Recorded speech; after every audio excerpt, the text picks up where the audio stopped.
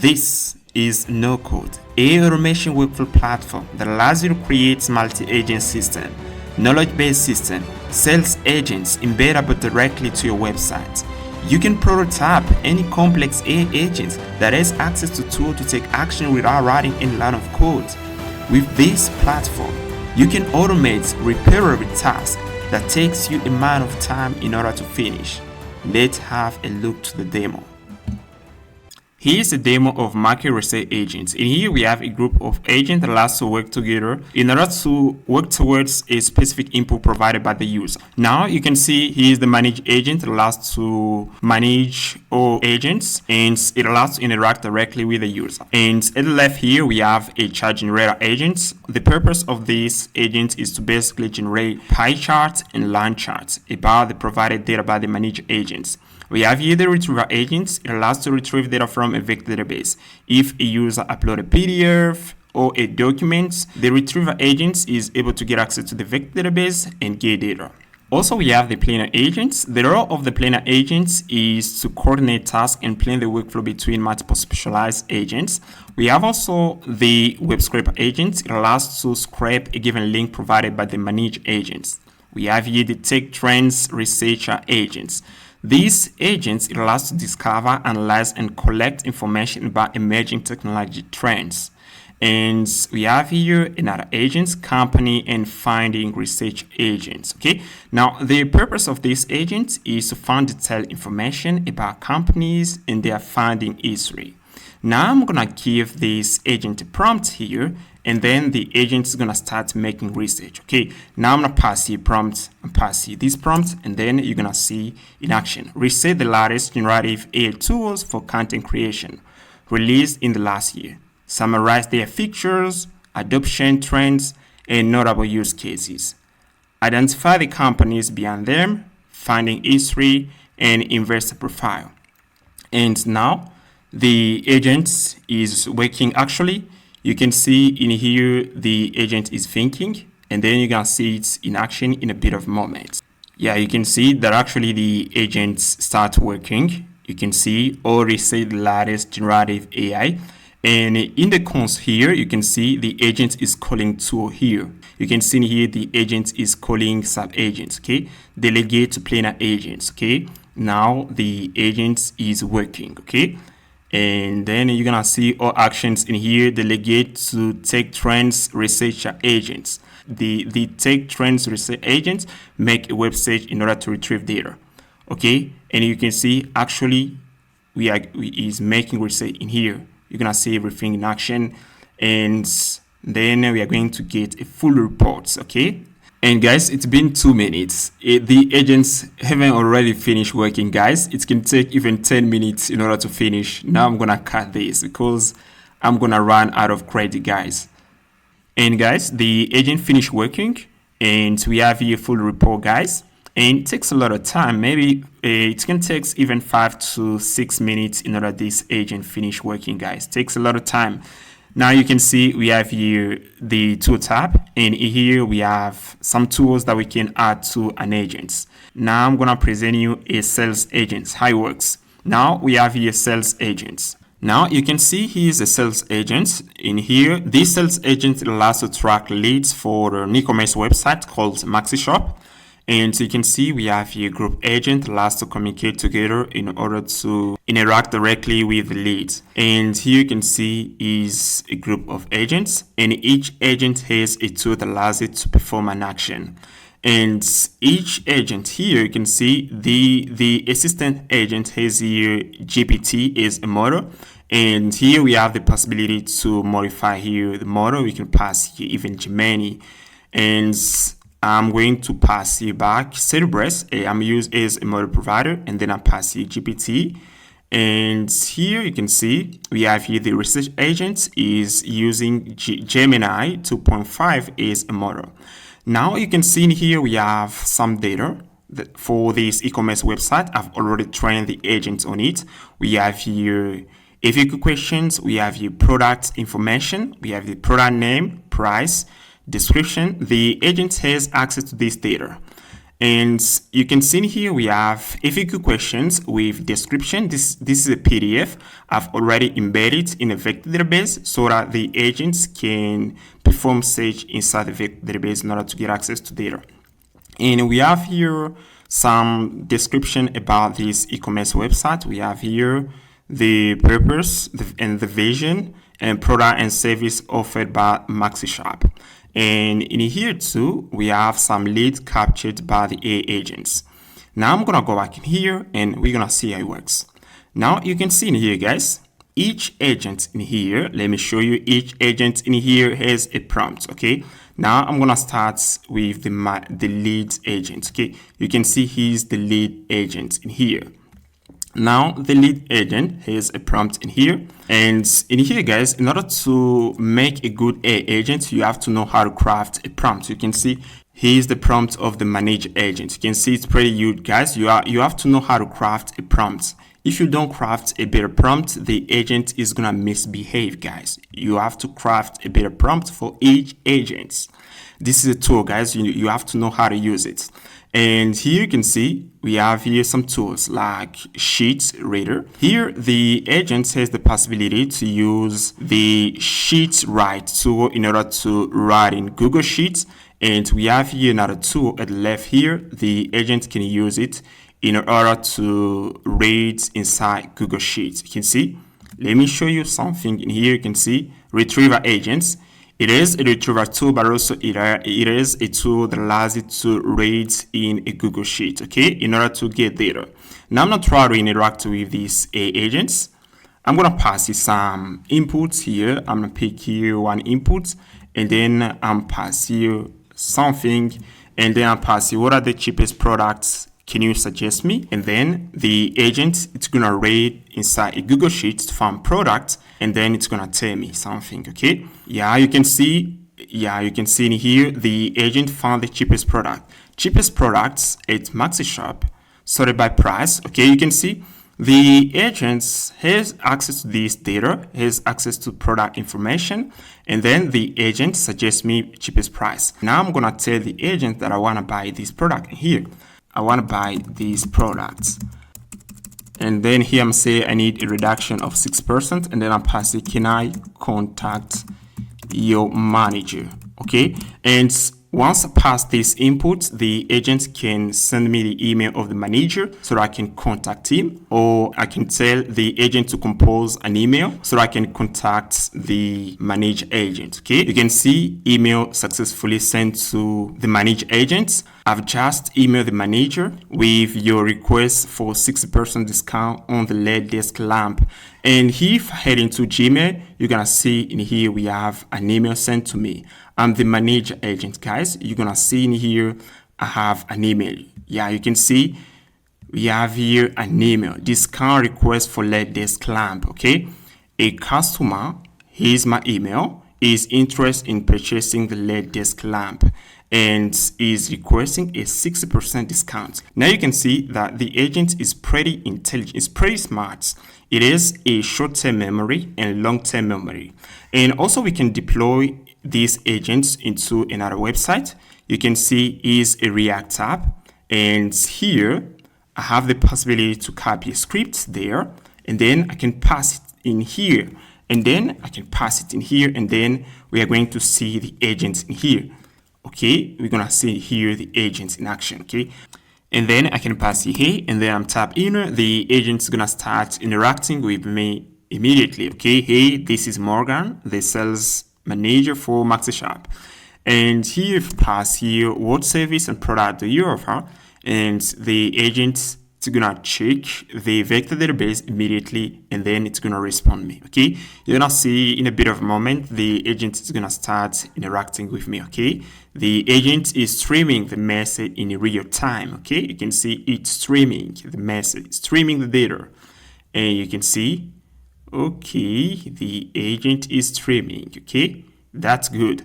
And guys, everything is working pretty well in here. This is a powerful tool. You have to know how to use it. I'm going to make a video where I show you how to use it. And in here, we have here a bunch of agents. We have here Jarvis.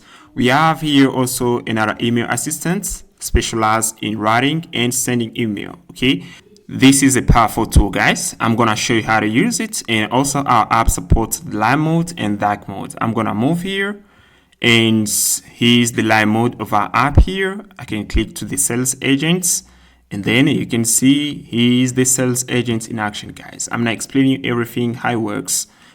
Now here's a demo of an event-driven workflow. This is kind of like Zapier. Now I'm not trying to run this workflow, and then you're gonna see it's gonna be started. And here, if we made a change inside Google Drive, they're gonna create a calendar events, and also they're gonna send an email. They're gonna create a Slack channel, and here they're gonna create a page inside Notion. And you can see here, if I head into Gmail in here, you can see we have an email. And if you head into calendar, you're gonna see a created event in here. You can see we have here a created event, guys. And yeah, and this is kind of like Zapier, guys. You know, in here, if we made a change inside Google Drive, you're gonna receive a webhook request inside of our Next.js app. This is gonna trigger the automation, guys. And then once it triggers the automation, they can create a calendar event, and then they can send an email to someone, and then they can create a Slack. They can send a message to someone in Slack, or they can create a Notion page. And guys, we're gonna learn how to build all of this from scratch. Okay, this is amazing, guys. We're gonna build a lot of stuff throughout this video. Let's get started. Hey guys, before you get going, I just want to let you know about the AI Hero course that I'm going to launch soon. You can join the wait list, the link down in description for early bird discounts. We're going to talk about a lot of stuff, guys. You can join the wait list to get early bird discounts. Now, I'm not talking about the course outline. So this course is divided in 3 chapters. We have the first chapter, second, and third one. Okay. Now in the part 1, we are going to talk about, we're going to learn Langchain V1 from scratch. In this course, I consider you don't know anything about Langchain. The only prerequisite is React. This is the only prerequisite is React, guys. We're going to talk about chat models, embedding models, RAG, vector database. And we're going to talk about multi-agent system. You're going to learn what is the agents and how it works. And as an exercise, we're going to build a RAG agents. Then we're going to install a Nextjs app, and then we're going to build the authentication using NextAuth. We are going to create a project page. Then we're going to learn React Flow from scratch. We're going to learn how to build nodes and connect nodes. And we're going to build the workflow page. We're going to talk about node creation. And for the 7th point, we're gonna learn how to integrate Gmail, Sheets, Drive, Notion, Slack. On the point A, we're gonna learn how to integrate Langchain Nextjs app, and we're gonna learn also about agent creation inside the Nextjs app. Now we have here the second part, where we are going to learn how to use this app, because this is a real app, guys. I'm not creating another tutorial where I explain how to create an agent. And in order to use this tool, you need to know what is an agent. You need to have some theories of RAG, what is an embedding model, in order to be able to use this tool, guys. You can't use it if you don't have these basics. On part 3, we're gonna continue building, and then once we finish building, we're gonna deploy our app to production. And that's all, guys. That's all we're gonna learn throughout this video. Now it's time to get our hands dirty. Let's get started. Alright guys, before we get started, I just want to highlight some prerequisites you need to know in order to be comfortable throughout the course, in order to follow the course, and you are pretty comfortable, guys. So about prerequisites, we have here React and Nextjs. Know how to build a simple app. We have here Node.js, know how to build an express server. But also you need to know some prompt engineering technique. Know what is prompt engineering. If you don't know them, you can try to Google a little bit, and then you're gonna learn about it. And we have here 0 shots, 1 shot, few shots, channel thought, step back prompting, verbalized sampling, self-consistency sampling. Okay, try to Google a little bit about this prompt engineering technique. It's pretty important to have an idea about them, guys. And throughout this course, we're gonna have some system prompts that looks like this. You can see this one is pretty long, guys, and I didn't even pass you all the photo of it. Okay, we can have a system prompt which is pretty long. Now you need to understand how it works. You need to read it and be able to modify it. We can use ChatGPT in order to generate a system prompt. And if you don't know any kind of prompt engineering technique, you aren't going to be able to ask ChatGPT to generate a system prompt for you. ChatGPT can add mistakes in this system prompt, and you can know how to modify it if you have an idea about the system prompt, about these prompt engineering techniques. It's pretty important to have an idea about them. Now, in this video, we suppose you don't know Langchain or RAG. You don't know Langchain and RAG. Okay, I'm gonna cover throughout this course. I'm gonna give you the basics of Langchain, and you're gonna learn also RAG from scratch. Now we're gonna move to chapter 0. As for the chapter 0, what we're gonna do, we're gonna install a Node app, and we are going to install TypeScript. I'm gonna use a Node app in order to teach you the basics of Langchain. Okay, I'm not gonna do that inside Next.js framework, but instead, once we have the basics, we are going to migrate these basics into our Next.js app. Okay, that's what I'm gonna do. Now we are going to head on Node.js.org website in order to install Node.js.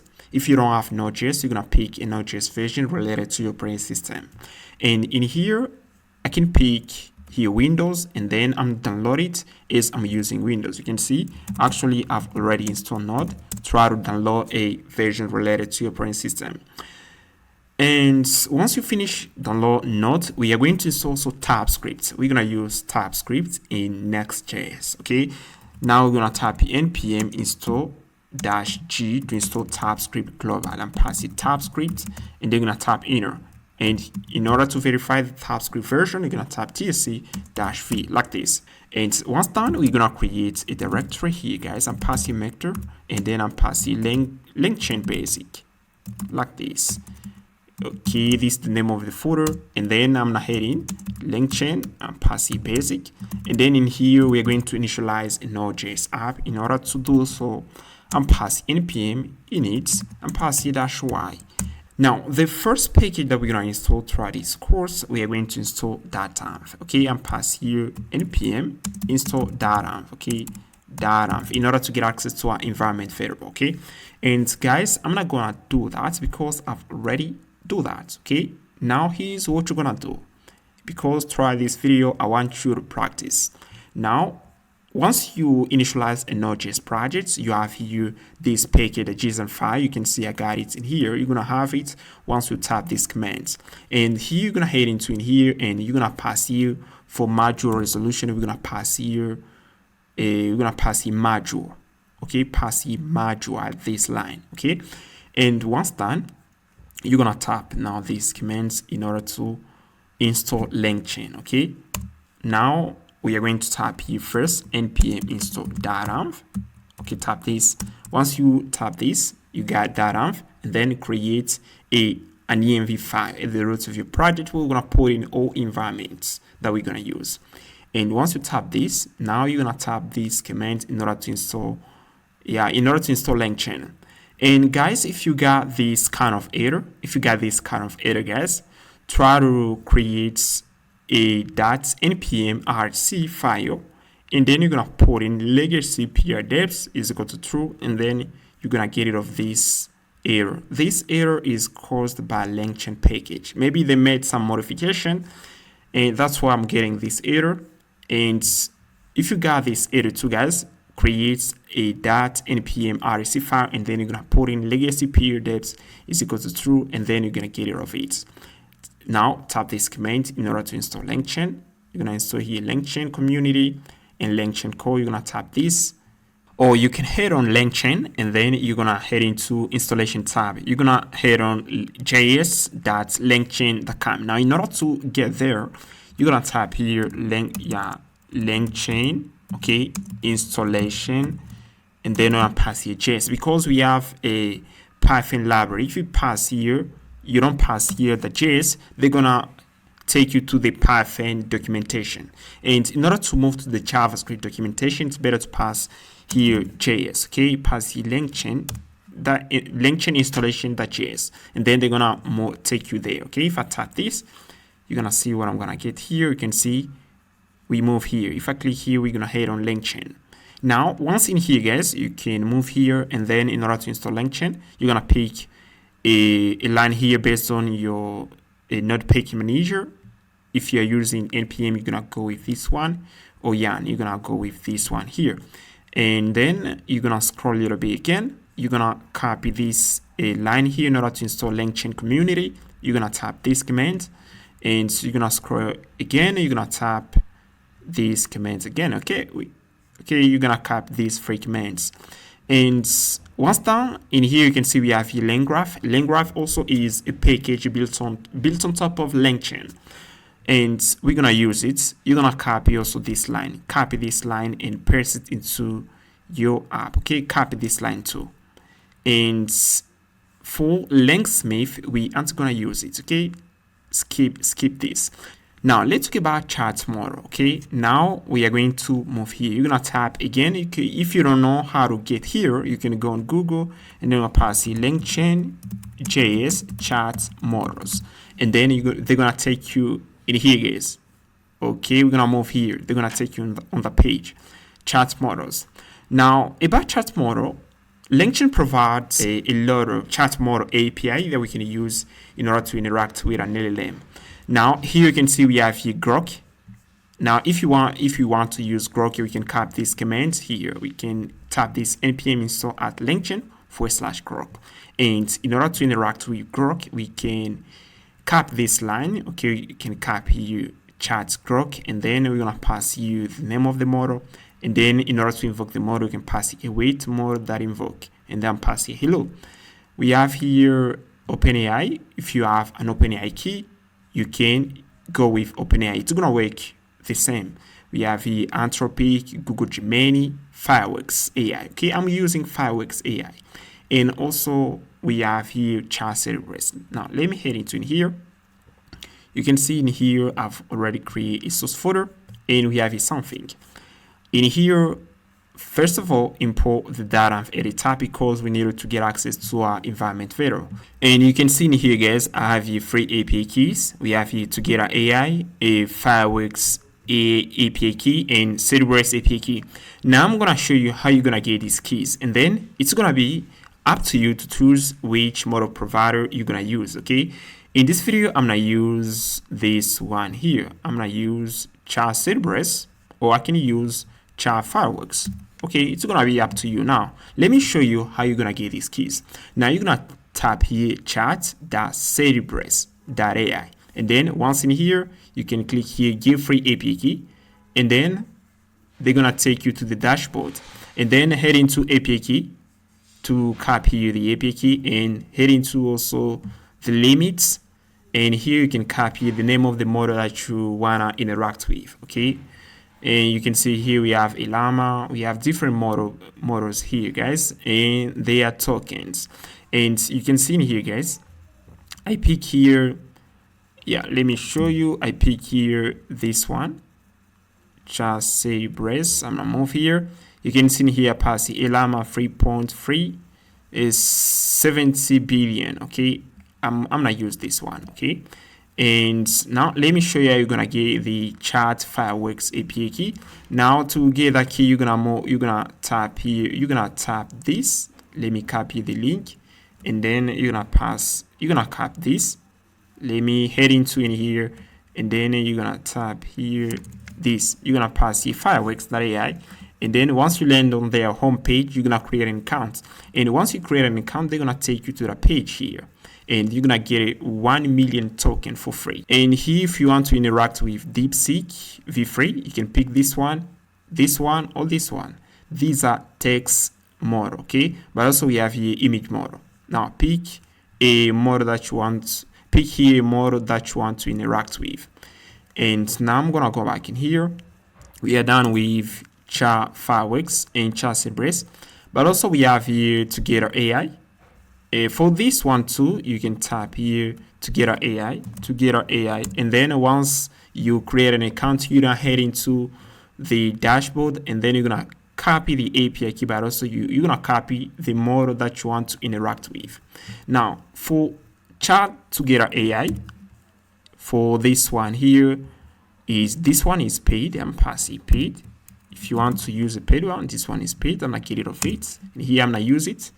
And for char fireworks, free. Okay, because for this one we get 1 million token for free. And char Cerberus, yeah, we have here free credit. Okay, here we have 200k free token. Okay, now it's up to you to choose which model provider you're gonna use. Now I'm gonna comment this one here, and then I'm trying to interact with a llama from char Cerberus, and then we're gonna see what we're gonna get. Pass here a llama that invoke, and then I'm gonna run this, and we're gonna see what we're gonna get, guys. And now in order to run this, I'm going to head into my folder, pass here Langchain, and pass here N8N. Okay, N8N. Okay, like this. Now pass here node, and pass here nodes like this, and then pass here source, and then I'm passing charts.js, and then we're gonna run this. We're gonna see what we're gonna get.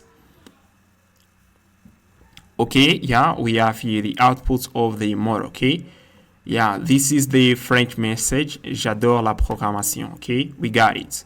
Yeah, everything is working, guys. Now it's up to you to choose a model provider. Maybe you can go with maybe you can use char fireworks or char Cerberus. It's up to you, guys.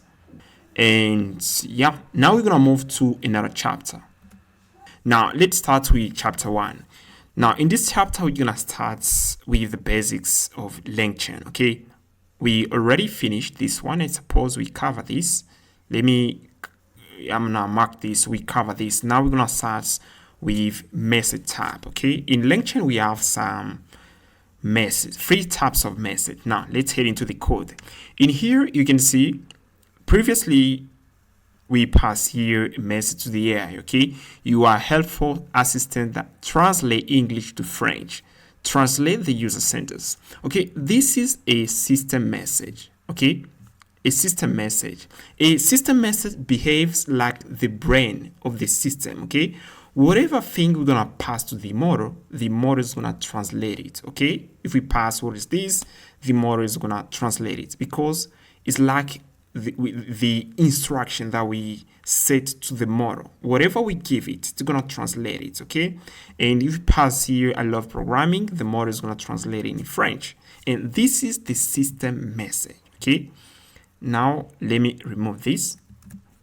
Okay, you can see in order to call the model we pass here a wait LLM that invoke, and then we are going to pass here an array, and this array we can pass it a system message or a user message. Okay, for the system message here we set the brain of the LLM, how the LLM is going to behave if we ask a specific question. Okay, if we pass a specific input, and then in here, as this is the brain, we have now here the user message. Now here the user pass here this object. I love programming, and as we set here the rule, whatever we're gonna give to the LLM, it's gonna translate it. Now we can also pass this and pass here new. We can use this class new human message. Okay, and pass the human message, and then I can pass here the message. Okay, like this. I can copy this and pass it here. And also we can pass here new system message. Instead of passing here an object, I'm passing new system message. Okay, and we can import these 2 classes from Langchain. Langchain /core/message, and then we're gonna pass it here. Now I can copy this, and then I'm pass it inside the new system message. I'm copy that, and then I'm passing it here like this, and then like this, guys. And then if we run this, we're gonna have here French message. Okay, we have here 3 types of message: system message, human message, and AI message. Okay, now let me run this and see what we're gonna get in here. And here, if I run this, we're gonna have here if it translated message. Okay, you can see we have here this translated French message, and this message here, you can see this is the AI message. Okay, now the type here of this message is AI message. Okay, we have here system message, human message, and AI message. Okay, this is the AI message. And here let's say I pass here, I get rid of the system prompt. If I remove the system prompt and I pass here only the human message, I love programming. And then the AI, it's gonna react in another way. Let's see what we're gonna get in here. If I run this, you're gonna see, yeah, programming can be a fascinating and rewarding field. And you can see the AI reacts in another way. It doesn't have any rule, any limitation. Now let me pass here limitation. Okay, I'm passing system prompt. You're gonna see what we're gonna get here. Whatever I'm pass here, you are helpful. Every time you wanna define a system prompt, you have to pass a personal to the LLM. Okay, you are helpful AI and pass AI assistant responds the user only in English. Okay, now the AI is gonna respond the user only in English. Okay, and then I'm passing some condition. I'm gonna use here. I'm going to use here back tickets to allow multiple line. So that I can move to another line and pass this. And now here I'm passing condition, passing rules, and then pass here if the user provides or inputs a message which is not English, in English language, and then pass here. We are going to tell the LLM sorry, and pass here say, and pass here say, we're gonna pass here say example, sorry, I don't understand this language. Okay, this language. Now let's try to interact with this assistant and see what we're gonna get. Okay, I'm pass here a French message like bonjour, and we are going to see what we're gonna get from the LLM. Okay, now I'm gonna run this again, and now let's run this again. Okay, you can see, sorry, I don't understand this language. Okay, as we pass here a system message, we define a rule. Our AI is like a condition. Okay, a condition that we can pass to the LLM. Do this. Okay. But if you don't pass a system prompt to the LLM has full control. It can do whatever you want because it doesn't have any rule. And here, if I pass here this, we are going to get this. If I run this again, we're gonna get this. And let me pass another message. Hello. You're gonna see what we're gonna get if I run this. We're gonna have a message. Okay. Let's see. You can see here we have another message. Hello. How can I assist you today?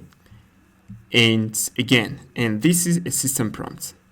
Now let's learn how to add a chat history to our AI here, guys. Now in here you can see I pass here hello. We got this message. Hello, how can I assist you today? This is the AI message. And now if I pass this question, do you know what we chat previously?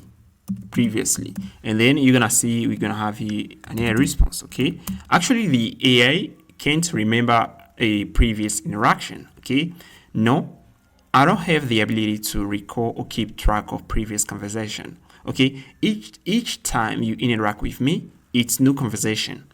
And let me pass here a little memory. Okay, so that the AI can remember what we chat previously.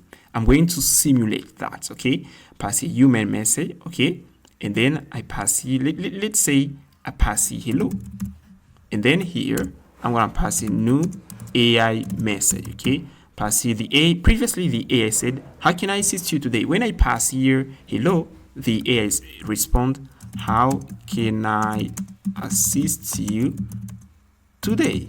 Okay, and now in here we have here another human message. I'm gonna copy this, and then we are going to pass here AI message. Now I'm passing human message. Okay, and then in here I'm going to pass here like, do you know we chat previously again? Yeah, I'm passing, do you know what was my previous message. Okay, now we're gonna ask this to the AI, and then you're gonna see what we're gonna get. And I'm run this, and then you can see your previous message was hello. You can see actually the AI has a memory.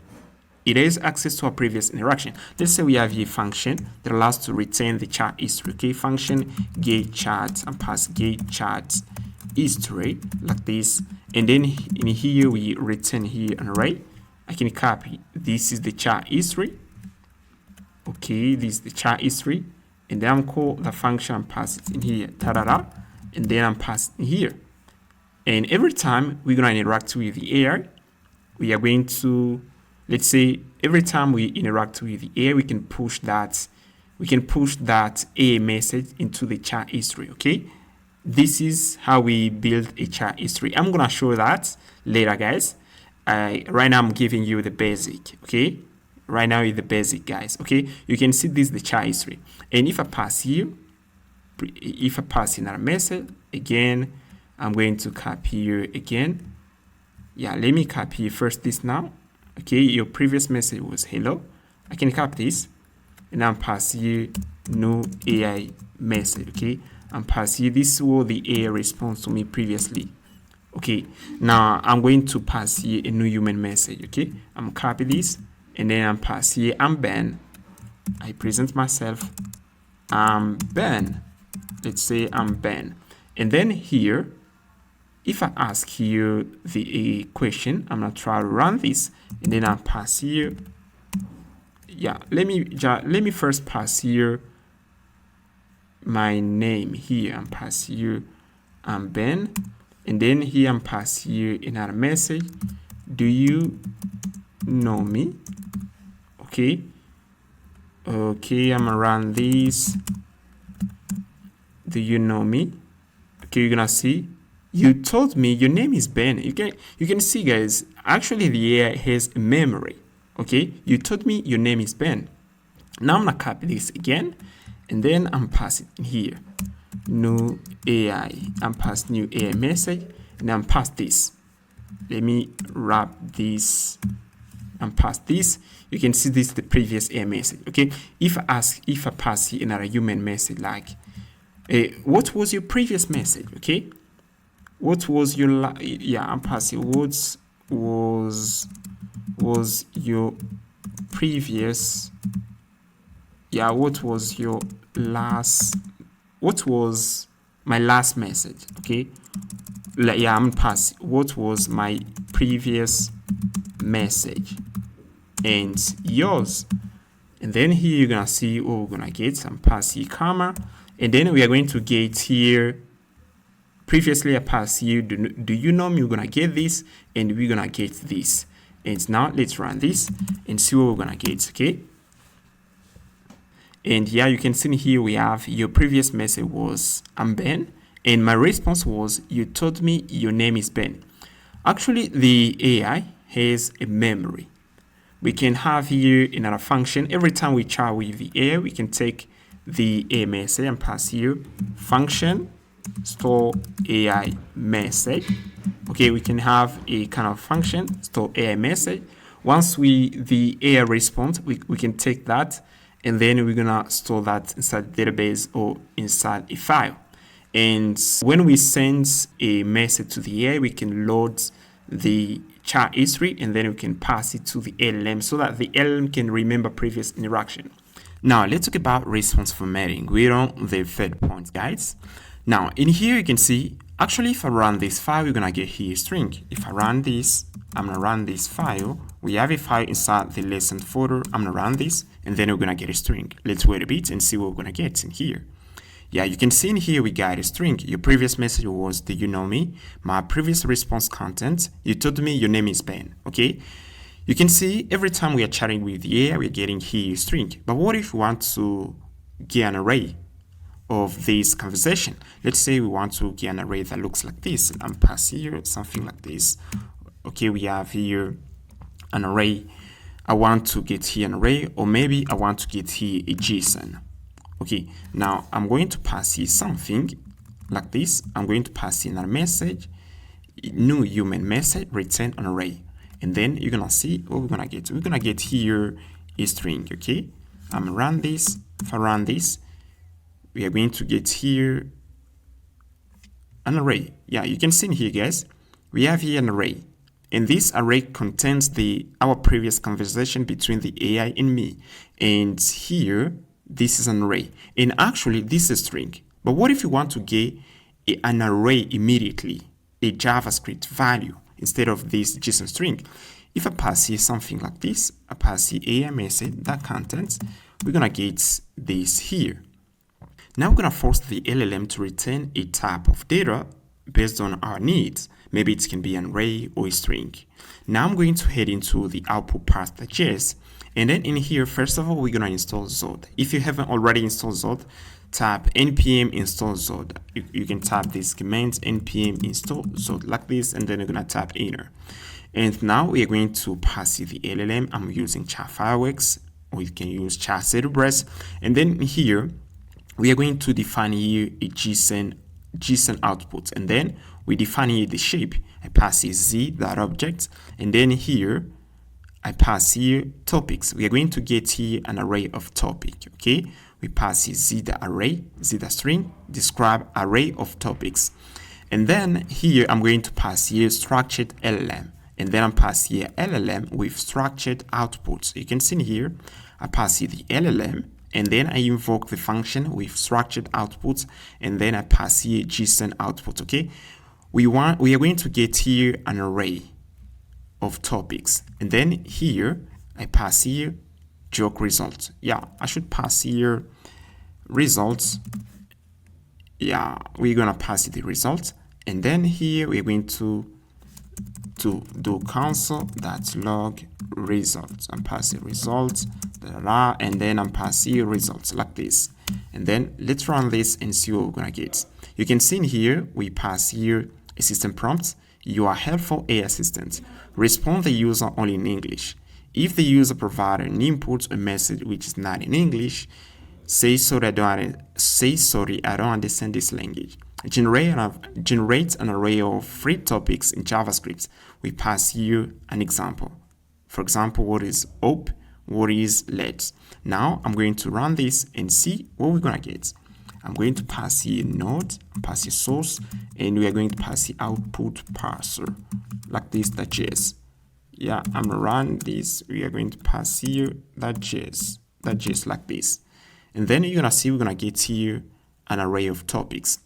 You can see, guys, that actually we force the LLM to return a specific input, a specific shape based on our needs. You can see here we have here an array of topics, and then I can iterate through the array of topics. You can see you have your topics. What is the closure in JavaScript? What is the difference between a two double equal and three equals in JavaScript? Okay, this is an array of topics. Now let me give you another example. I'm going to define here another shape here, JSON output 2, Ben is none. Here it's gonna return true or false. And you can see, guys, I'm passing you that describe, and here you can see a describe return true or false. And the describe methods, it allows to allow the AI to know which kind of shape it's gonna return. Okay, it's better to pass a little description about the shape. Now I'm going to copy here the JSON output to, and then I'm passing here, and then I'm going to modify here the input. I'm going to pass it, do you know Ben? Okay, I'm going to run this, and then we're gonna get here true or false. And yeah, let's run this again. I'm gonna run this, and then we're gonna get here false. I think we're gonna get here false. You can see Ben is none, true. Yeah, we got here true. Okay, let me pass here something. Do you know Ben? Ben, I can just pass here Ben the which in let me pass here in Marvel movie. Yeah, this name I just pass here random name. Yeah, or I can just, yeah, let's try this, guys. Do you know Ben the witch? Yeah, let me see here the name. Do you know Ben 0002 003 in Marvel movie? And then we are going to get here, probably we're going to get here false. And now let me run this again, okay, and see what we're going to get. Yeah, you can see actually we got here false. And yeah, you just learn how to format the AI response to another shape by using with structured output function. If you want to format the AI response to another shape, maybe the array, a JSON value, or a Boolean, try to use with structured output. Okay, you can see, first of all, we need to define the LLM, and then we are going to define here the shape that we want the LLM to return, and then we're going to pass the LLM with structured outputs, and then we're going to pass here structured LLM that invoke, and then we can pass here the inputs, and then we're going to get here the results, okay, formatted in this JSON object in here. So let's talk about Runnable. As we just finished learning how to format the AI response to another shape, I'm gonna introduce you Runnable. So what is a Runnable? A Runnable is an interface in Langchain that allows to take the output of a function and pass it as input to another one. You can see in here, we have here this Runnable. This Runnable is a function. And then we are going to take the output of this function, we're going to pass it as input to the next function. We can take the input of the second function again, we're going to pass it, we can take the output of the second function and we're going to pass it as input to the next one. And that's what we call a runnable. Now, in order to call a runnable, we can use a method like invoke, batch, and stream. Now, you can see here, in order to call the LLM, we use invoke. And as we use invoke, the LLM is a runnable. Okay? Now, we are going to head into the runnable.js file. And here, I'm going to import the runnable sequence, runnable lambda, runnable parallel from Langchain code /runnables. Now, once we import this interface, I'm going to create here a runnable. Now you can see here I define a simple function.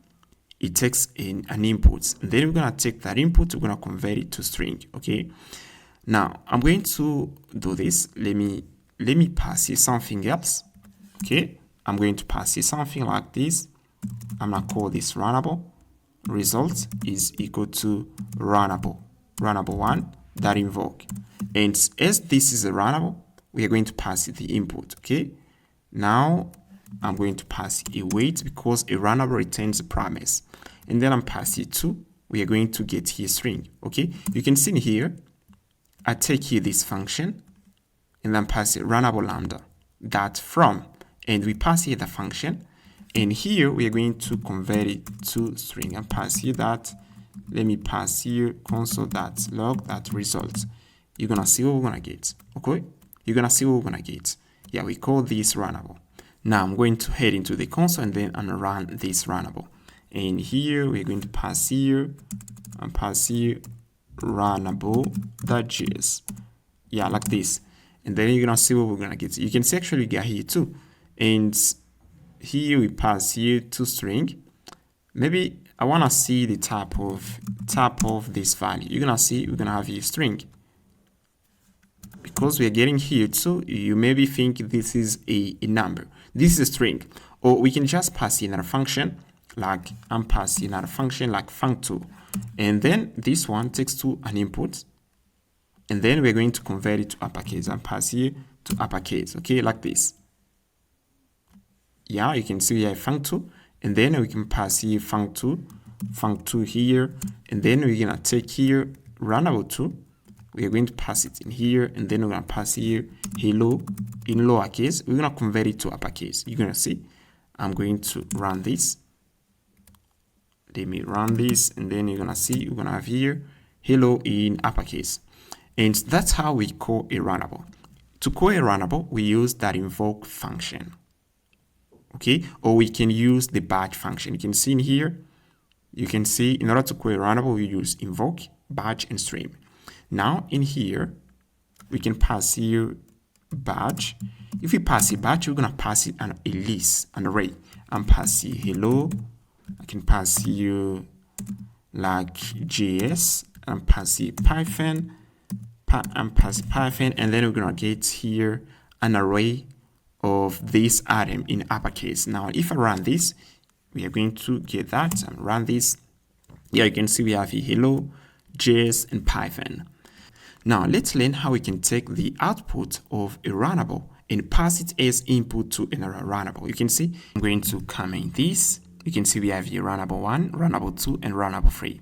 Now, what I'm going to do, I'm going to pass it runnable 1, that's pipe.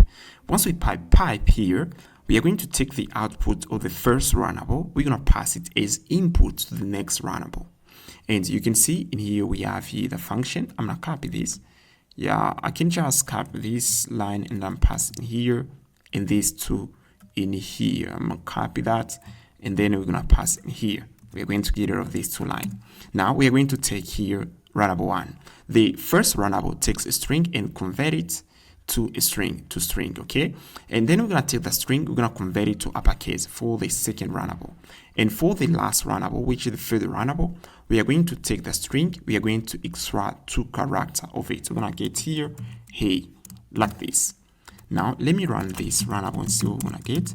const.log chain result. I'm passing chain results like this. And then if we head into the console, I'm going to run this and see what we're going to get. Here, I'm going to run this. And yeah, you can see, hey, it means we are taking the output of the first runnable, we pass it as input to the next one. And that's what we call a runnable. And that's how it works.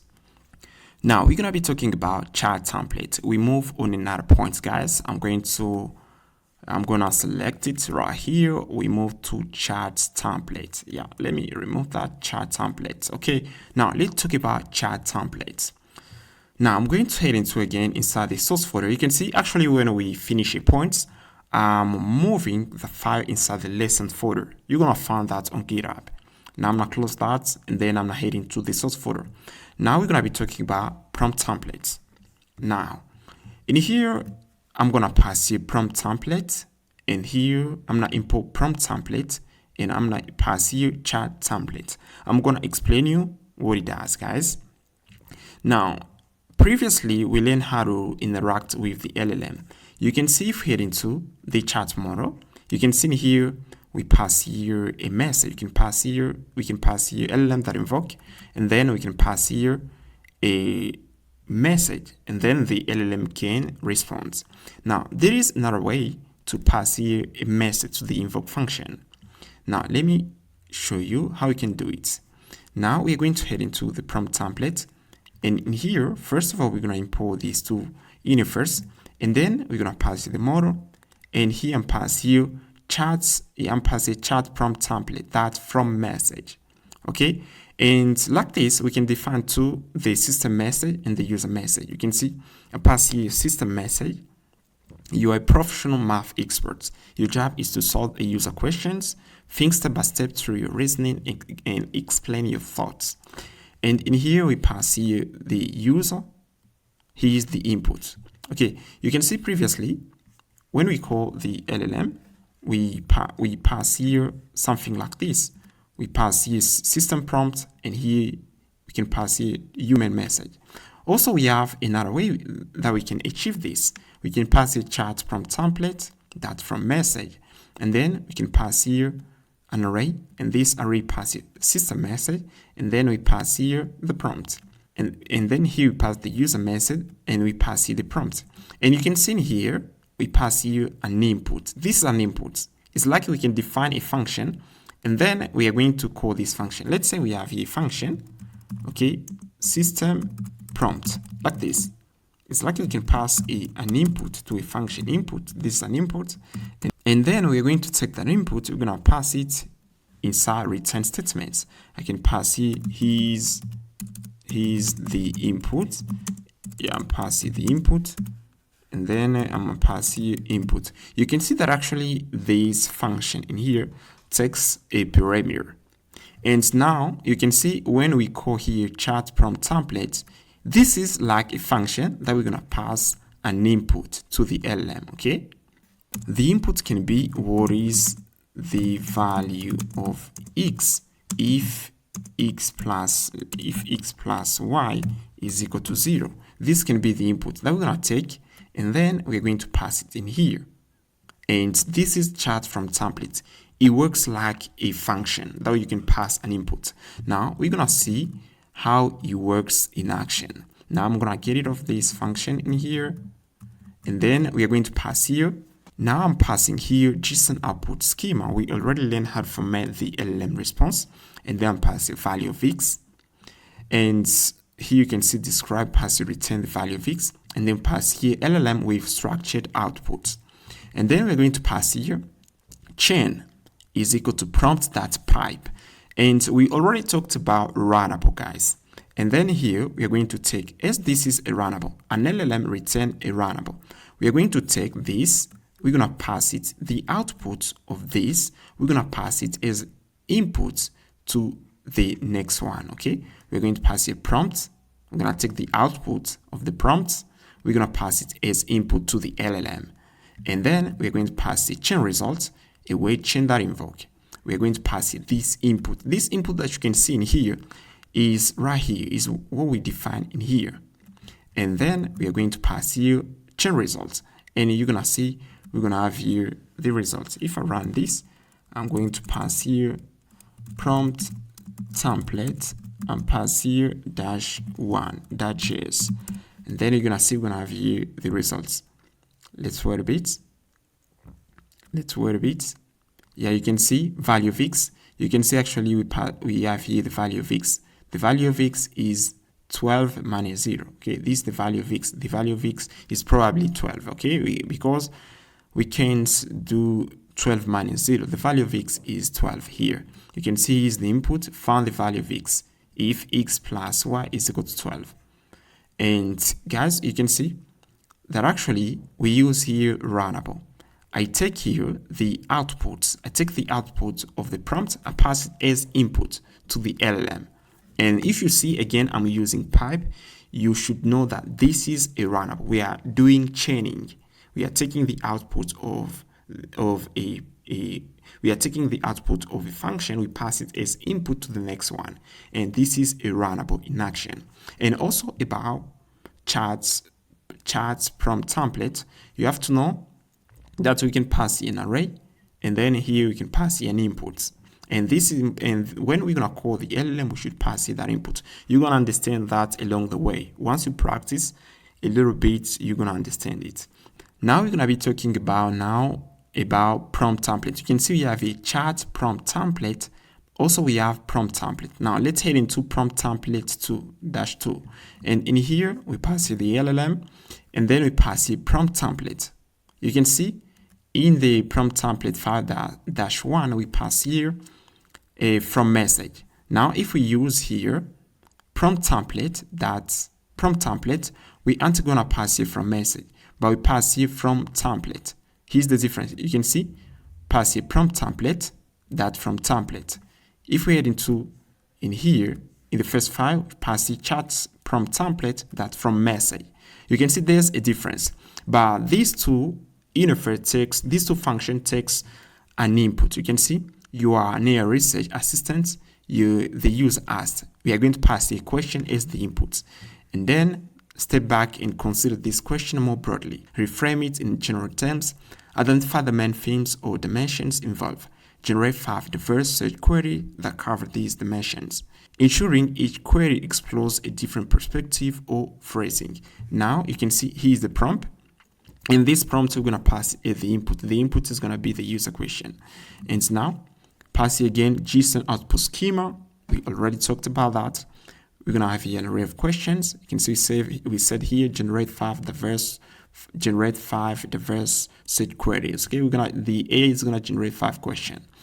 And then here we're going to pass here structured LLM output with structured output. And then we pass here generate question. This is the prompt. This is the prompt here, and then pass it that pipe. We take the prompt, we pass it as input to the LLM. And then here pass it, chain that invoke, pass it the question, which is the input that we pass in here.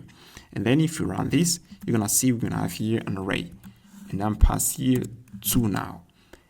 And then let's wait a bit and see what we're gonna get. You can see what is RAG, how does RAG work, RAG technology, RAG application, RAG explanation. Yeah, You get it, guys. You learn what is chat template and prompt template. You see that. All right, guys, now gonna be talking about tools.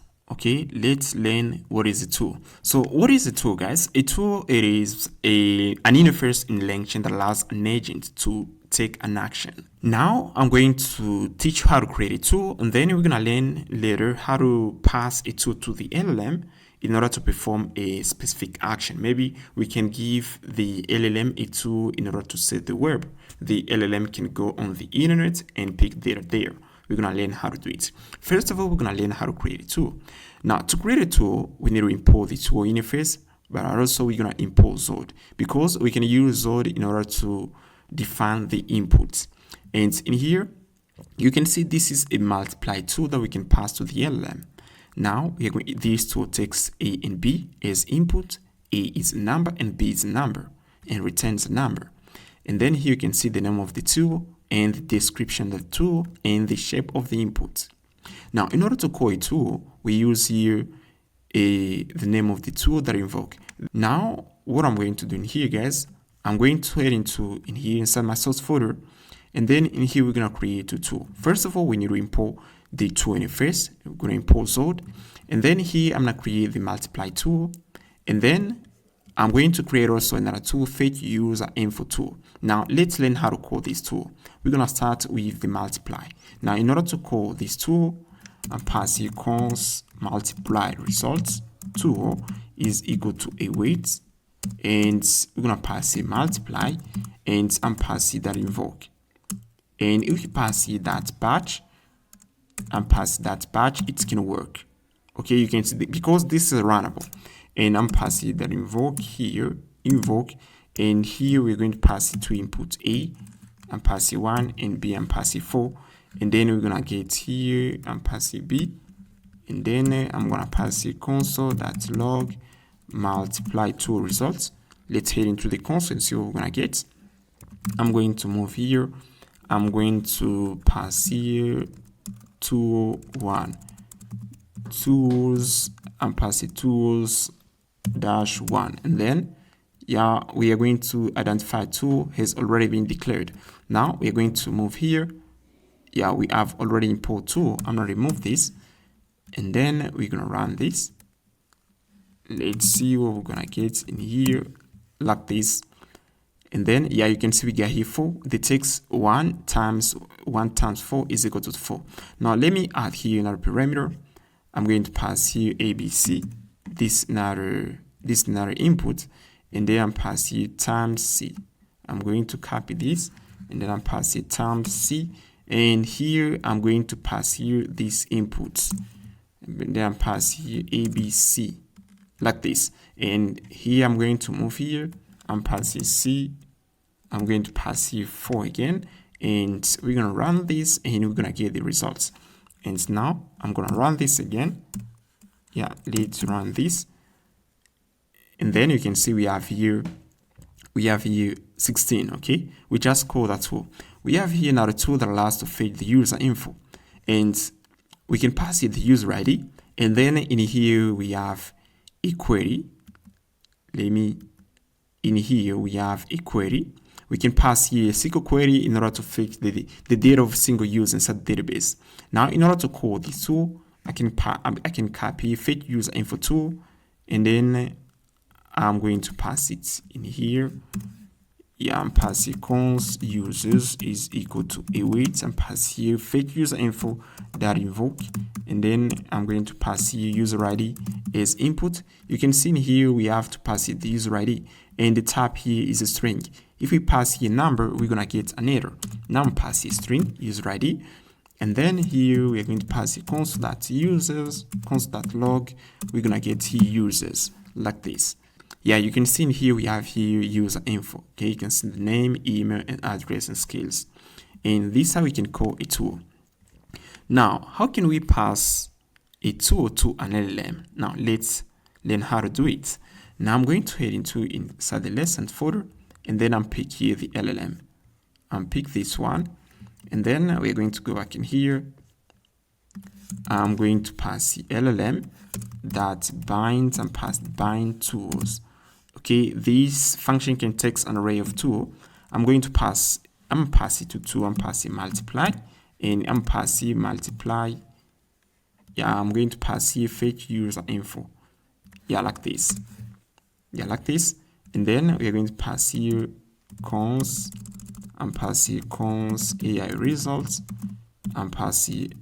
We're gonna pass here await, and then LLM that invoke, and then I'm pass here a list me available tools to your position, to your environment. Okay, list me available tool in your environment. Okay, you're gonna see what we're gonna get. I'm gonna pass here console.log AI results, and then let's see what we're gonna get in here. I'm going to run this. I'm gonna run this again, and here you're gonna see we're gonna have here response. Okay, we call first the tool. Yeah, I'm going to comment this line in here. I just want to see the AI response, and here, yeah, you can see. Yeah, you can see. I can see 2 available tools in my environment. You can see here's the AI response. I can see 2 available tools in my environments. And number 1, multiply 2 numbers. Parameters takes a text-free parameter A, B, C, or required. And here's the description. And also we have another tool, user info, fetch user detail. Now, let me pass here another question. What is 2? I'm going to pass here. I'm passing what is 2 times 9 times A. Okay, call multiply tool. We're going to see which tool the A is gonna call, and I'm going to run this, and then you're gonna see we're going to call here multiply tool. Now let's wait a bit. Okay, you can see here's the A response, and then I can see you want to multiply 2 times 9 times A using the multiply tool. However, I noticed the multiply tool requires 3 parameter ABC to be specified, but I need to know what is the third number. What is the third number? What is the third number should be? Looking at your request, 2 times 9 times A. This suggests you want to multiply 3 numbers. And then here I'm going to scroll a little bit, and you can see here we have a tool code. Tool calls. This is an array, and the AI code to tool here, name, multiply, and it has here 3 arguments, A, B, C. And now let's see how we can call this manually. And then here, I'm going to pass here something like this. I'm going to remove this. We're going to pass here, I'm call the tool multiply that invoke AI that tool calls this an array that acts. I get access to these arguments in here.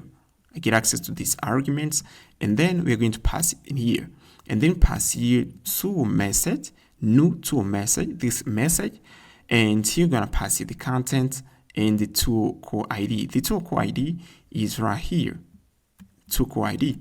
And now if we run this again, we are going to have here a tool message. Okay, here's a tool message. Yeah, now let's see in here.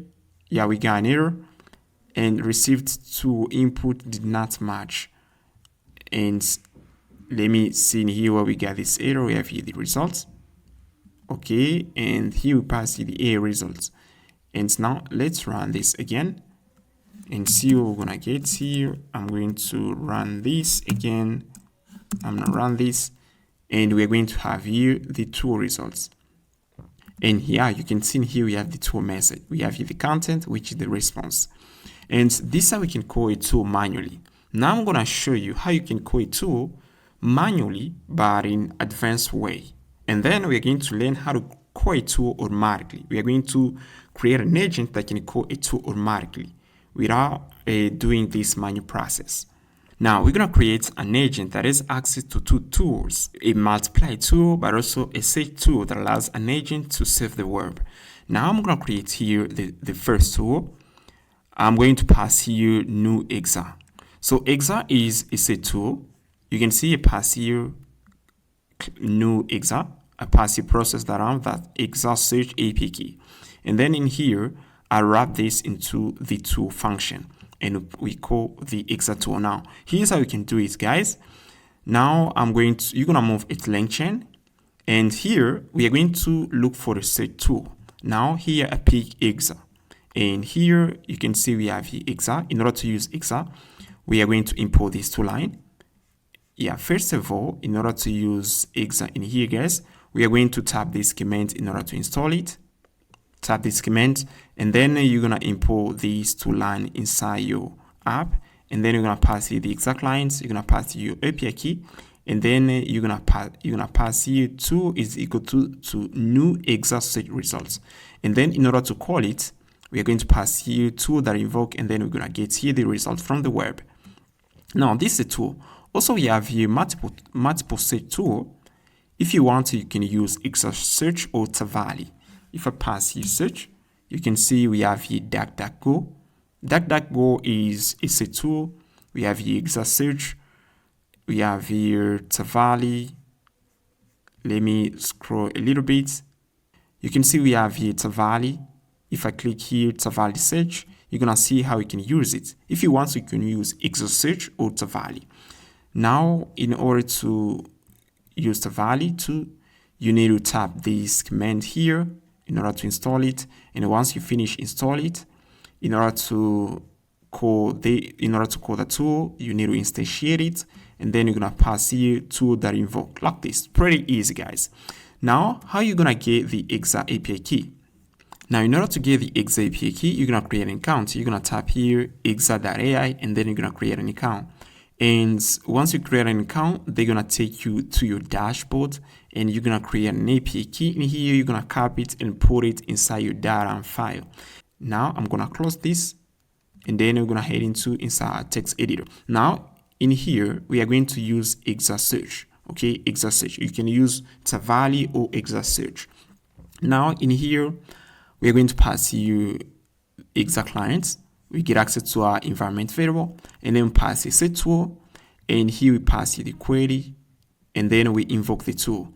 And here you can see here's the tool name, search web, and we pass here a little description, set the web to find real-time information. And this is the first tool. I'm going to create here another tool, which is a multiply tool. It has two parameters, A and B. Now I'm going to create here and pass it the LLM chain awaits LLM bind tools. That's what we learned previously. We learned how to pass here to an LLM tool. We call the function bind tools. That's what I call in here. It takes an array, bind tool, pass it to tool, multiply, insert tool. And then here we're going to pass here tool chain. We already talked about Runnable. You can see if I head into lessons, we have here Runnable. Okay, if we head into Runnable, you can see a runnable is an interface that takes the output of a function as input to another one, and we pass here in order to create a runnable, we pass here runnable lambda that from, and then we pass here a function. Now that's what I did in here. We pass here runnable lambda that from, pass here a function that takes an input, which is the user input, and then we're gonna take that input, we're gonna pass it to the LLM. The row is user. Pass it the user input, and then in here, guys, you can see pass the AI message that tool calls, or AI message that tool calls that length is equal to 0. It means if the AI doesn't call a tool, we're going to return the AI message. But if the AI call a tool, if the AI call a tool, we inside the AI message object we have the tool property, and the tool property is an array, and we have something inside of it. And we are checking here as the AI call a tool, we're going to pass a message that tool calls that map. We are going to pass here tool call, and then we are going to pass here tool that name. We're going to get here the tool name is search. If the tool name is search, I'm going to pass here results, search tool that invoke, and then pass here return new tool message. Else, we're going to pass another condition. If the tool name is equal to multiply, we're going to pass the multiply tool that invoke, tool args, we pass here the arguments, and then we return here tool message.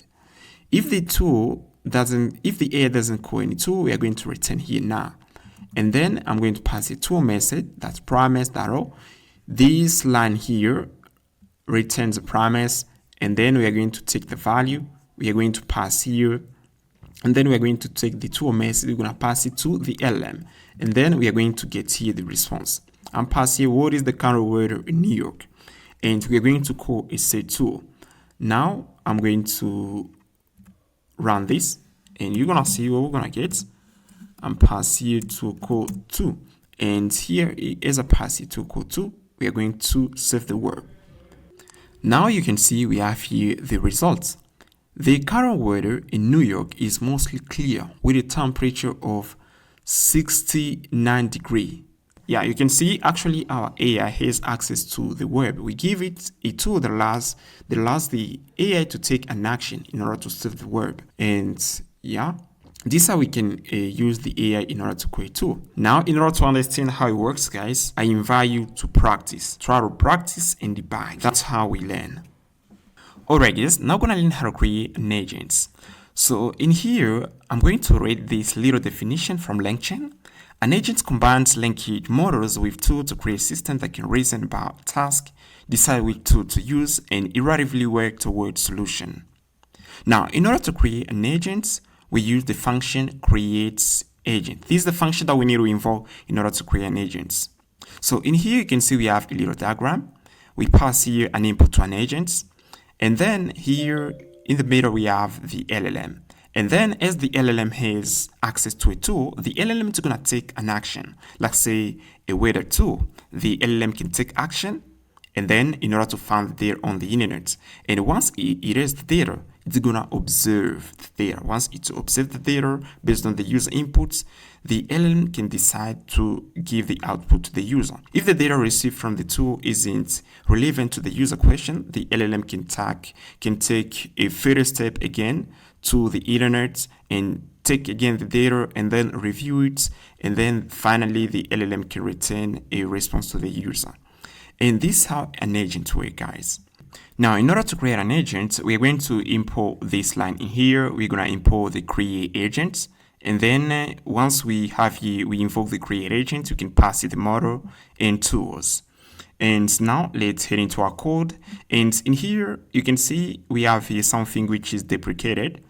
I'm gonna zoom a little bit so that you can see we have here create React agents. In previous Langchain, we use create React agents in order to create an agent.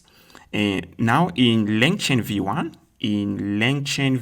here they introduce a create agent function in order to create an agent. But if you see something like this, create React agents, it was the previous function that we use in Langchain in order to create an agent. Actually, we use create agents. Now let's create an agent. Now in here to create an agent, we're going to pass here create agents, and then we're going to pass it the model. And then here I pass it the system prompt, and then I'm going to pass here agents outputs. And here I'm passing the message, new human message, pass it hello, and then I'm gonna pass here a response. In here we are going to get here an array of message, and then I extract the last AI message, and then I pass here console the log. And now let's head into the console and see what we got here. If I run this file, I'm going to run here node, and then I pass here source, and pass here agents-1.js, and then you're gonna see what we're gonna get. And now let's wait a bit and see what we're gonna get in here. Yeah, you can see actually we get the response from the agent. Hello, how can I assist you today? Is there something I can help you with, or would you like to chat? Yeah, this is the agent response, guys. And yeah, you learn how to create your first agents. You can see in here, we have here, create agents. Import this line, guys. Create agents in here in order to create an agent. Now we're going to learn how to create an agent with tools.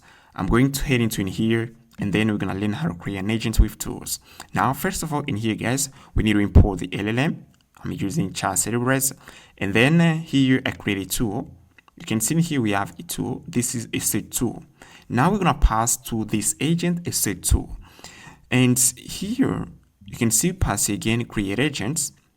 And then we pass it the model, the tools, set tool. And then here we pass it the system prompt, your helpful AI assistants that chat with the user in English. And then we pass here the message, hello, and a new message What the current weather in New York. Now I'm going to run this, and then we are going to have a response back to our agents and pass this, and then you're gonna see in here we're gonna have here a response. Now let's wait a bit. Now the agent, as the agent has a tool, it's gonna take an action, okay? Because the agent is gonna observe its environment and see on its environment it is a tool, and then the agent is gonna take an action. And then yeah, you can see we have now the current weather. The current weather in New York is mostly clear with a temperature of 69 degrees. Okay, you can see the agent has access to the tool. Now if we console here, let's say the agent output and pass it in here, you can see actually I'm extracting the last AI response. I'm passing agent output, and then I'm gonna run this and see what we're gonna get in here. Okay, now let's run this and see what we're gonna get. Okay, yeah, you can see in here we have a lot of things. You can see this array. You can see we have here a message array. We have here the human message. This was my first message, hello, and then I pass here in our message what the current weather. Yeah, what the current weather in New York. And then we have the AI response. Okay, the AI doesn't respond anything. Now the AI it has a tool. The AI call a tool. You can see search web, and then it pass our input as parameter current weather in New York. And then this is the tool message. We have here the tool message. Okay, it fetch the data from the internet, and then find the AI take this data retrieve from the internet, read it, and then give us the output. And that's how an AI agents work. Now, in order to improve about agents, I'm not gonna get into the details, guys, but it's pretty important for you to improve, to go on the Langchain documentation and read it. Okay, guys. But in this course, I'm going to, at the end, I'm going to try to dig in. I'm going to dive deeper because we're going to build something complex. And now, here's the Langchain documentation. Try to explore it in order to learn more about Langchain, okay? You can see we have agents, models, message, tools, and other stuff, guys. Try to work through this documentation in order to improve yourself. Alright guys, now let's get started with the second chapter. On this chapter, we're going to be talking about RAG. You're going to learn, throughout this chapter, you're going to learn what is RAG and how it works. We're going to talk about some components of the RAG system. We're going to talk about vector database and embedding model. And at the end, to put our skill to test, we're going to build a RAG agent. Now, what is RAG? RAG stands for Retrieval Augmented Generation. RAG is a technique that allows to enhance the model's generation by providing the model the ability to get access to external data sources or internal data sources. So the internal data sources or external data sources, it can be an internal database of an enterprise, or it can be the internet. You know, LLM at the beginning, once they finish build an LLM, they train it on a huge amount of internet data. And if you ask the LLM about something it was trained on, like what is JavaScript, the LLM is going to be able to respond to this kind of question because it was trained on the JavaScript documentation. If you ask the LLM about what is Python, programming language, it knows everything about it. It was trained on the Python documentation. Now, what if we ask the LLM about something it wasn't trained on? Like, we try to ask the LLM, what is the current weather? The LLM, it's gonna fail because it doesn't have access to real-time data. And these are kind of limitations that RAG tries to address. Now, with RAG, we are going to give the LLM like another tool that improve its ability to get access to external data sources. Now, in the word RAG, we have some words here. We have Retrieval is when we retrieve data from a vector database, and then we're gonna take this data, we're gonna pass it to the LLM. We're gonna augment the LLM so that the LLM can improve the generation. Now, we already talked about the limitation of LLM. We said LLM don't have access to the internal data or external data sources. We already talked about that. Now, we're gonna take a look on a RAG system. We're going to see how a RAG system works. Now, you can see in here we have a user. We have here a user who provides a RAG system data. Before a user starts interacting with a RAG system, first of all, the user have to provide data to this system. and then the user can start querying this system. Now, first, the user provide the rack system data. This data can be external data. This data can be external data or internal data. It can be PDF, web file, and then we're gonna take this data. We are going to split it into chunks so that we can pass it to an embedding model. You can see in here we have an embedding model. An embedding model is a machine learning model that takes this data, this splitting data is when we can take, let's say, maybe a PDF, and then, a PDF can be of 50 pages, and then we can split it into small chunks. These chunks, we're gonna take it, and then we're gonna pass it to an embedding model. And then the purpose of an embedding model is to take this piece of data and convert it into embeddings. You can see in here, we have here numbers that we call embeddings. The embedding model is gonna take this piece of data, and then it's gonna convert it into numerical that we call embeddings. You can see in here, we have embeddings. And then we're going to take these embeddings, we're going to pass that into a vector database. A vector database accepts only embeddings. Now, once we finish storing the data into a vector database, it's time to query our vector. It's time to ask our vector database that data. Now, we have here another component, which is the retriever. Now, here, once a user sends a question, we are going to use the LLM. We're going to pass the question first of all to the LLM, and then the LLM interact with the retriever.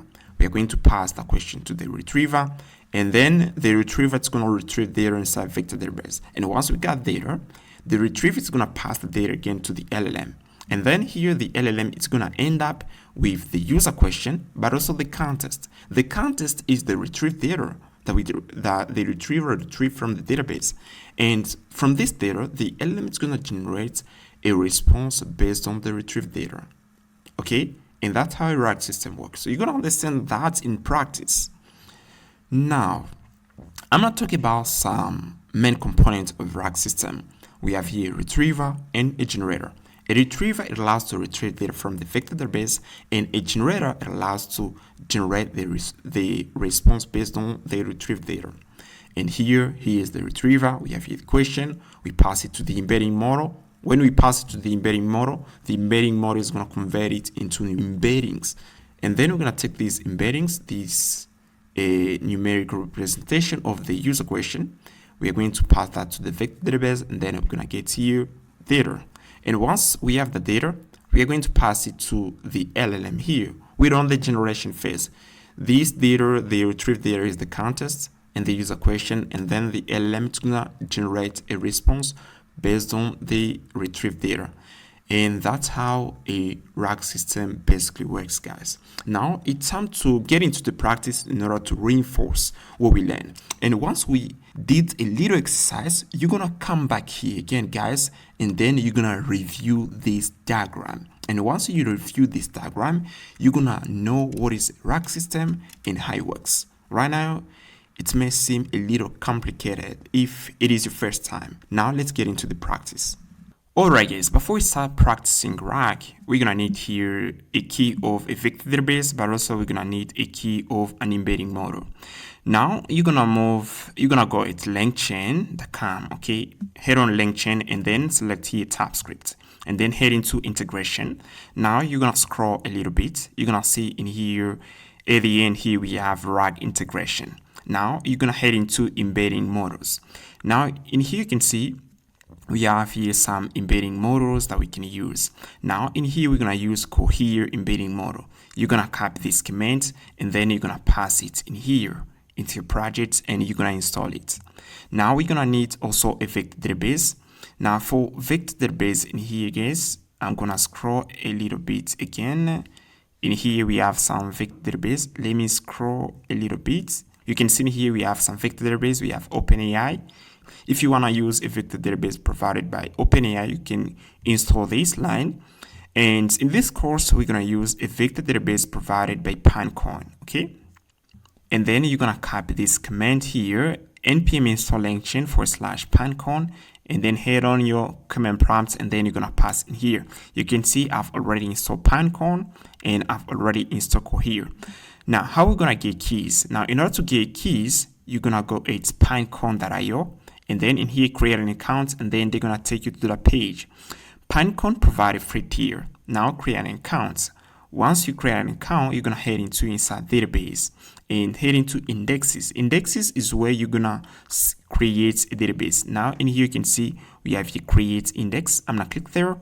I'm gonna choose here a llama text embedding v2 from NVIDIA, and then I'm gonna scroll a little bit again, and now we are going to click here create. Now, in order to have the possibility to create a vector database, now you need to pass here the name of your vector database, and then you're gonna create it. Once you create it, go back inside the indexes page, and then you can see here's my list of vector database I've already created. Now I'm gonna pick here vector database. I'm going to choose here my doc. Here's a name of a vector DB. I can pick this one. I'm gonna copy the name, my doc. I'm gonna use this one here, and then I'm going to head into in here.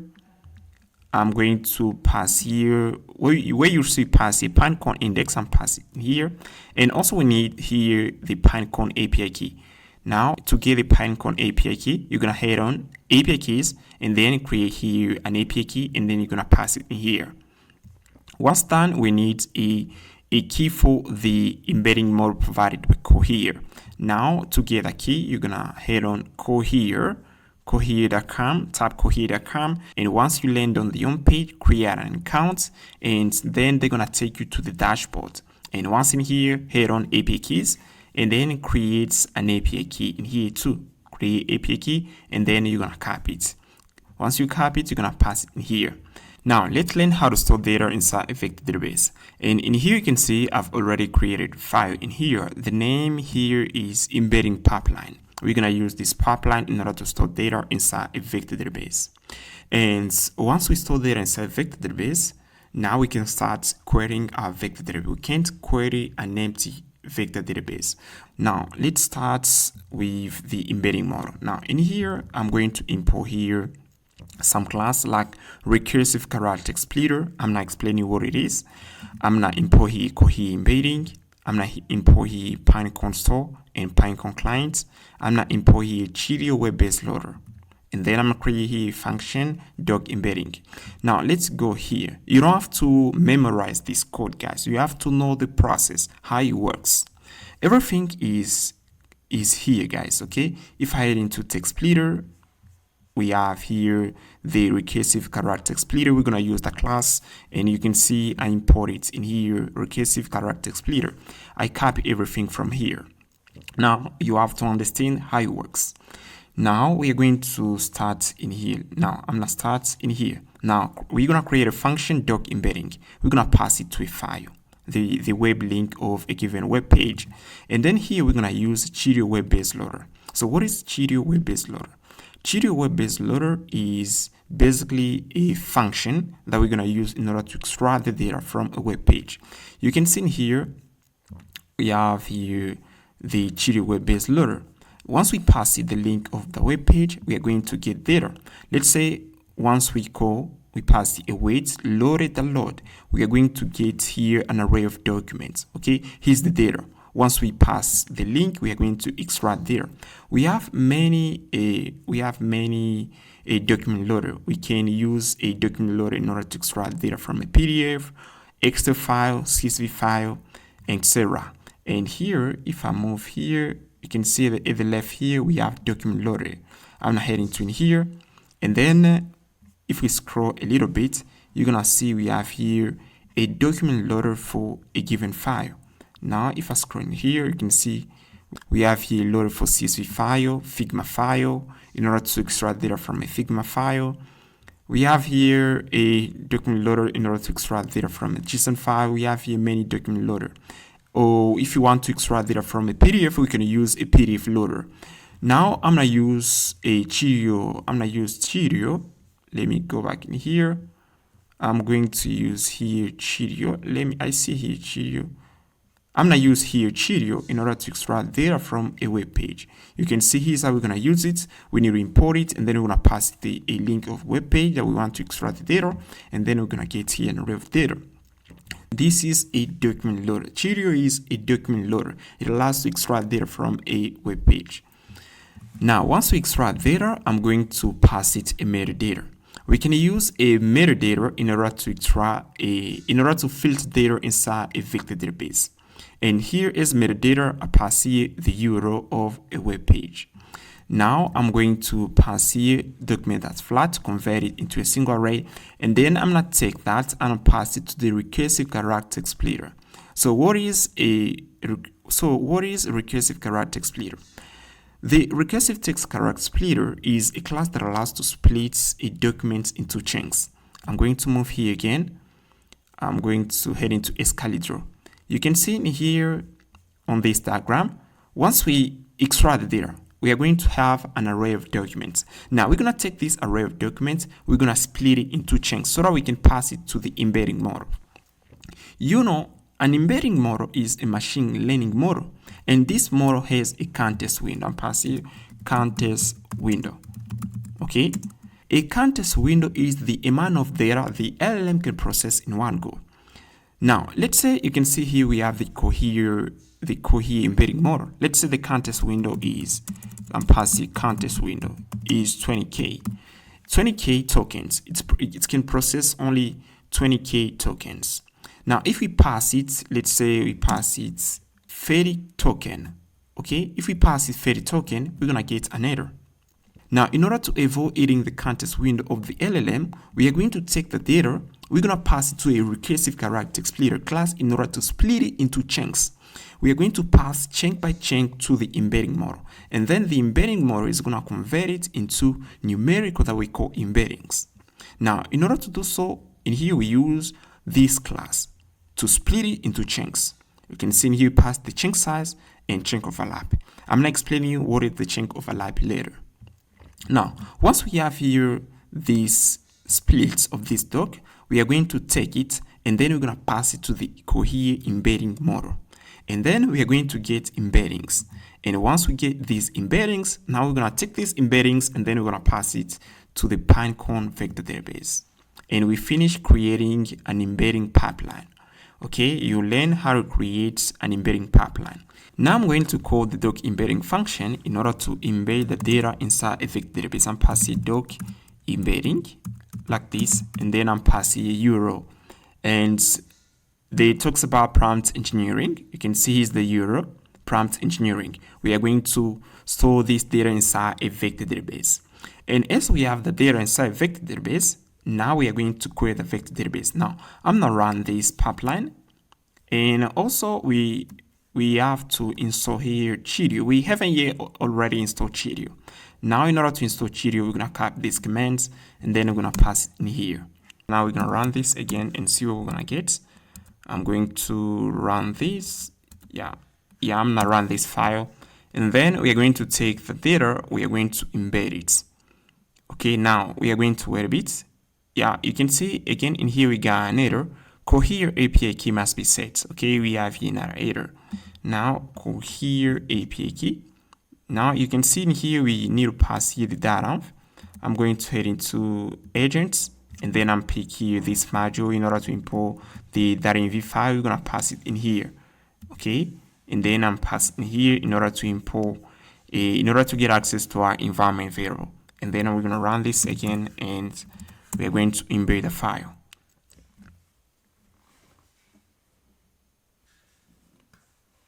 Now you can see in here, guys, the finish storing the data inside our vector database. Now, as our vector database has data, we are going to query our vector database. Now I'm going to head into in here retrieving pipeline.js, and in here we're gonna import here Cohere embedding Pinecone, and then we're gonna create here function query vector db. We're going to pass here Cohere embedding, and then here we're going to instantiate the Pinecone client, and then in here we are going to retrieve data from our vector database. We pass here the result, await vector store that similarity search. We pass here the query, and then we're gonna get data. And if I pass here, I take the query in here, and I'm passing 5. I'm passing 5. We are going to get 5 results. I'm passing cons results is equal to await. I'm passing await, and then I'm passing here the query, what is prompt engineering. And then as we pass here the query, and we are going to get data, pass here results, and then let's see what we're gonna get. And now I'm going to run here this file. We're going to pass here retrieving pipeline. I'm going to pass here the name, pass here retrieving pipeline like this, and then I'm tap enter. We're gonna get there. Now let's wait a bit. Yeah, let me check in here if we import the data in here. Yeah, we import data. It means we're gonna get there. Yeah, you can see in here we have an array of documents. We got data from our vector database. And you can see prompt engineering. Okay, this is the content that we store inside our vector database. And yeah, you learn how to create a retrieving pipeline, guys. Okay, you can see we have here data, and this data is represented in 2 documents. And every time we parse a given document with a document loader, they represent it into a document. In here, when we pass here loaded the load, we got here an array of documents that looks like this. Okay, now I'm going to explain you something else. You can see here when we store data inside vector database, we use recursive character splitter in order to split the data into chunks. Now I'm going to explain you what is the chunk size and what is the chunk overlap. Now I'm going to move into Escalidro, and then in here I'm going to scroll a little bit, and then we're gonna move here. You can see in here we have a document. It's gonna be a PDF or a web page. Now inside of it we have some text. You can see in here pass here, hello John, can you explain me what is a vector database? And then we're gonna take the PDF. As this PDF is pretty long, we are going to split it into chunks. Now you can see in here we pass here, hello John. Can. Now for the next chunk here, we are going to take a piece of the previous chunk, and then we're going to pass to the next one. You can see pass here, hello John. Can. Now for the next chunk, we take can, we pass to the next one. Can you explain? Now you can see we use the chunk overlap in order to preserve the meaning. Now for the third chunk in here, we take again explain, we pass to the next one. Explain me what is. And then we take again what is, we pass it to the next chunk. What is a vector DB? I should pass here what is a vector DB. And that is the importance of chunk overlap. We use chunk overlap in order to preserve the meaning of the chunk. It's clear, guys, you understand? We use the chunk overlap in order to preserve the meaning of the chunk. Alright guys, previously we learned how to create an embedding pipeline, but also we learned how to create a retrieving pipeline. With the embedding pipeline, we can take a web URL, and then we're going to extract the data from this web URL and store it into a vector database. Now we can use a retrieving pipeline to retrieve data inside a vector database. You can see in here we can pass here a query, and then we're going to get an array of documents. Now as an exercise, we're going to learn together how to build a RAG agent. So in here, I'm going to head into my RAG agent TS. We already learned how to create an agent. In previous lessons, we learned how to create an agent that is a tool in order to take action. Now, let's head into the RAG agent TS. And now in here, what I'm going to do in here, I'm going to import some package that we need to use. And in here, we're going to create a model. And then in here, we're going to create a tool in order to retrieve data inside a vector database. Now you can see here we use the tool function in order to create a tool. Now we pass the query as the inputs, and then I call the function query vector DB, and this function takes a query as a parameter. You can see we have here retrieving pipeline, and I export this function from here. Now if we head into the RAG agent TS, in here we pass the query vector DB, and then I'm going to iterate through the array of documents. We are going to retrieve here this serialized array. Now, once we retrieve data from the vector database, we are going to pass the data to the agent. The agent is going to analyze it, and then it's going to give us a final response based on the user input. Now, what I'm going to do in here, I'm going to create an agent. In here, we pass the model, but also we pass the tools. Now, here's the system prompt. You have access to a tool that retrieves context from a blog post. Use the tool to help answer user queries. You can see here's the system prompt, and then we are going to pass here agent.invoke in order to call the LLM, and we pass here a message array. We pass the user input, and different types of prompt engineering, and then in here we're going to get here the final response. And here, as the agent has access to a tool, it's gonna call it in order to retrieve data from a vector database. Now I'm going to run this, and then you're gonna see the results. I'm gonna run this RAG agent, and then it's gonna take a while because the agent it's gonna call the tool. Okay, let's wait a bit, and then we're gonna see the results.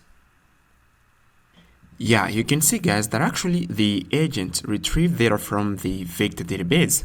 You can see there are several types of prompt engineering, including zero-shot prompt engineering, few-shot prompting, channel thoughts, priming. You can see here we have gradient-based prompting, in-context learning. These are prompt engineering that we have from this blog post. And guys, congratulations, you just learned how to create a RAG agent. Now, if you want to learn more about RAG, you want to dive deeper, go check out this course. I teach more about RAG. You're going to learn about multi-query generation, query decomposition, types of RAG techniques, corrective RAG, map reduce techniques for summarizing long documents. Go check out this video, guys. Alright, guys, now we're going to learn how to create a multi-agent system. Previously, we learned how to create a React agent that allows to find data on the internet. If we create an agent and then we pass a tool, the agent can take action, can perform an action, find the real-time information on Google, and then return to the user. Okay, this is what we learned previously about agents. And also we did an exercise where we create an agent which is able to find data inside vector database that we call a RAG agent. That's what we did previously. And now we are going to use these skills in order to create a multi-agent system. Now you can see here we have the user forwards a query to the controller agents. And then here the controller agents has here three sub-agents here. A researcher agent, a waiter agent, and here we have a summarizer agent here. Now, if the user forwards a query like, what is the current waiter? The agent here can use here the waiter agents. And if the user forwards a query like, what is the current trends in artificial intelligence? The controller agents can decide to use the research agent here. And then once the research agent here has data, it's going to return it to the controller agents. Then the controller agents can give the feedback to the user. And that's how a multi-agent system works. Now let's see how it works in practice. Now I'm going to move here. I'm going to head into in here, guys. And then I'm going to create here tomorrow. You can see we have here chart fireworks, and here we have chart Cerebrus. And then what I'm going to do in here, I'm going to create a set tool, and then I'm going to create here a sub-agent. You can see this is a sub-agent here, sub-agent 1, and I use the create agent function. And I pass it the model, Cerebrus model, and the system prompt, and then we pass it the set tool. Now I'm going to create here, now I'm going to wrap here these sub-agents inside the tool function. We are going to consider these sub-agents as a tool that we're going to pass to the main agents. And here you can see we pass equal sub-agent 1. We wrap here the sub-agent as a tool that we're going to pass to the main agents. Now I create here now the main agents, and then I pass here chart fireworks as the model and the system prompt. You are helpful AI assistants that interacts with sub-agents. You have a sub-agent passed to you as tool. The goal of these sub-agents is to find real-time weather information about what cities. And then we pass here the sub-agent as a tool. You can see in here, we create here the agents. And then we wrap it inside the tool function. Okay? And then we pass the agents one that invoke, we pass the query. And then here, we are going to invoke the main agents, and then I pass hello, and then what is the current weather in New York, and then here the main agent is going to forward that query to the sub agents. Now let's see how it works in action. And then here I'm going to move here, and then I'm going to run this. Okay, you're gonna see what we're gonna get in here. Let's wait a bit. Yeah, you can see call sub agents. Okay, they call sub agents in here. Okay, you can see the current weather in New York City is You can see here they call the sub agent. We have here the current weather in New York. You can see great, it works pretty well. And here, how this kind of system works, if you want to create a system of multi-agents, it's better to create the main agents, and then you can create here a tool where you're gonna pass the sub-agents. Okay, you can see here I create here a sub-agent 1, and then I pass it a tool. Okay, you can see we pass here a tool. We pass here sub-agent as a tool. Now what I'm going to do here, I'm gonna create here another agent. Okay, I'm gonna copy this, and then I'm pass here sub-agent 2. Okay, and here I'm pass here you are helpful. Yeah, I'm pass here you are helpful AI assistant, and then that interact with other assistants. Your job is to here your job is to translate English in French. And then I'm pass here your job is to pass here translate English and pass English language and pass English language to French. Okay, like this. Yeah. Okay, your job is to translate English to French. For example, I'm pass here French like this. For example, I can pass you. Yeah, I can pass you what is AI. Yeah, French. You can have here French. Et que signifie l'intelligence artificielle? Que signifie l'intelligence? Okay, I'm past this. Intelligence. Okay, like this. L'intelligence artificielle. Like this. Yeah, like this. I think like this, guys. Okay, like this. And then here we have here translator, a translator agent. The translator agent doesn't have any tool. Okay, now I'm going to take here the sub agent 2, which is the translator, and pass here translator. Okay, now we can take the sub agent 2 here. I'm going to pass it as a tool to the main agents. I'm passing here, and then here I'm going to inform here the main agents. You have here you have a sub agent passed to you as tool. The goal of these sub agents is to find real-time weather information about world cities. Now I'm passing. You have two. Yeah, I'm going to modify you the system prompt. You have two. I'm passing. You have two sub agents. The goal of sub agent 1 is to find real-time information about weather. The goal of sub agent 2 is to translate English language to French. Okay, like this. And then here you can see we just pass here sub agent 2. In here, we just pass here sub agent 2 here is a tool, but we forgot to invoke here sub agent 2. You can see sub agent 2 here. Now what I'm going to do, I'm going to pass here call sub agent 2, okay? And then call sub agent 2 like this. And then this is the tool that I'm going to pass here to the main agents, okay, like this. I'm going to add here a little description, and here call sub. Yeah, I'm going to get rid of this.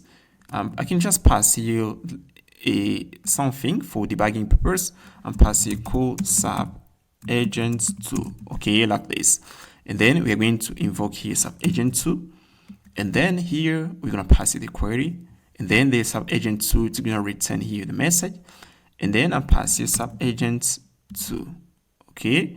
And here I'm going to pass the description translator of English.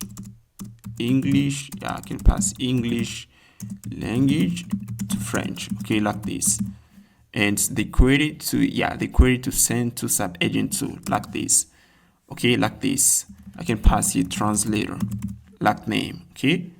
And let me pass here the name sub agent 2. Okay, I'm passing sub agent 2 as a name. You can pass maybe a translator. Okay, you're gonna try this. When you're gonna try this, you're gonna try to modify this, okay? And now I'm going to pass it the input. What is the current weather in New York? And then I'm going to pass you another input. I'm going to tell the AI to translate the response, okay? And here, once you have the response of current weather, okay? Once you have the information of color weather, translate it, translate it. And now let's see what we're gonna get in here. And I'm going to move here. I'm not heading to the command prompt, and then I'm going to run this. Okay, we're gonna see what we're gonna get in here. Let's wait a bit. Yeah, call sub agent 1.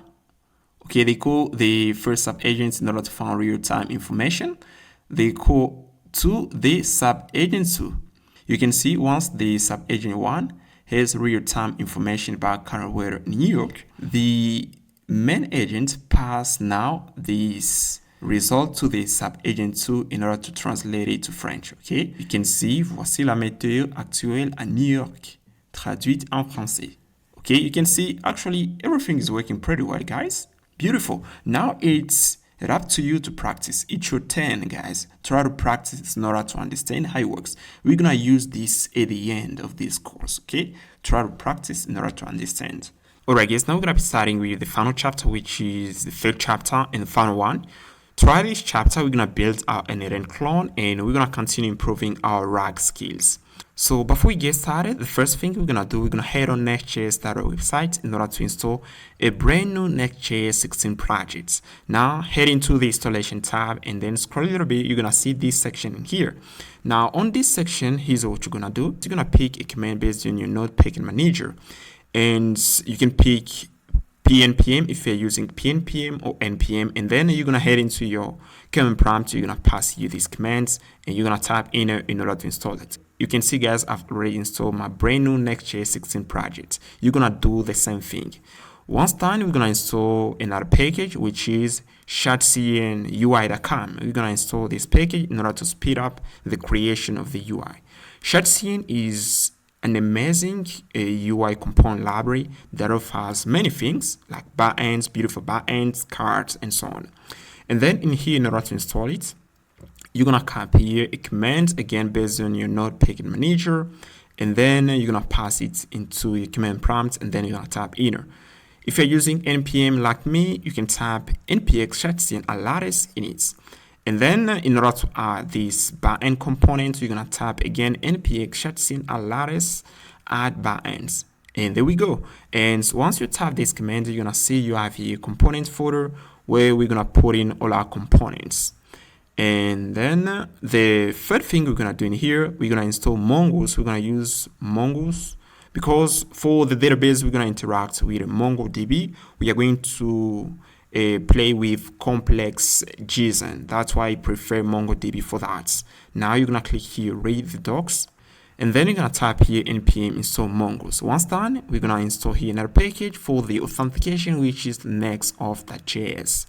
Now to handle authentication, you're gonna click get started, and then in here you're gonna copy here this command npm install Next.auth. And there we go, we are ready, guys. Now we are going to start developing our app. Now as we just finished installing a brand new Nextjs project, now what I'm going to do in here, guys, I'm going to head into in here, and then we are going to copy these commands, guys, in order to add the backend component avatar dialog. You know, guys, it's not good to go every time on shadcn.com in order to copy a given component. Now I'm gonna add this component at a time. We're gonna use the backend avatar dialog drop down menu, the input, the label, the selects, the skeleton loader, and text area. Now we're gonna copy this command and then we're gonna pass it in here. Okay, and now meanwhile I'm gonna head into in here too. I'm going to spin up here this and pass here npm run dev. We're gonna run it, and also in here I'm tapping in order to install these components. Now we are going to head into the browser, and then you're gonna see we have here a landing page. Okay, you can see this is a landing page that comes with a brand new Nextjs project. Now what I'm going to do next in here, I'm going to head into inside the tsconfig.json file. And in here, guys, I'm passing source folder, and inside the source folder is where we're gonna put in all our components.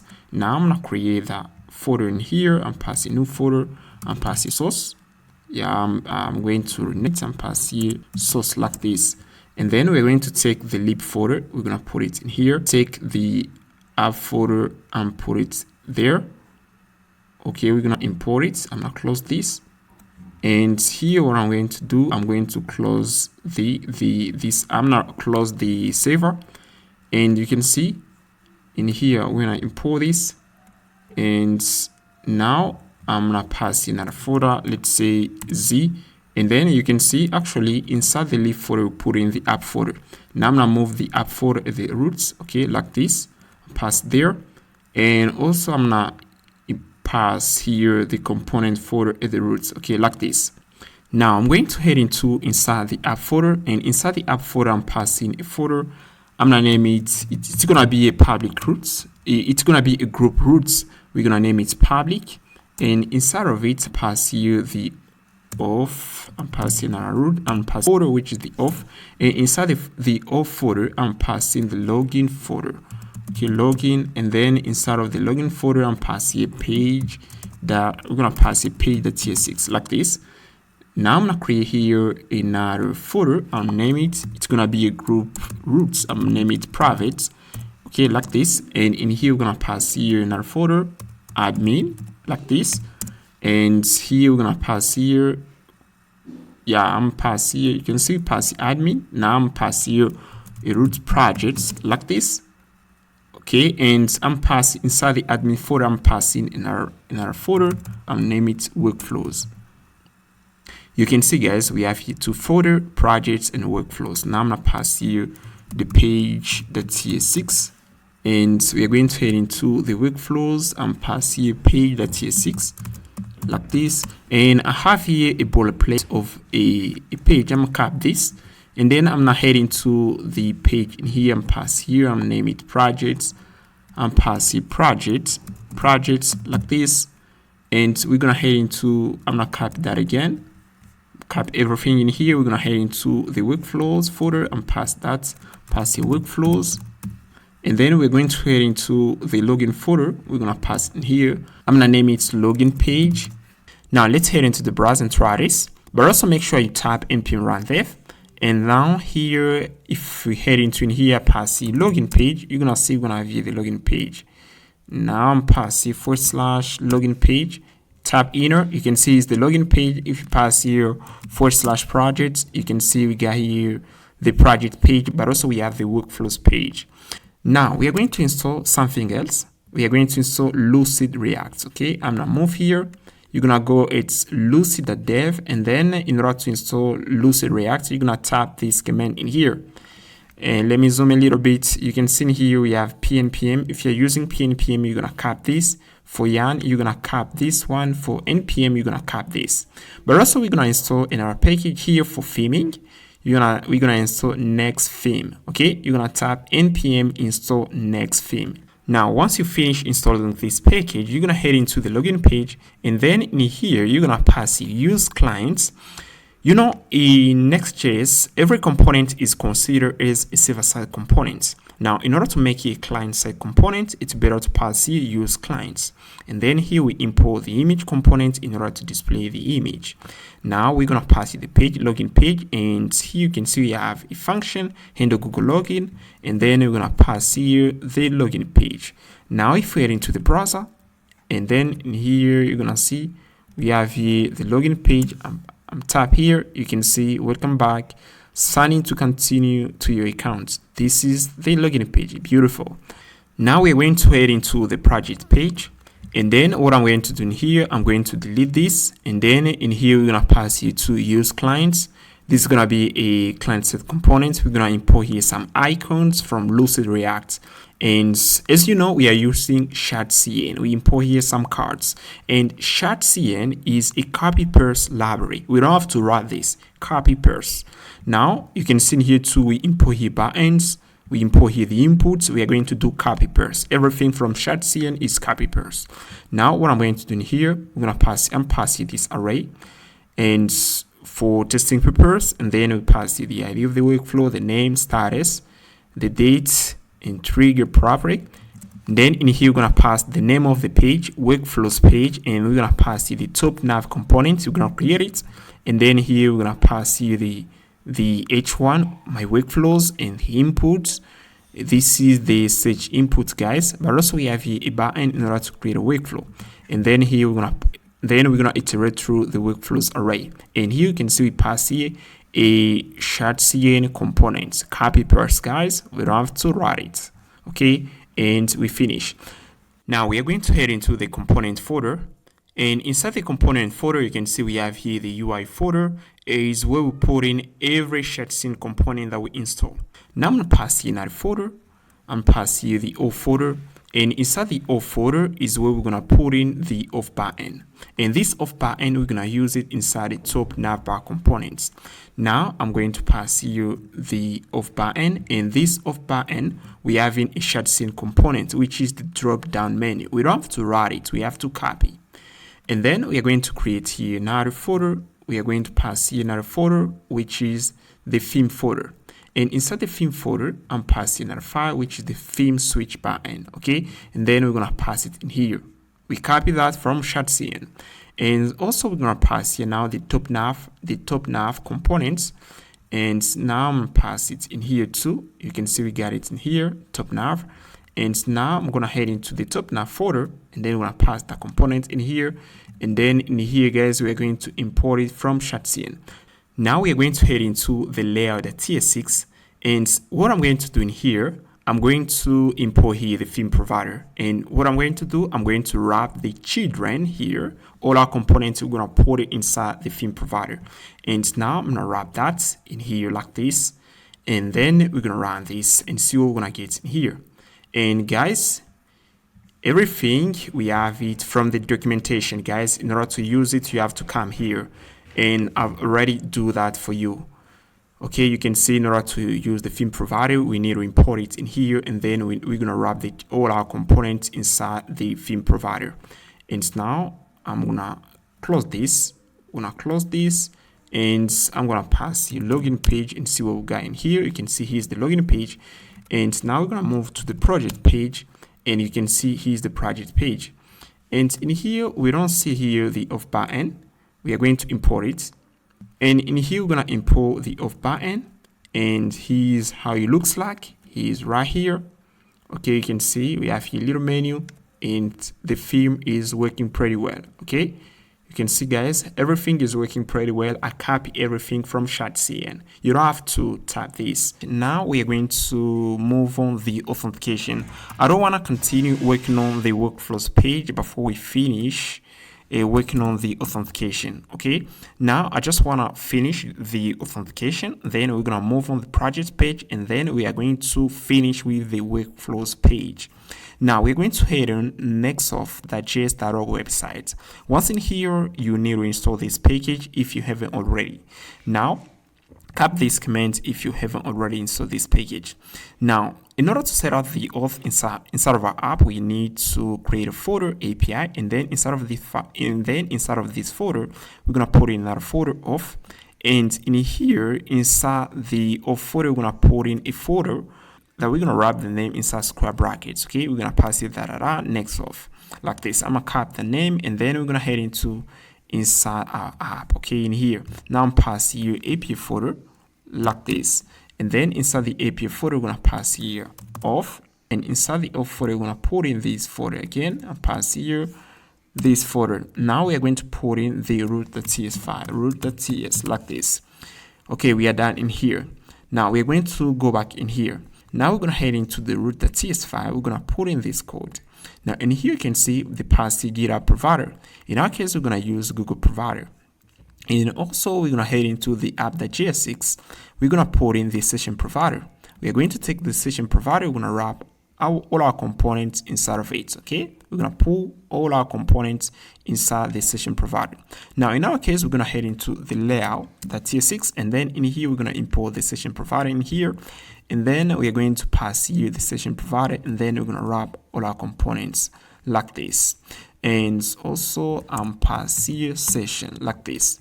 Now once we finish doing that, we're going to go back in here, and then we are going to take this. You can see in here we're gonna pass here to the sign in button. We're gonna pass in that function. Okay, we are going to import it. I'm gonna copy that, and then we're gonna head into the login page and pass it off.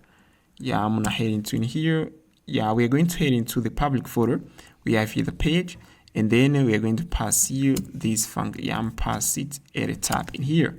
And now we're gonna go back again in here. We are going to copy the function in here. Okay, we're gonna copy that, and then I'm going to pass it in here too.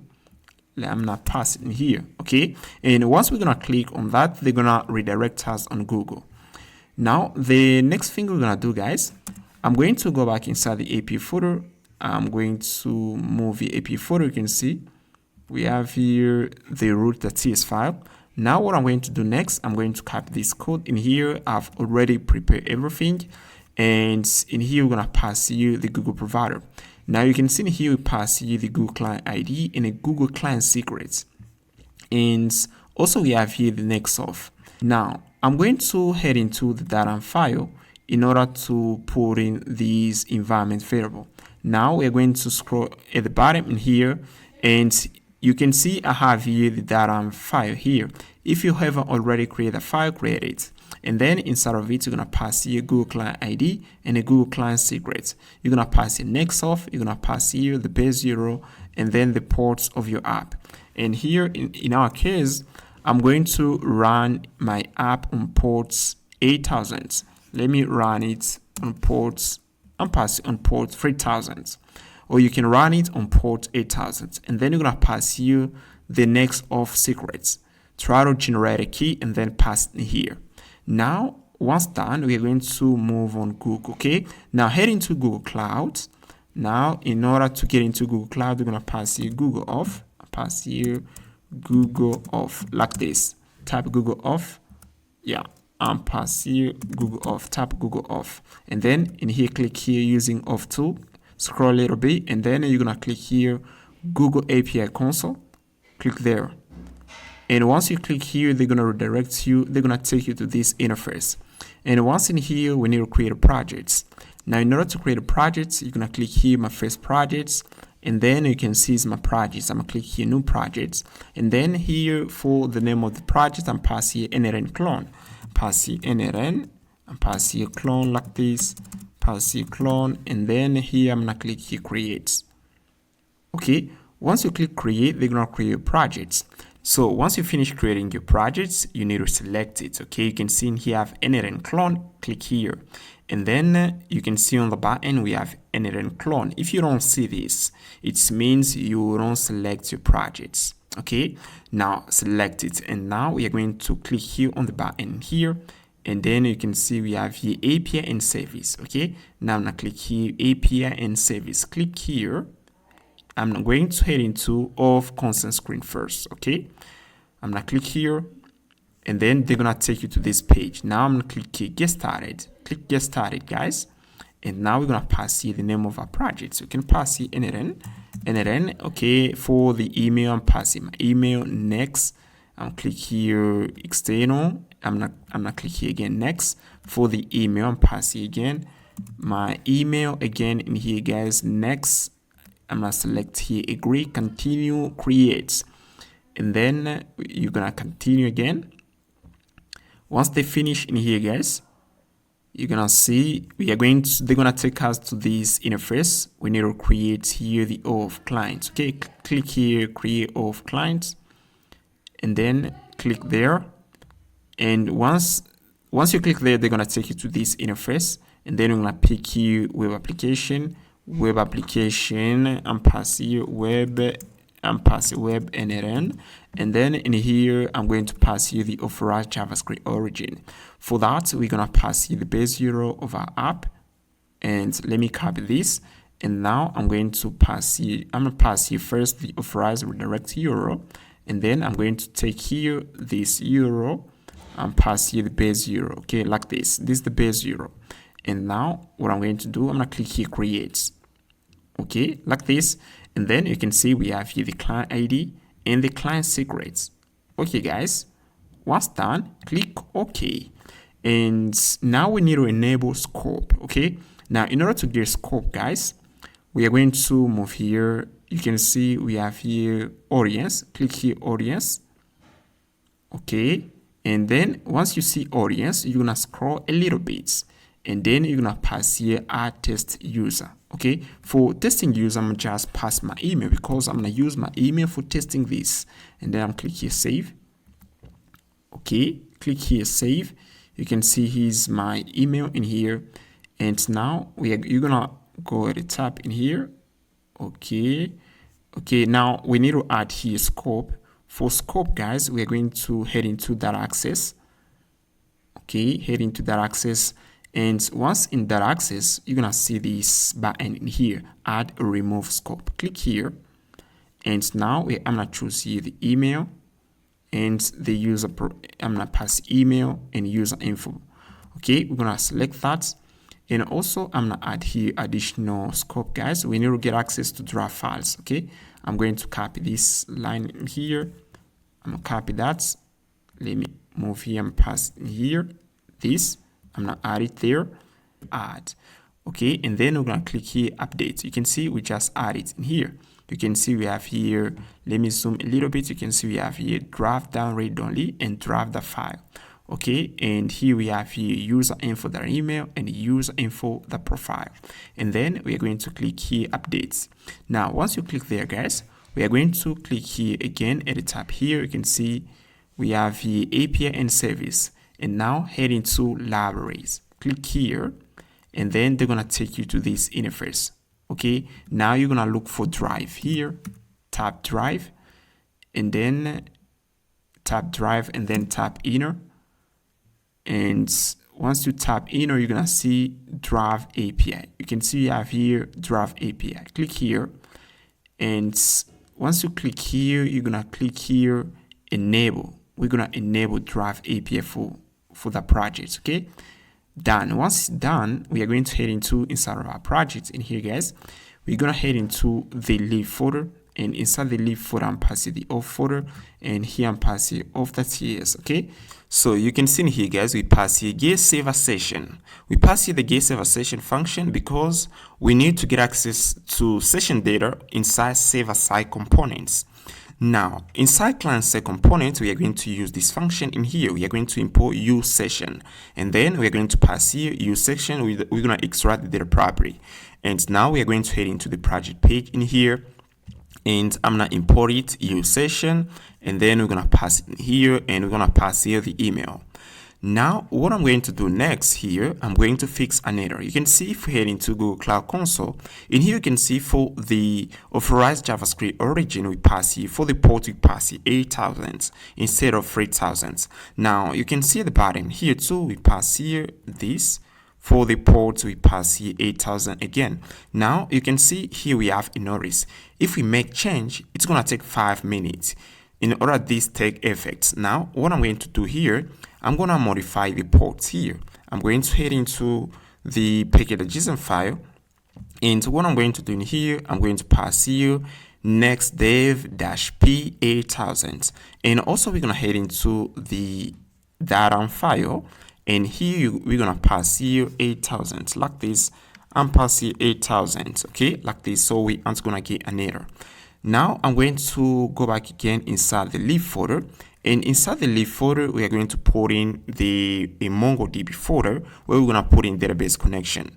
And before we continue, I want to tell you to install Mongo Compass. Okay, go on Google and tap here download MongoDB Compass, and then you're gonna click here to download it. Okay, we are going to use MongoDB as our database. Now I'm going to continue here. I'm gonna head into the lib folder. You can see we have here the lib folder, and inside of it you're gonna pass in the folder MongoDB.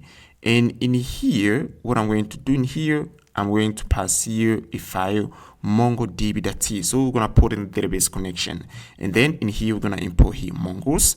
And guys, if you haven't already installed Mongoose, install it. In order to install it, you're gonna tap here npm install Mongoose. Okay, and here we have here MongoDB URL. We are going to get access to this.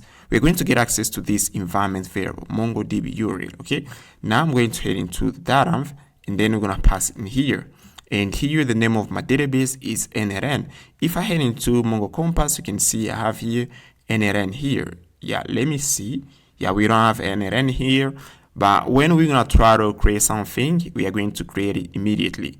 Now I'm going to continue here again. I'm going to continue here. We're going to head into in here. Let me do this. We are going to pass here the database connection, and here you can see I pass here variable cache. We are going to use this variable in order to cache the database connection, and here you're going to pass here connectdb, and then here we are going to check if we have data inside the con property. We are going to return the connection, and then we're going to export it in here, okay, like this. Now what I'm going to do next in here, I'm going to create here another function with error handler function. Okay, we are going to use this function in order to wrap a given query inside try catch. You can see in here we pass here a wait, we pass it database connection, connectdb, and then we pass it the function. Now in order to call the function, we're going to pass here something like this. With error handler, we're going to pass here the callback. Now once we pass here the callback, we can pass here user schema, and then we can pass here insert. Okay, and instead of passing here like something like this, try catch, we already pass it in here. You can see in here we wrap that inside try catch. Okay, we aren't going to pass it try catch, is we already pass it in here. Okay, that is the importance of this function. Okay, like this. Once we finish with this, now it's time to create models. Okay, now I'm going to head into in here inside the source folder. I'm going to create here service folder. Now inside the service folder, I'm going to pass here the user folder, and inside the user folder I'm passing user service. Okay, and in here I'm going to import the user schema. And now let's create the user schema in here. We're going to pass here the models folder, and inside the models folder I'm passing user schema. We're going to put in this code. Okay, we pass here the name, email, image, Google access token, Google refresh token, Google ID, and here I'm going to get rid of this field right now. We aren't going to use it. We are going to add it later. And here you can see we have here some property. Now what I'm going to do next, I'm going to go back inside the user service, and what I'm going to do in here, I'm passing user service, and then we are going to pass here public static get instance. And here guys, I use singleton design pattern. If you're not familiar with singleton design pattern, go check it out on Google. And now what I'm going to do in here, I'm going to pass here create user. We're going to pass it the ID, name, email, image, access, and refresh token, and then we're going to pass here these property. We're going to extract them, and here we're going to check if the user email exists inside the user table. We aren't going to create the user, but instead we're going to update the token. Here, if the user doesn't exist, we're going to create him, and if the user exists, we are going to update the token. We're going to pass the user find by ID and update. We're going to pass it the user ID, and here we're going to pass here the Google access token and Google refresh token. Okay, we're going to update the token, and yeah, like this. Now what I'm going to do next, now we are going to head into now the app folder. Let me head into the app folder. We're going to head into API, and in here guys, you can see in here we have a callback in here, sign in, and once we sign in, we're going to save this data inside the database, and now we're going to import with header handler and user service, and now in here we're going to pass here, I'm passing use data is equal to user. I copy here the user property, I pass in here. We have here the ID, name, email, and image, and then we get access to the access token and refresh token, and then here we're going to pass it with error handler. We pass here user service is equal to user service class that get instance, and then we're going to pass user service that create. And here I should pass here a wait because the create function returns a promise like this, and we are done. Okay, now you can see we have here the auth button. I'm now heading to the auth button, and what I'm going to do in here, I'm going to import here something. I'm going to pass here. Let me move here. We are going to pass here the image, and here we're gonna pass here the name and the email of the user. Okay, I'm passing const. We're gonna pass the data that session, and here is equal to use session. Okay, this is a client cycle. And then here we're gonna pass a use session. Okay, we're gonna pass a use session. This is a client component, guys. You can see the tab. We pass here. This is a client component, and here what I'm going to do, I'm gonna pass here and pass here use client like this. Okay, and now we're going to pass here session. I'm copying the session property, and I'm going to pass here something. Okay, I'm gonna get rid of this string here. I'm gonna remove this and pass here session that user that name session like this, that user that, and pass option chaining that image like this guys. And here you can see we have here a typing error. It doesn't matter. I'm gonna copy this and pass it in here too.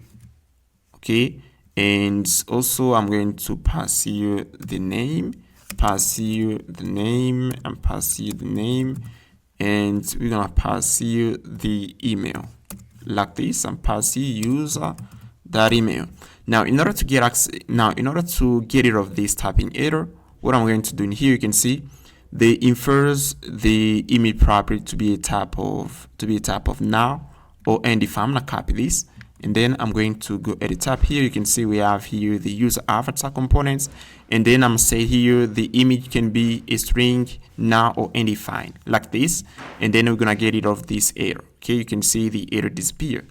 And now we're gonna extract here the sign-off function. I'm gonna extract the sign-off function from Nextjs. Okay, you can see here we extract it, and then we're gonna pass it to the drop-down menu item components. And once we click in here, we are going to sign the user. That's what they said in here.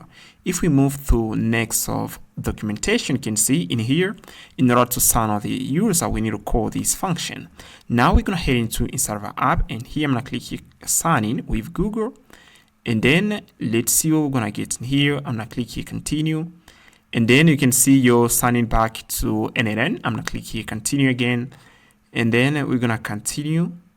Okay, yeah, you can see they redirect us on the home page. Now I'm going to pass here /projects, and then you can see at the top here we have here the avatar of the logged in user. You can see we have here name and the email. And now guys, what we're gonna work on next, I'm going to work on the create project model. You can see here we have this button. Now, once we click on the button, I need to pop up a model.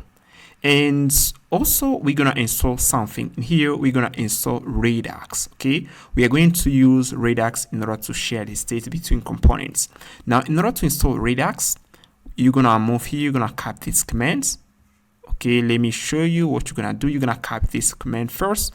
Once you install this, you're gonna scroll a little bit. You're gonna install a complementary package. You're gonna tap this command in order to install React Redux. Okay.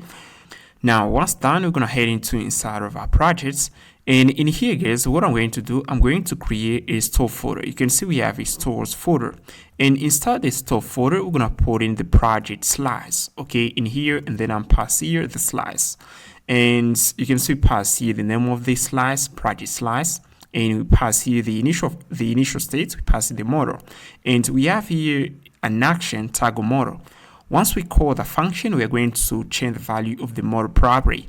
If the value here is equal to true, we're gonna change it to false. If it's equal to false, we're gonna change it to true. And in here, we export here the tag model function. Now we're gonna head into in here. We are going to head into the index.ts file. And in here, we're gonna import the project slice, and we're gonna pass it to the config store, and we are going to pass here the root states. This is a type in order to get the typing of the states. And you can see in here, guys, if we head into the tab script, quick start in here, in order to get the type of the state, we need to pass here return type of store.getState, and we do that as well for the app dispatch. We need to get the type of all actions. Now we're going to move in here, guys. We are going to head into now inside the app folder, and once we head into the app folder, you can see we have here layout.tsx. And now what I'm going to do in here, I'm gonna import the provider, and also I'm gonna import the store in here. Okay, we import the provider from React Redux, and we import the store from the stores folder. And now we are going to wrap all our components inside the provider components like this. Okay, done. Now what I'm going to do next, I'm going to head into now inside the component folder. And inside the component folder, what I'm going to do in here, I'm going to create here a general folder. Now inside the general folder, I'm going to pass in the base model. Now we're going to use this base model inside of our app. If we need to use it on a given page, we aren't going to create another model, but instead we're going to use the base model. Now what I'm going to do in here, I'm going to import some components in here, like the dialog component. This is a Shadcn component, guys. You can see in here, I'm going to move it Shadcn. You can see we have here dialog components. In order to use it, we need to import all of these components, the dialog clause, dialog content, and so on, guys. Now I'm going to import all of these components in order to use it, okay? Now I'm passing here the base model props. I'm going to pass this property to the base model, okay? We're going to pass it the open property on open chain function, the title, description, the children. We're going to pass here the tab is React node. And now I'm passing you base model.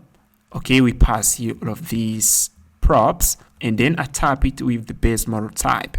And now I'm passing here dialog components. And S is a Shadcn component. We don't need to write it. We need to copy it. Okay, guys. Now, what I'm going to do in here, I'm going to pass it the title and description. I'm going to pass it dialog header. And now we are going to pass here a div where we're going to inject other components. And now if we need to use the base model, here's how we're gonna do. Now we can pass here the base model like this. And then once we pass here the base model, we are going to call it like this. Okay, I'm passing it in here. And then we are going to pass here the input. And also, if we need to pass the title, we're going to pass it like this. And if we need to pass here the description, we're going to pass it the description like this. And we can pass here to the open prop. If we need to pop up the model, we're going to pass here a Boolean value like true or false in order to pop up the model. Okay, you can see, I think you understand, you get the idea of the base model. Now what I'm going to do next in here, I'm going to create here another folder. The name of the folder is the project folder. We're going to put in all components related to the project page. Now in here, I'm going to pass a project model. Now I'm going to use the base model. I'm not use it in order to create the project model. And in here, I'm going to import byends, inputs, text editor components, and here I import the base model. And now what I'm going to do in here, we're going to create a form, okay? You can see in here we have here an input components. Now I'm going to move here, guys. We're going to head on react-hook-form.com. Okay, click here. If you haven't already installed this package, install it. Tap npm install React Hook Form. Okay, once done, we're going to read a little bit about how to use it. Now in here you can see, in order to use this component, we need to import the use form, hook, and submit handler. We are going to define here the tab. This is a tab input. We can pass here some prop like example, and then here we are going to expose this property. We are going to pass a use form hook, and then so that we are going to get access to this property. And now in here you can see we have here on submit function, and then we are going to pass here to the form tag. We're going to pass here on submit function, and then we're going to call here the handle submit. We're going to pass in on submit function.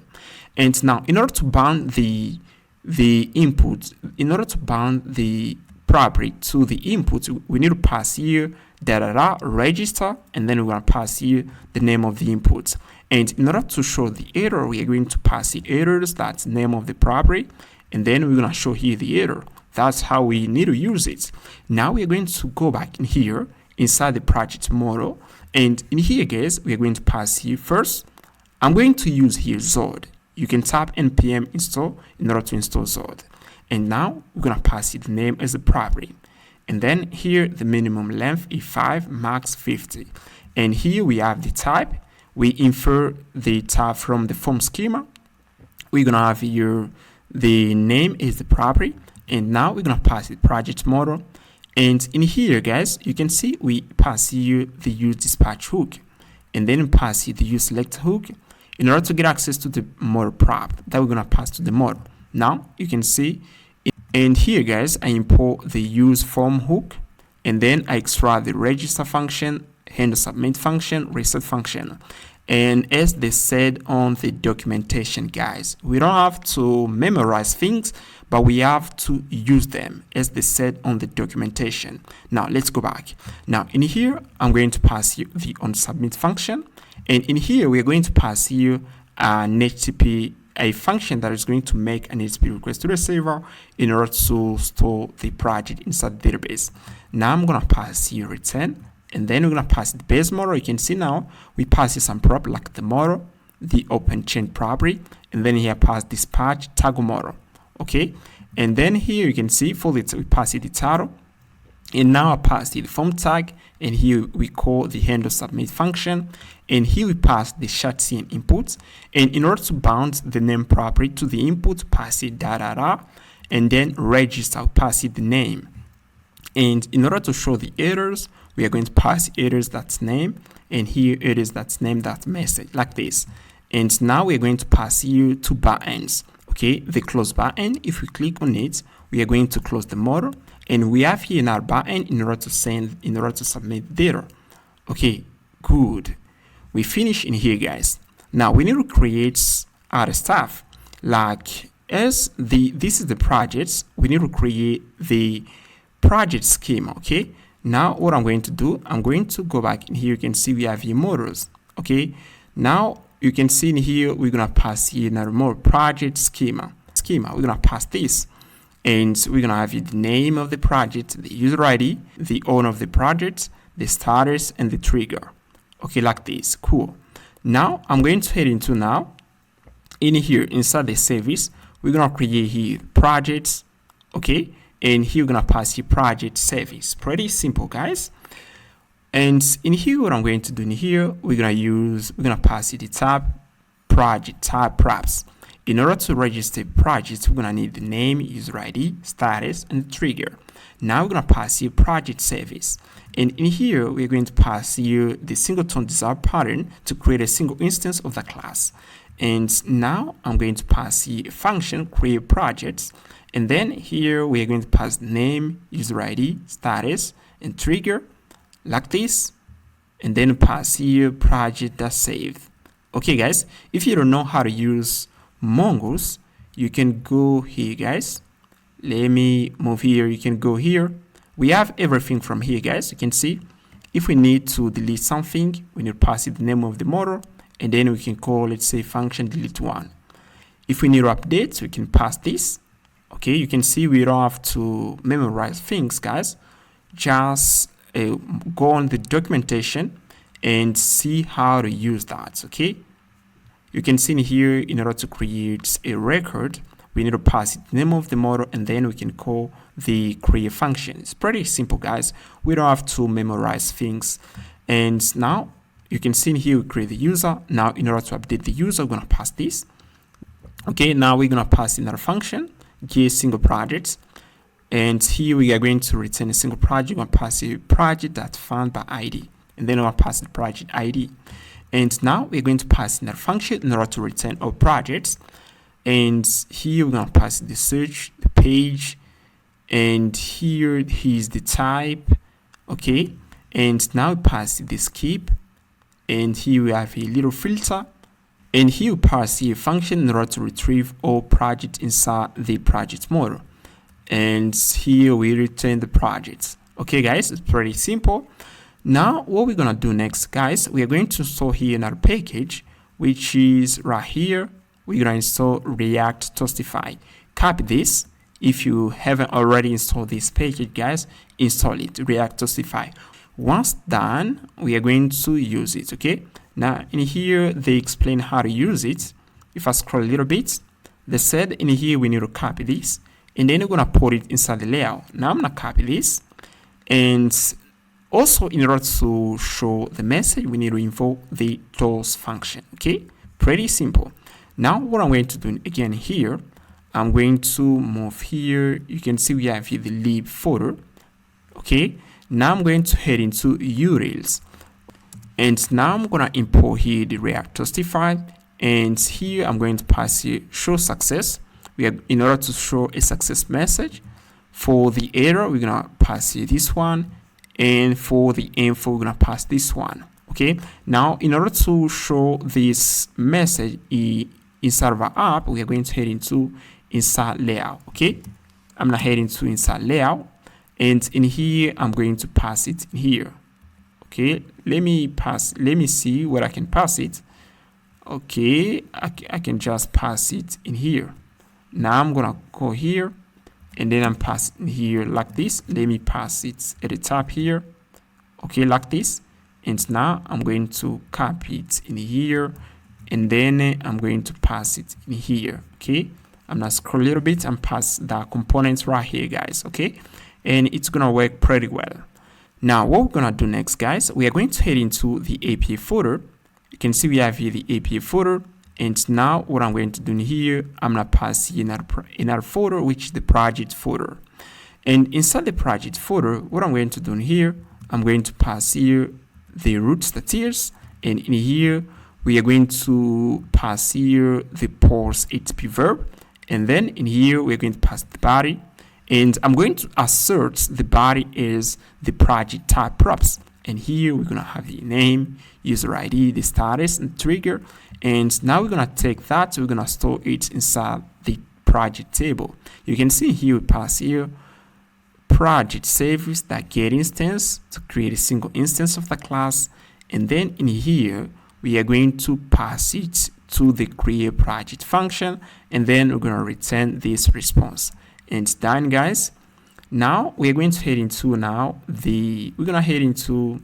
the project page. I'm going to pass the projects. Yeah, let me see what we're gonna pass here. I'm going to move here. I'm gonna click here.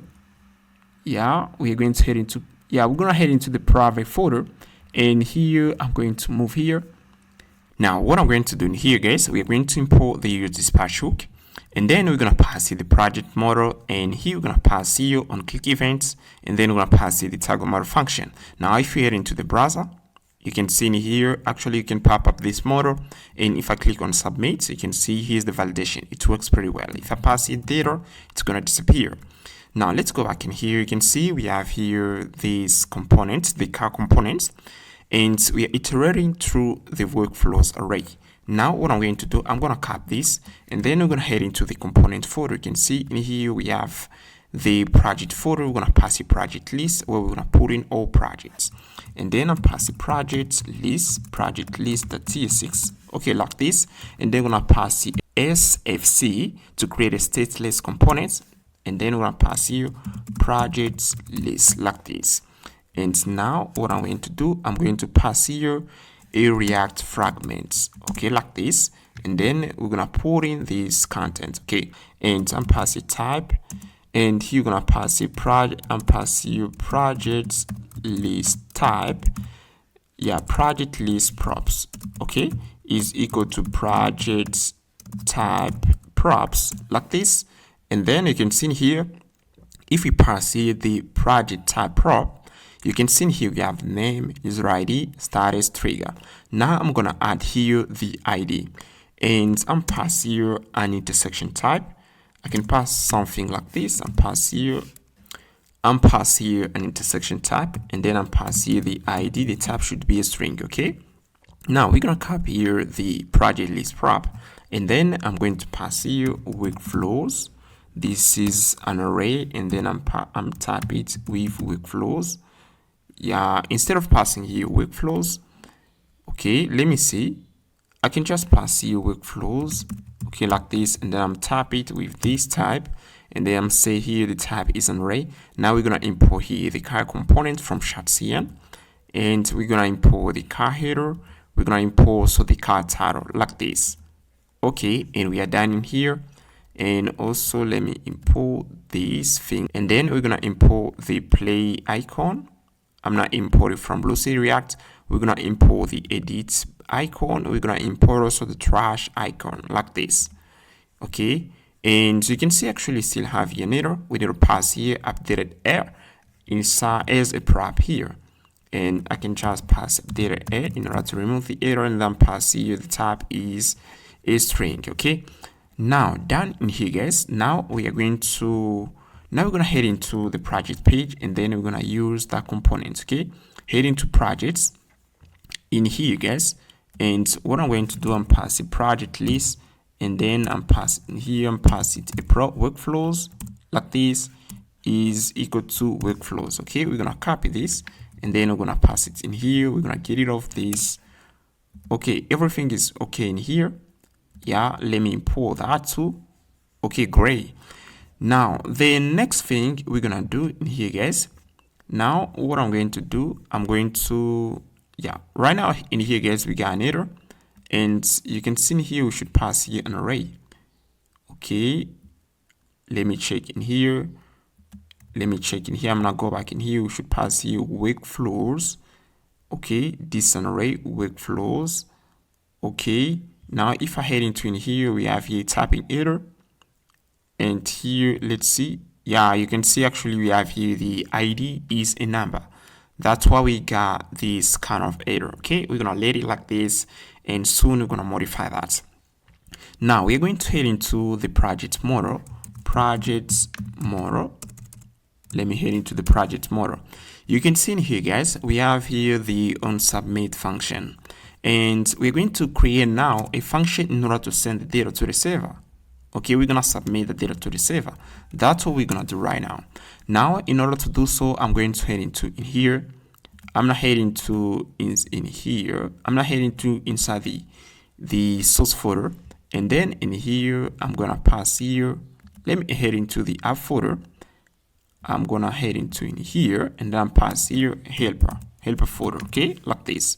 And now we're gonna head in, and then pass a make it rec like this, the TS like this. And now what I'm going to do in here, I'm going to create a tab here, and pass it tab, and pass it HTTP rec, and pass it HTTP verb. For HTTP verb, we have here get, and we have here put, yeah, and pass here delete. Okay, like this. Now I'm going to export. I'm gonna create a function, export function, make HTTP rec, and I'm gonna pass here first of all, we're gonna pass here the endpoint. Okay, the type is string. We're going to pass here once we pass here the endpoint, we're gonna pass here the inputs, and for the inputs, I'm saying the type should be a string, should be a type of a T. Okay, I'm passing here generic, then I'm going to pass here T. It's gonna be a generic. I'm gonna tap this, and it's gonna be undefined. Okay, we pass here the endpoints, and then we're gonna pass here the input. Okay, now I'm going to move here. I'm gonna return a promise, return new promise. Now what I'm going to put inside this promise, and pass a try catch. In case we have here an error, we're gonna catch it. And now we are going to use fetch API in order to make an HTTP request to receive, and pass a res, and now I'm pass here await fetch. We are going to pass here the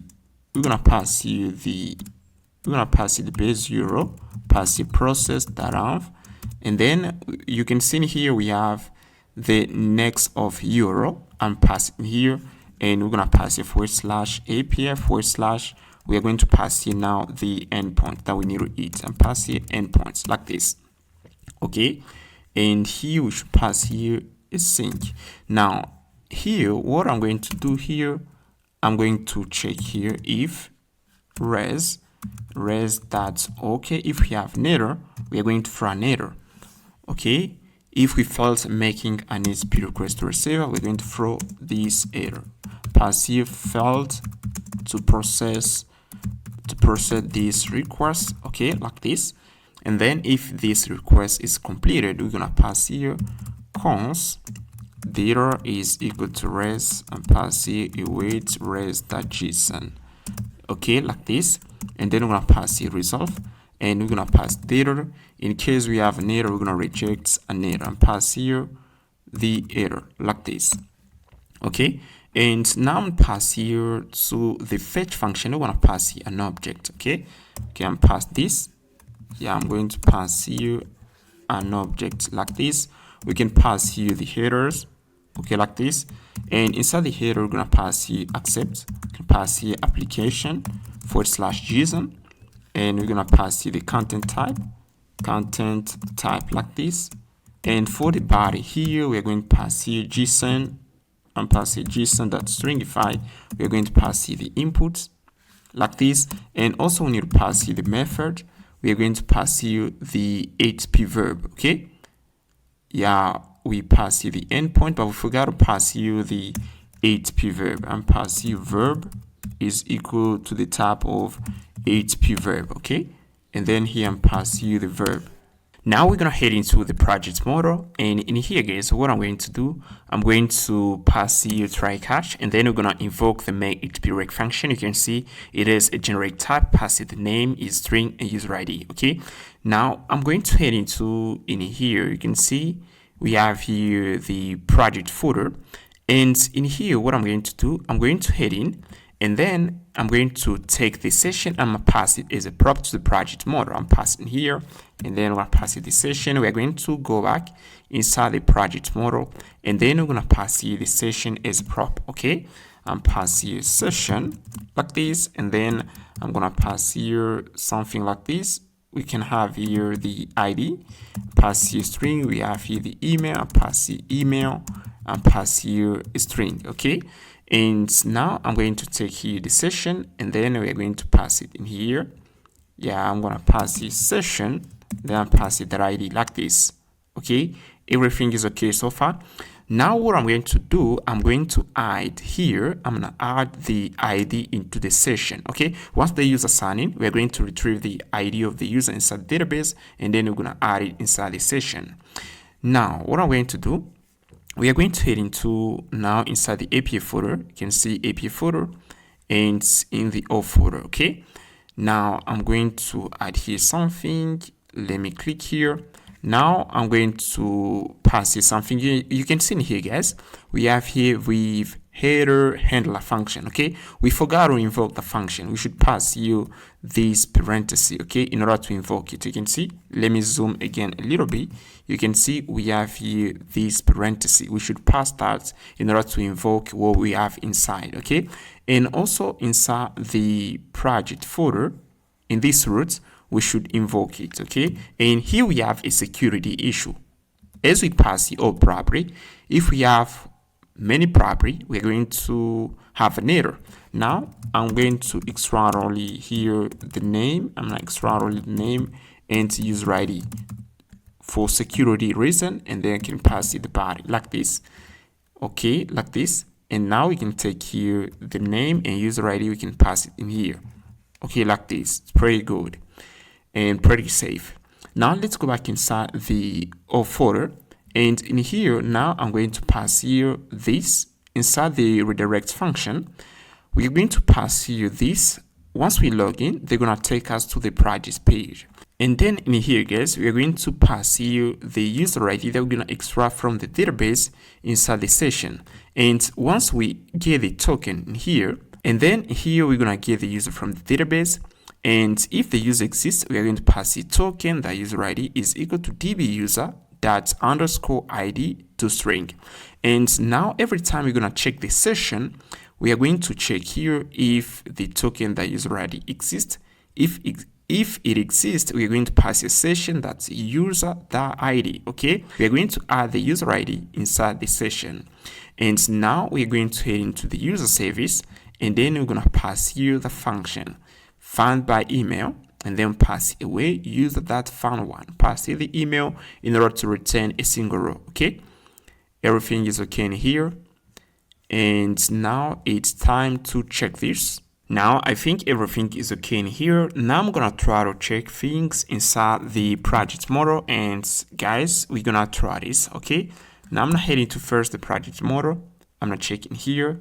We pass here the ID of the user. I'm going to do this. I'm gonna wrap that, and then here I'm pass user like this.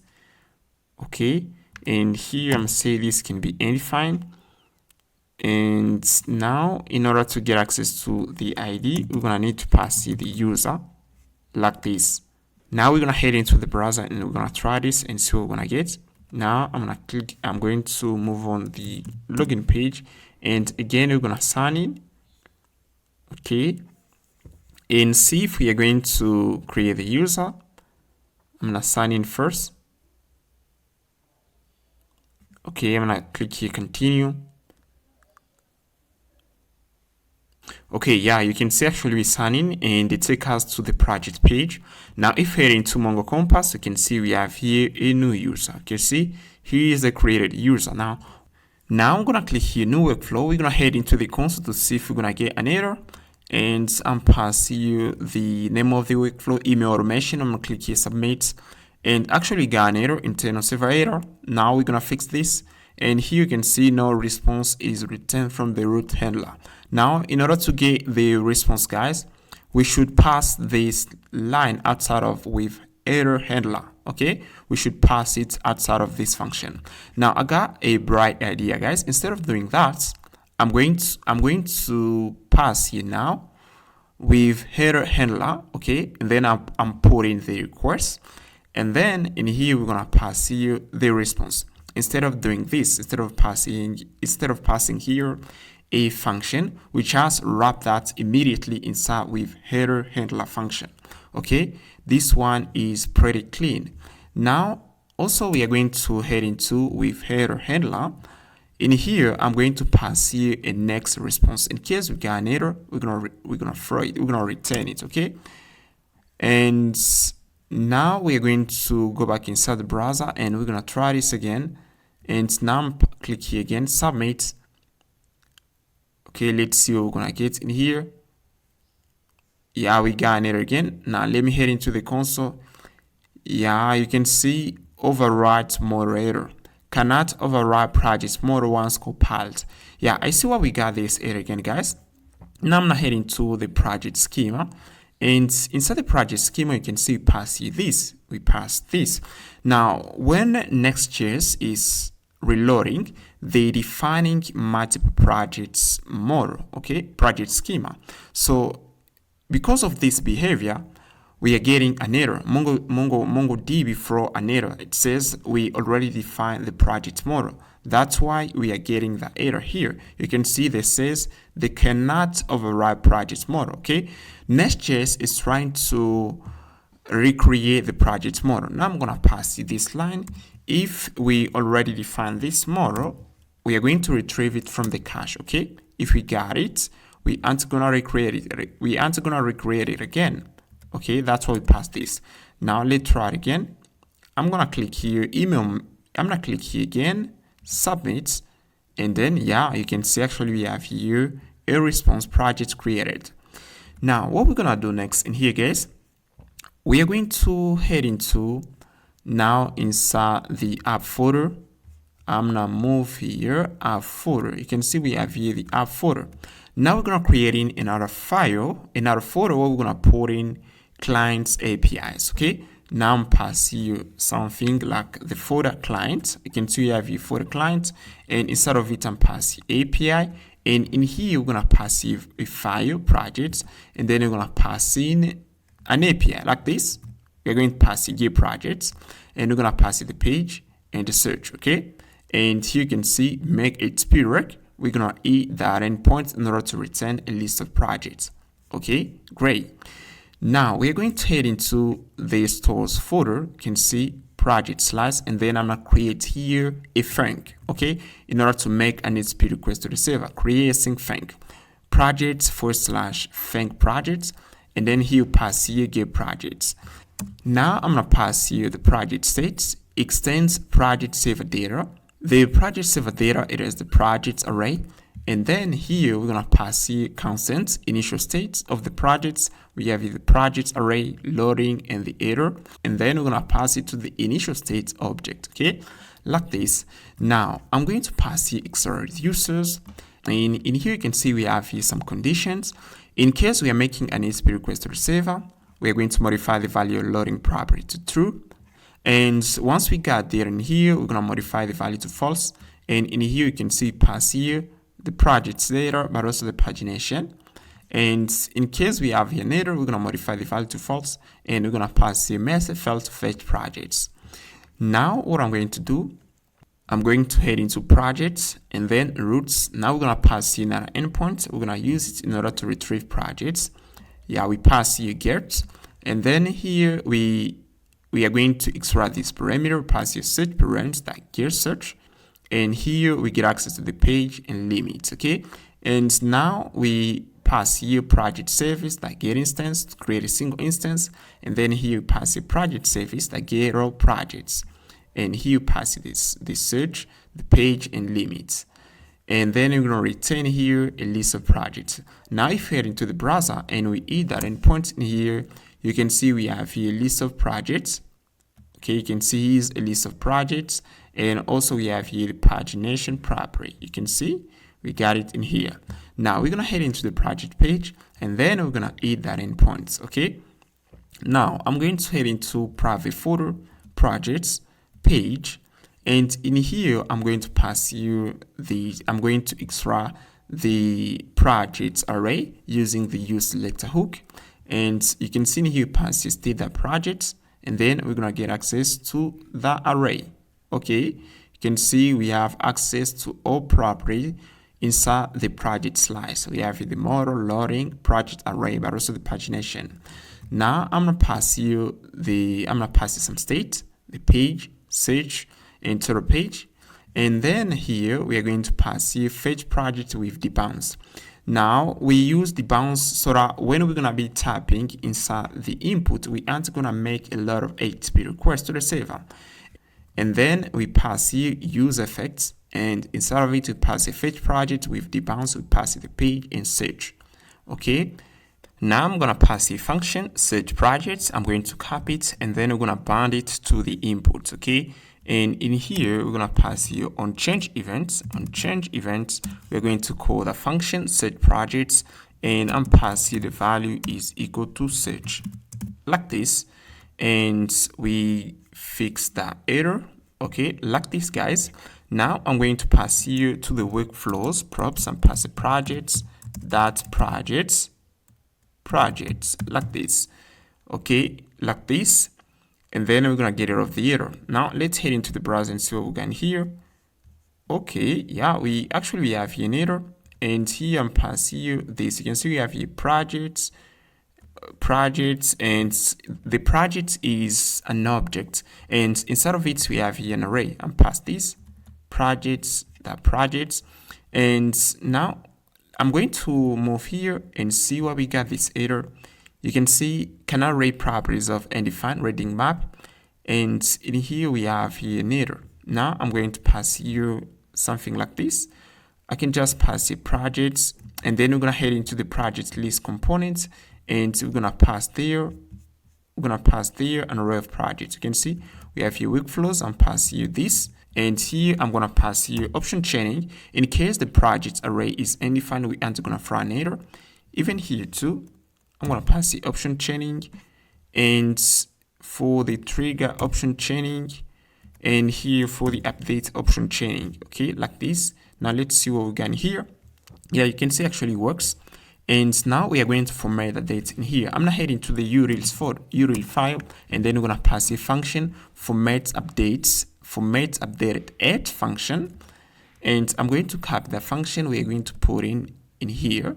I'm gonna head into the project page again, project list, and I'm going to pass it in here. We're gonna format the date in here.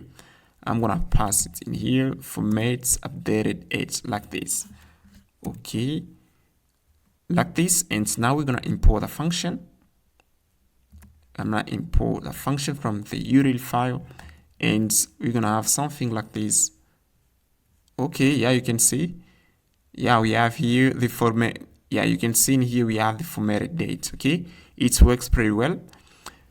Now what I'm going to do next, I'm going to try to type in here something like chat PDF and see if we're going to make an HTTP request to the server. Okay, I'm passing chat.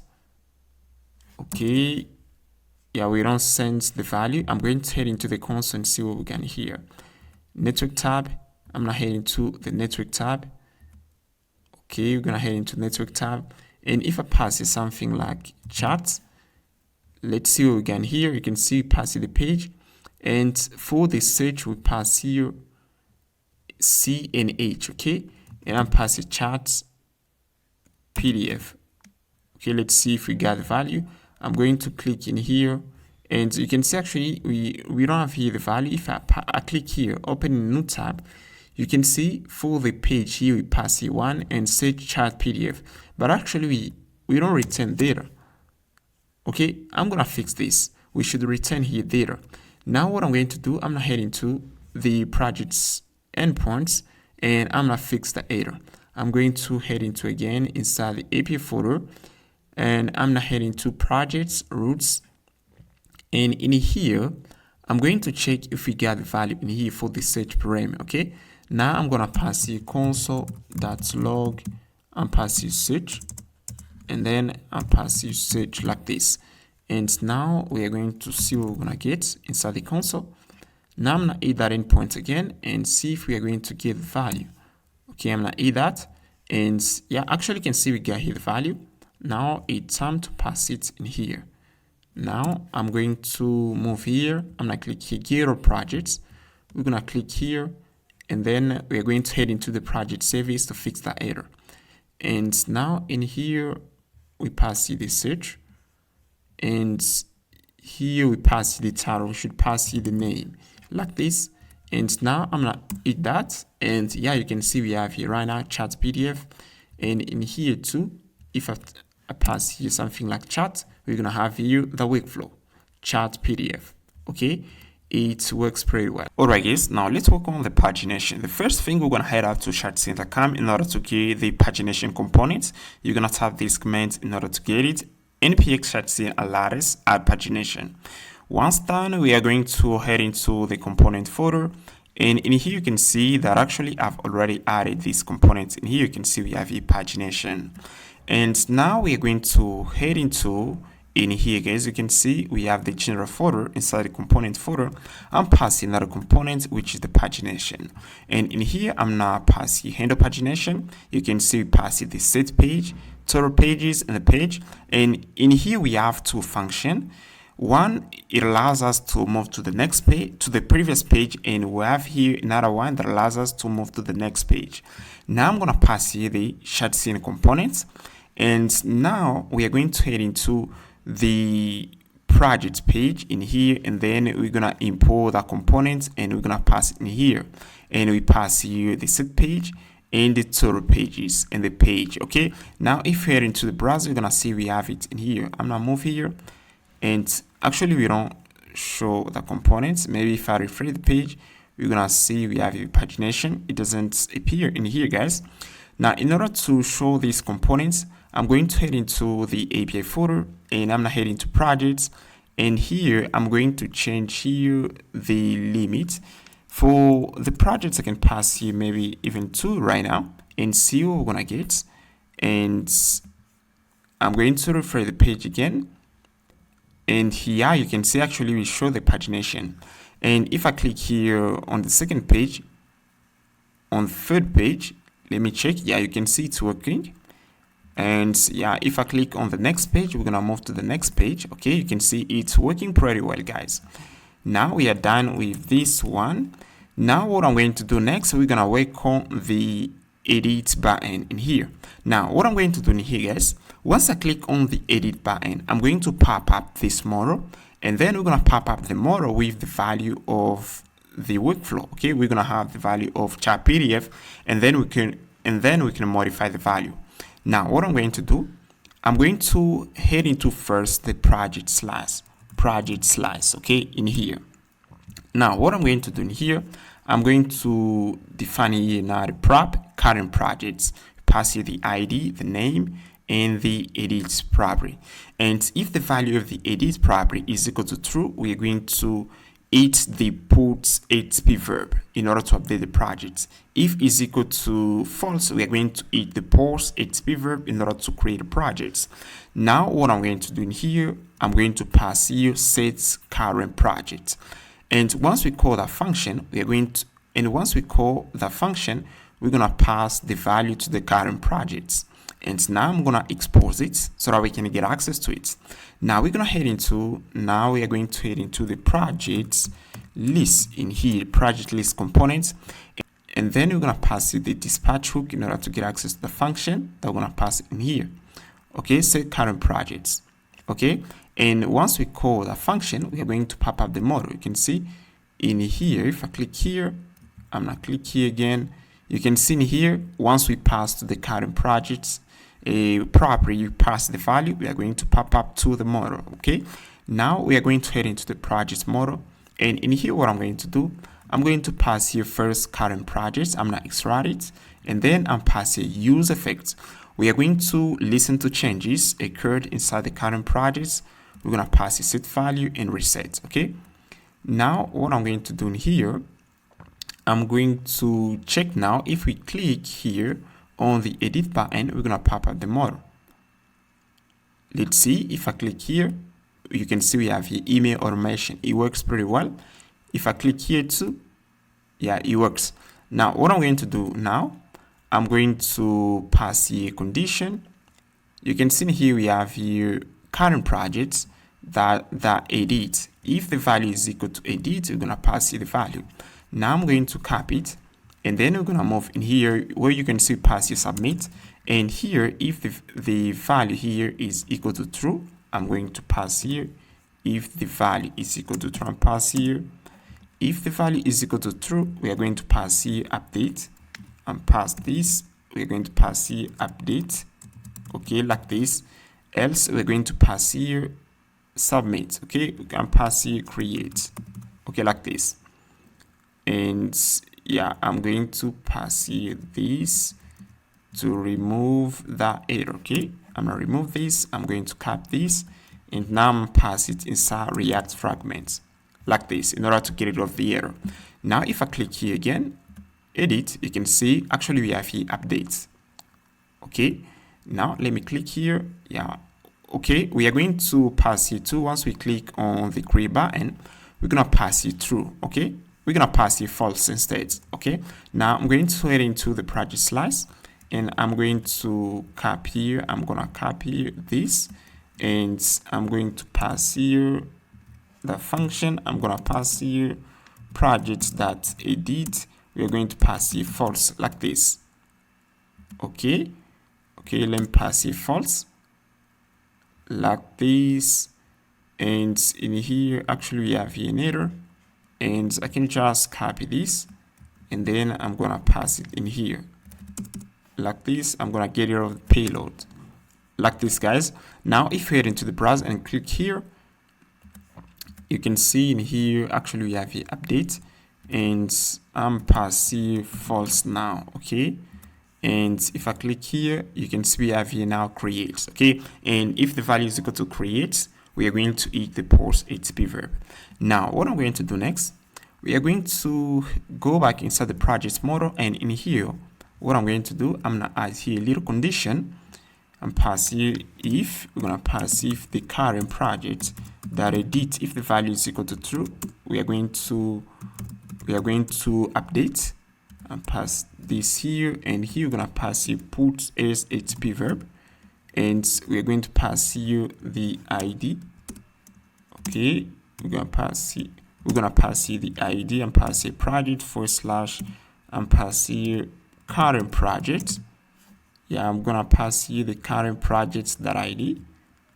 Okay, I'm passing current projects that ID. Okay, like this, that ID. And in here, you're gonna pass here the ID, and to get access to the ID, you're gonna pass here current and pass the current projects that ID. You're gonna pass here option chaining, and here I'm passing the ID like this. Now we're gonna create here another function in order to reset the ID name. We're gonna call here tag model in order to close the model, and we have here another function in order to refresh in order to get a list of projects. Okay, once we update a given project, we're gonna call the function. Now I'm going to copy the function. I'm gonna copy that, and then we're gonna pass it in here, and I'm passing it in here. And now we are going to head into the API folder, and inside of the API folder, you can see we have your projects. Now what I'm going to do, I'm going to create here another folder. We are going to wrap it into brackets, and we have here ID, and inside of it I'm put the put HTTP verb. Now what I'm going to do in here, I'm going to pass here put, And you can see here, guys, we pass here the root context type in order to tap the context parameter. And you can see in here, we have here all our roots. Okay, if I remove this and I tap this, we have here all our roots. Okay, and now what I'm going to do in here, I'm going to pass here I'm going to get here the ID and the name, and then we're gonna call here the function update projects like this. And also we are going to head into the projects. We're gonna head into the project list components, and in here we're gonna pass here underscore, and here to underscore, and here to underscore. Okay, like this. Because in MongoDB we have here underscore ID. You can see in here, that's what we can here. You can see we have here the ID. Now let's go back in here, and then I'm gonna refresh the page in here, and we're gonna try this. Okay, like this. Now I'm going to pass here AI assistants and pass here waiter agent, waiter assistant. Okay, and we're gonna click here updates. Yeah, you can see we have here waiter assistant, and here I can pass here like rag agents like this. I'm gonna click here updates. Yeah, you can see here it works pretty well, but you can see at the bottom we have a margin problem. Okay, I'm gonna add a little padding there, padding bottom and pass here 4, and then you can see actually we can see the G and rag agents and pass here. Now we can pass here calendar agents. Okay, calendar agents and pass here calendar agents. And here we're gonna pass here something like, we are going to pass here ingestion pipeline. Yeah, I'm pass here ingestion pipeline, and I'm gonna click here save like this. Okay, good. Now what we're gonna do next, now I'm going to secure the page. If we are not authenticated, we aren't gonna be able to see the page. Now I'm going to head into in here, and you can see we have here the project folder. And yeah, I'm going to head into the project folder. You can see we have a private admin /project, and in here I'm going to create a layout at the root in here inside the admin folder. Now I'm pass you this layout, and then we import here get save a session function in order to check if we are authenticated. If you're not authenticated, they're gonna take us to the login page. Okay, now if I click here log Sana, they're gonna take us to the login page. You can see, and also I'm going to secure this endpoint. You can see if I click here, I have the possibility to get access to data. Now in order to secure the data, I'm going to head into in here inside the leaf folder.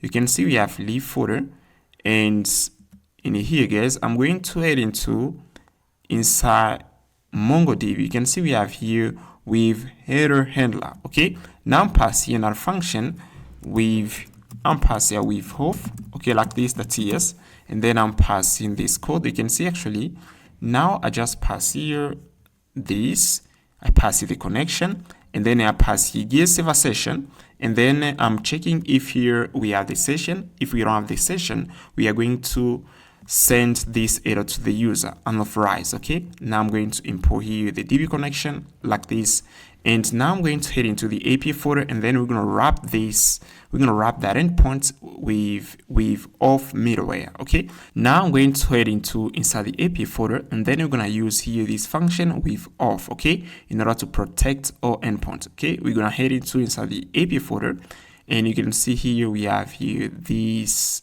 endpoints. I'm gonna move here, and I'm going to wrap this one. Okay, we're gonna try to see. I'm passing with auth. I'm passing with auth. Now let's try to edit this endpoint again and see if we're gonna get there. I'm going to edit and tap here inner. Now you can see here we got unauthorized. Now let's secure all our endpoints, and I'm going to move here. We're gonna pass here with auth again, and then we're gonna secure this one. I'm going to copy that. We are going to head into. We're gonna head into the in here. We're gonna head into in here. I'm going to pass it to with auth, okay, and then we're gonna import it in here. Okay, actually we don't import it. We're gonna get here an error. Now I'm passing with auth like this, and then we don't import it. Yeah, you can see we import it, and we secure all our endpoints. Alright guys, now I'm gonna work on the workflows page. Okay, on the workflow page. Actually, we finished working on the edit button, and if I click here update, we're going to update the projects. Now what I'm going to do, you can see here we still have here two backends. We haven't yet worked on the backend in here. This one, it allows to run the workflow, and we have here the delete button. For the delete button, I'm gonna modify it to another button and pass the icon, and here for the color, I'm gonna pass the outline. And once we click on the button, we are going to move to this page in here. Now we are going to install React Flow, and we are going to head into quick starts. And before we start working on the workflow page, we are going to learn the basic of React Flow. Okay, now the first thing, we need to install it, and to install it we need to cap here a command. If you're using npm, you're gonna cap this one. If you're using yarn, you're gonna cap this one. If you're using ban, you're gonna cap this one. Now let's go. I'm going to head into overview, and in here they give us a little explanation about React Flow. Okay, now you can see this is a node. You can see this is a node, the right here, and this is a node. Now you can see here, this is a connection. You can see we have here a connection. Okay, guys, and here you can see this is a handler. You can see here we have a handler. We have here a node. We have here a connection. We have here a handler. A handler is this dot here at the bottom of the node. This is a handler. Now I'm going to create the same interface. I'm going to head into building a flow. Okay, now in order to build a flow, we are going to import this. Now let me head into the workflow page. I'm going to head into in here. You can see we have here workflows, and then I'm putting this. Okay, and I'm going to remove this. Okay, guys, you can see we have here the initial node. Now we're gonna cap this from the documentation. Now we are going to move here, and we are going to cap this first. We're going to cap this component, React Flow. And first of all, we need to import it. I'm going to copy this. I'm going to pass it in here. I'm going to pass that there. Now I'm going to continue. You can see we're going to see something like this. I'm going to remove this. I'm going to remove here the nodes. Now we're going to head into the browser, and then you're going to see we're going to have here this canvas. Okay. Now what I'm going to do next, I'm going to go back to this documentation, and we are going to add nodes. Okay, now in order to add nodes, I'm going to copy this initial nodes array, and once we copy it, we're gonna see something like this. And you can see I've already copied the initial node array. I'm going to pass it in here. Okay, I'm pass here nodes is equal to initial nodes. Okay, and I'm gonna remove this. You're gonna see we're gonna have here two nodes. I'm gonna move here. You can see we have here two nodes. Okay, let me get rid of the connection in here. You can see we have here the initial edge. I'm gonna get rid of the connection, and we're gonna see something like this. I'm gonna refresh the page, and you can see actually we got here two nodes. Now we already learned this is a node and this is a connection, and at the bottom of the node we have a handler. Now I'm going to go back in here. Now we're going to continue adding edge. Now in order to add or create an edge, we are going to pass here the initial edges. Okay, you can see we have here node 1 and node 2. Node 1 points to the node 2, and here you can see we have here the source. The source here is the node 1, and the target is the node 2. And here I'm going to pass here this, the initial node, and then we are going to pass it in here. Age is equal to initial nodes array, and you can see ID node 1 points to the node 2, and the source here is the node 1 and the target is the node 2. Okay, and here you can see we have here label.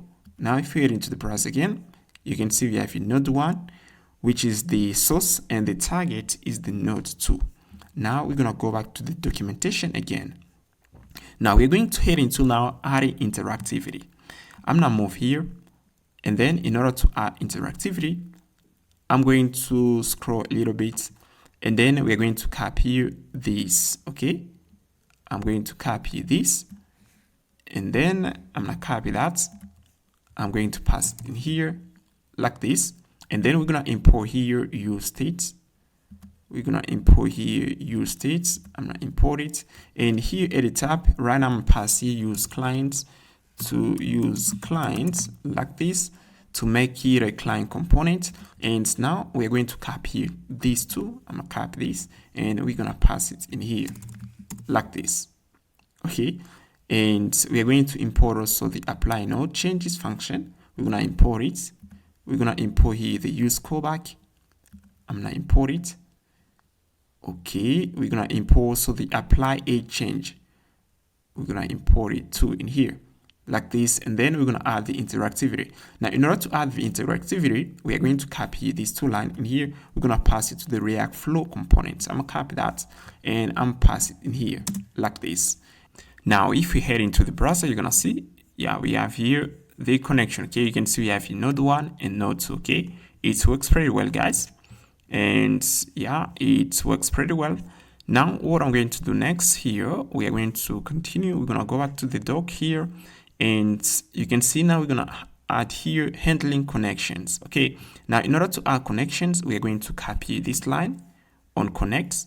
We're going to pass it in here and pass it in here, and you can see here we're gonna pass to that event to the React Flow component. I'm going to copy it in here, and then I'm pass it in here. I'm going to pass it right here like this, and let's see what's next in here. Now we are going to see here the code. Okay, and now we are going to empty here the initial age. Okay, now you can see here we can handle here the connection. Okay, as we just added here this function on connect, we can connect two nodes. Okay, now what I'm going to do, I'm going to empty this array, okay, like this. And now as we just added here this function, we are going to add connection between two nodes. Okay, and now let's try this. Now you can see here we have here two nodes. We have here node 1 and node 2. Now I'm going to drag here the handler. I'm gonna click here on the handler, and then I'm gonna drag the connection, and we're gonna point it to the second node. Okay, and you can see we just established a connection between the node 1 and node 2. Now we're gonna go back to the documentation again, guys, and what I'm going to do in here, I'm going to head into viewer ports. Okay, we come out from the adding interactivity menu. Okay, now we're gonna get into the viewer ports, and in here they teach us how to add panning and zooming. Okay, this is panning. If we click here, you can see we have here little end. We have the possibility to drag elements on the canvas, and guys, we're gonna add all these things along the way. You can see it's pretty easy. And if we head into built-in components, you can see we have a built-in component, and we're gonna add all of this along the way, guys. You can see it's pretty simple. And here too we have here custom node. Okay, let me see, we have here a section where they teach us to create custom node. Okay, now I'm gonna look for it. Okay, I'm going to, yeah, you can see here we have customization, and if I zoom here a little bit, we're gonna head into nodes. Okay, we have the possibility to create custom nodes. Okay, now in here, in order to create a custom node, we're gonna create a component like this one, and then we're gonna export it. You can see we export it, and we're going to pass it to an object, node types. We're gonna pass it text updater, and we're gonna pass here text updater node. Okay, and then we're going to take the node, and then we're gonna take that object, we're gonna pass it to the React Flow component, and then we're gonna get something like this. It's pretty simple, guys, and I think we just learned the basic of React Flow. Now we're gonna start building. Alright, guys, as we just finished learning the basic of React Flow, now we're gonna continue working on the workflows page. Now, the first thing I'm going to do in here, I'm going to import all my icons. You can see in here, this is my app here, and if I head into the public folder, icons folder, you can see in here, I've already put in the folder some icons like the brand, calendar, crawler, DB icon. We have here some icons, guys. Okay, I'm going to pull down the link of this icons folder in description. Now we are going to continue. We're going to head into now the workflows folder. Now in here, what I'm going to do, I'm going to create here the page, and I'm going to make it a client component. I pass here use client. I import here some components, and then in here, inside these return statements, we're going to pass a div, and we have here the top nav component. We have here the left panel, the canvas flow, and we have here the right panel. Now, what I'm going to do next, I'm going to create this component. Now I'm going to head into the component folder. I'm going to zoom a little bit. You can see we have here the component folder. Now I'm passing here a workflow folder. Now inside the workflow folder, we're going to put in all components related to the workflows page. Okay. Now I'm going to pass here a folder, config panel. We're going to put in configuration panel. And in here, I'm going to pass here a component bottom toolbar. I'm passing another components, canvas flow. We're going to pass another component, right panel. And we're going to pass another component, toolbox. Now let's head into the browser and see what we can here. You can see is what we got. Here we have the top nav components. We have here the left panel. Okay, here's the left panel. Okay, it's simply a menu. And we have here the off button component. And we can switch to the dark mode. And you can see here's the bottom toolbar. We got the components here, bottom toolbar. Okay. And we have here the right panel. You can see inside, if we head into, in here you can see we have right panel. And inside the right panel, we have here property. We're going to put in property of a given node. We have here tool. And in here, guys, we have here menu, Gmail. These are apps. We are going to integrate them later. And we have here Gmail, Drive, Calendar, Notion, VectorDB, Slack, Embedding Model, Discord. We have here AI model, ChatGPT, DeepSeek, Queen, Meter, Gemini, and we have here tools that we are going to attach to a given agent, like a web search, web scraper, a memory. Okay. Alright, guys. Now I'm gonna talk a little bit about how an automation system works. In here, we're gonna get a little overview about it. So in here, we have two chapters. On the first chapter, we're gonna talk about node types, and on the second one, we're gonna talk about the node execution flow. So let's start with the first chapter. So you have to know that in every automation system, we have here two types of nodes. We have the trigger node and an action node. A trigger node, you can think of a listener. So a trigger node is the node which starts the automation. When a specific event is occurred in a third-party apps, we are going to run the automation. And you can see, let's say when a new row is added to Google Sheets or when a new email is arrived, we are going to start the automation. And also we have here another node, which is the action nodes, which perform an action. Okay, we can create a user or we can delete a user. These are actions that are performed for an action node. Now in here, you can see we have a simple workflow. And the first node here, this is a trigger node. And downstream nodes are action nodes. Okay, every automation system starts with a trigger node. Okay, and here Drive is a trigger node, and Gmail, Calendar, and Notion are action nodes because these are downstream nodes. Okay, and once an event is fired inside Drive, let's say we create a file inside Drive, we are going to perform some actions to downstream nodes. Now you can see here, now Gmail is a trigger node. Let's say a new email is arrived in Gmail. We are going to perform action on downstream nodes. Okay, in Slack, Calendar, Notion, we are going to perform actions. Now we're going to talk about some events that a node can have. So you can see here we have the Gmail node. So the Gmail node can have many events like message arrived, message deleted, message labeled, message modified, etc. As well as Calendar, Drive, Slack, Notion, Sheets. These nodes can have many events.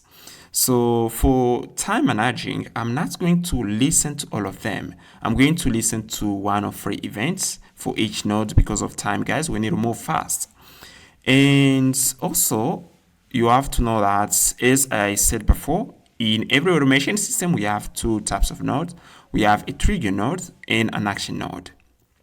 Now, in here, I'm not going to consider all nodes as triggered and action. In here, I'm going to consider some nodes as trigger and action nodes like Gmail, Drive, Calendar, Slack. For these nodes, we can use them as trigger nodes and action nodes. But for Notion nodes, we're going to consider it as an action node only. And also for Google Sheets, we aren't going to consider it as a trigger node or an action node. But instead for Google Sheets, we're going to use it as a tool to an agent. Now we're going to talk about the execution flow of an automation system. Step 1, an event is triggered. Step 2, a webhook request is sent to our Nextjs app to notify us that something changed in a third-party app. Let's say a message is deleted in Gmail. they're gonna make a webhook request to our Next.js app. Then we are going to move to data extraction and processing from a trigger node. After that, we are going to move to the step 4, where we are going to do data transformation before sending to the next node, okay? And then on step 5, we have action execution. And that's how an automation system works. Guys, you have a little overview about an automation system. Now let's move on to another task. Alright guys, now let's learn how to create a node. Previously, we talked about React Flow. We learned how to create a node. We learned what is a handler, what is a node. We talked about that previously. Now we're going to learn how to do that. Now you can see on this interface, we have here some nodes. You can see we have here a node, and we have here on the right, we have a source handler. Okay, now here, I'm going to explain you how we can make a connection to another node. You can see in here, the left, we have a node, and on the right, we have a source handler. And here on the right here, we have another node. It is two handlers. We have here the left handler and the bottom handler. Now, the left handler here is a target handler. The bottom handler here, the source is a source handler. This is the type of this handler. Now, here's a rule, guys. Now, a source handler can make a connection to a target handler, but a target handler cannot make a connection to a source handler on drag events, okay? You can see here, we have here this handler. This is a source handler. Now, if I try to make a connection to a source handler, let's say here, this target handler here is a source handler. It's not going to work. But if this is a target handler, it's going to work, guys, because if we drag here a source handler, we move it to a target handler, it's going to work. Okay?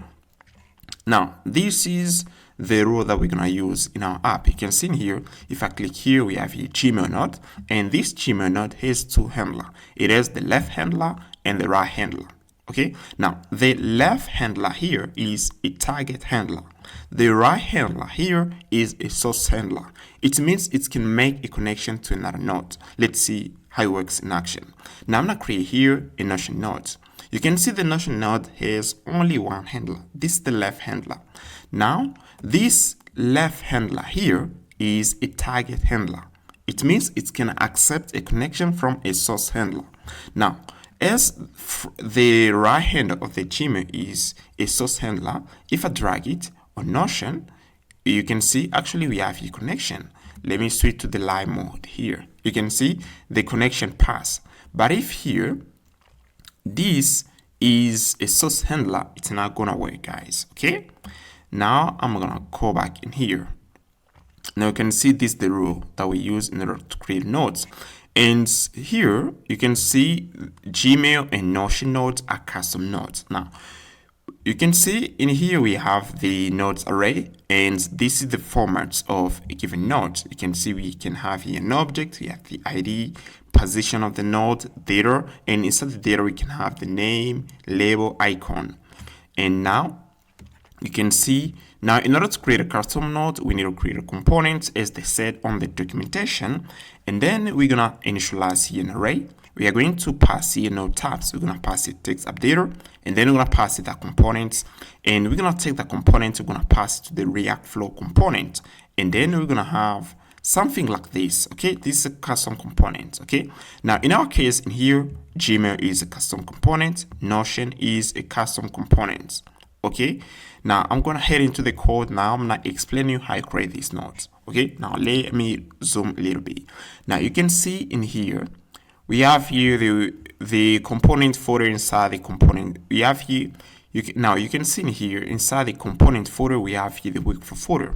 Now inside the workflow folder we have here two folder. We have a config panel and nodes. Okay, now I'm going to head into nodes. Okay, you can see in here we have the agent node.tsx. Now this is a custom component. Okay, we use this component in order to create an agent. Okay, you can see in here we have an agent node. This is a custom component, but also in here we have a sub agents node. Okay, now if I click here, you can see actually we create here an agent node. You can see this is a custom node. Okay, now I use this technique in here, guys, in order to create a custom node. Okay, it's pretty simple, guys. That's what they said on the documentation. Now you can see we have here two nodes. In here we have the agents node, but also we have here a sub agents. Now as this is a custom component, a custom node, we are going to pass it some handler. You can see in here the agents node has free handler. If I move here, you can see it has free handler. You can see left handler, right handler, and bottom handler. Now the left handler here is a target handler. The right here is a source handler, and the bottom is a source handler. Let's see that. You can see here we have a handler. This is a component that we import from React Flow. You can see we import it from here, and then we pass it in here, position left, and here we pass here the theme. Okay, and the tab here is target. Now this is the left handler. The right handler, the tab is source here, and the position, we position it at the right, and here we have some style. We have here the bottom handler. The bottom handler, the tab is source, we position at the bottom, and we have here the style. Okay, and for the sub agents here, we have here two handler. We have a handler which is positioned at the top of the node, and we have here another handler which is positioned at the bottom of the node. Now you can see in here for the sub agents. For the sub agent here, we have here two handler. We have the top and bottom. Okay, and the top handler is a target one. It means it can accept connection from a source handler here. Okay, and here the bottom handler can make a connection, let's say, to a tool like a website. We can pass here. We can pass a search tool to a sub agent. Okay. Now these are great nodes, but also we have here some standard nodes. You can see if I head into inside standard nodes, you can see we have here many nodes. You can see we have here two nodes. If I scroll again, input node, you can see we have here output node. We have here Gmail nodes. We have here Drive. We have here Notion. All of these are custom nodes. Pretty simple, guys. You know how to create a custom nodes. Now, once we finish creating all these components, now we're going to create the node tabs object, okay? And you can see in here, I just import all these components in here, and then I pass it to the node tabs object, okay? You can see we pass it the agents, the agent node, the tool node, Drive node, Notion nodes, the Slack nodes, etc. Okay? Now, once we have this object, now we're going to head into now the canvas flow, okay? Now, inside the canvas flow components, what we're going to do in here, we're going to basically pass here this object, node tabs, and then we're going to have here our custom node, okay? That's what they said on the documentation, guys. It's pretty simple. You can see we have to create a component, then we're gonna initialize an object. We're gonna pass it these custom components, and then we're gonna take that, we're gonna pass it here. And to pass to a custom component some handler, we need to import the handler component from React Flow. It's pretty simple, guys. And then we're gonna have here something like this. Okay, you can see it's pretty simple. Now, I'm going to explain you something else in here, guys. I'm going to go back inside the code. You can see in here, we just passed that in here. But you can see when I click here, if I head into the browser, if I click here, let's say I click here, Gmail, you can see we create a node here. Okay, how we do that? Okay, now let me explain you again how we move here these nodes on the canvas.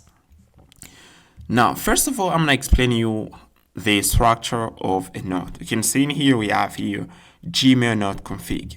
The Gmail node config, it's simply a function that returns an object. Okay, you can see we have here the ID, the tab Gmail node, category, position, we pass it the data, we have here the label icon, and we have here triggers array, and instead of the triggers array we have some events like Gmail new message. When a new message arrives inside Gmail, we're gonna trigger the workflow. Okay, we have here another event, Gmail message sent. When we send a message, we're going to trigger the workflow.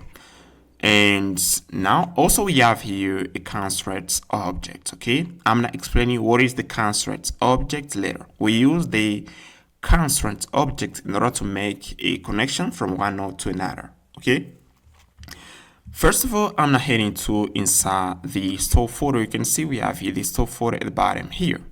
And in here, I've already put in the workflow folder. Now, if we head into the workflow folder, you can see we have the node config. And then inside of it, we have the index.ts file. And in here, I import all nodes configuration inside the index.ts file. And if we head into the nodes folder, you can see we have here the agent node config.ts file. You can see we have here this object, and we wrap it inside a function that basically returns that object. And then here we have the calendar nodes, we have here the drive nodes, we have here the embedding model node config, we have here Gmail nodes. Okay, this is the Gmail node at the bottom. I'm gonna get rid of these comments in here. And we have here the sub agent node config. You can see we have here this object. Okay, now once we create these objects, once we have here these objects, okay, now once we're gonna click on a given node like Gmail, we're gonna take this object, we're gonna push it inside the nodes array.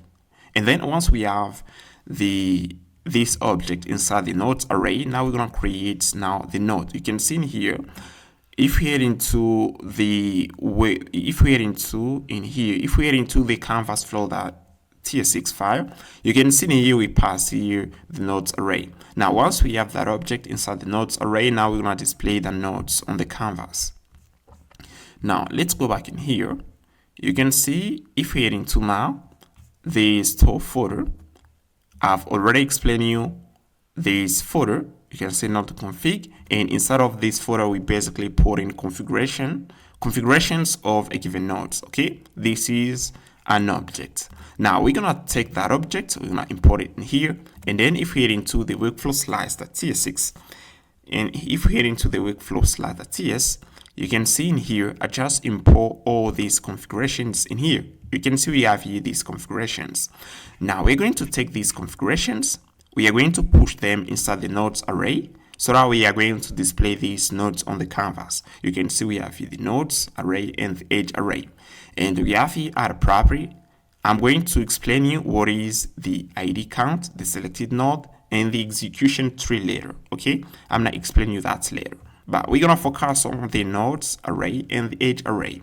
Now you can see here we pass here, we tap the initial states object, we tap it with the nodes array, edge array, and here we pass it the selected node. Okay, I'm not gonna explain it. I'm not gonna explain this now. I'm gonna focus only on the nodes array and edge array. Now we are going to take now this initial state. We're gonna pass it in here. Okay, you can see we have here the initial state. Now in here, guys, you can see we have here some functions, some actions. We have here one here that allows to push here an object inside the nodes array. You can see add nodes. I'm not explaining this. Now you can see we pass it the state, but also we pass it the payload. The payload takes here the node tab, the icon, the label, and then here we are going to pass here an object. Okay, you can see new node. We are going to pass the new node is equal to agent node config. This is an object. We're gonna take that object, we're gonna pass it to the new node variable, and then at the end here we are going to take this new node variable, we're gonna push it inside the nodes array. And once we have this object inside the nodes array, now we're gonna display the nodes on the canvas. We did the same thing for the output node, for the modal node config, for the sub agents config. Okay, you can see this function here basically takes an object, we pass it the ID, label, and icon position of the node. Pretty simple. If the action that payload that node is equal to calendar, we're gonna create a calendar nodes. Okay, you can see in here, once we click here, you can see this is a menu. If I click here, we're gonna create a node. Okay, now I'm going to head into inside another component. You can see in here we have here two. Okay, The tool component is where we got the menu. I'm not heading to toolbox. Okay, now inside toolbox is where I import here first the use dispatch hook and use select hook, so that we're gonna get access to the property of the workflow slice. Okay, now in here you can still import here dispatch. Okay, now you can see at the top here we have here this menu. Okay, a Gmail, Drive, Calendar, Drive. Okay, now and also you can see we have here type app Gmail, type app Drive, type app Calendar. Now in here you can see we have here this list. Now I call here the function show notes. Okay, now in here I'm checking in here if the type is equal to 2, we're going to pass it add node. We're going to call the function add node, and then we're going to pass it the node type is going to be a 2. We're going to pass it the image label. We're going to pass it the image label, and if the node type is equal to model, we're going to pass here nodes model node icon label. If the node type is equal to app Gmail, we're going to create the Gmail node. We're going to pass it nodes, the node, the icon. You can see we have here in here. If we head into inside the slice, inside the work, if we head into the workflow slice, you can see we have here the function. We pass the payload, and then here we make some check, and then we're gonna create here a node. You can see it's pretty simple, guys. Okay, I'm checking if the type is equal to Gmail. We're gonna create a Gmail node. If it's equal to the type is equal to Drive, we're gonna create a Drive node, Calendar node. You can see it's pretty simple, guys. Okay, it's pretty simple. Now let's talk about node connection rule. Now from this chapter we're gonna learn how a node can accept a connection to another one. Okay, now you can see in here I'm gonna refresh the page to get rid of these nodes here. I'm going to create a node here like Gmail. Now I'm not creating here a node here. We have here an agent node. Now you're gonna see something in here happen. Now you can see in here if I pass here an input node, I'm gonna create an input node in here. You can see if I drag the right handler of the input node, I drag it from the left handle of the Gmail, you can see the connection works in here. But if I drag it on the agents, the connection works too. Let me try to pass here the embedding model. If I drag here the right handle of the input node on the left handle of the embedding model, the connection pass. But what if I pass here now Notion? And then here I'm gonna try to drag this again in here. The connection works. Now I'm going to take here something like I'm gonna take now the bottom handle. You can see this the agents. Now you can see if I pass here a 2, you can see we have here 2 node. Okay, now if I move here, I try to make a connection from a tool handler to the bottom handle of the agents, the connection pass. But if I try to drag this, I try to make a connection from the bottom handler of the agents to the Gmail, the connection doesn't work in here.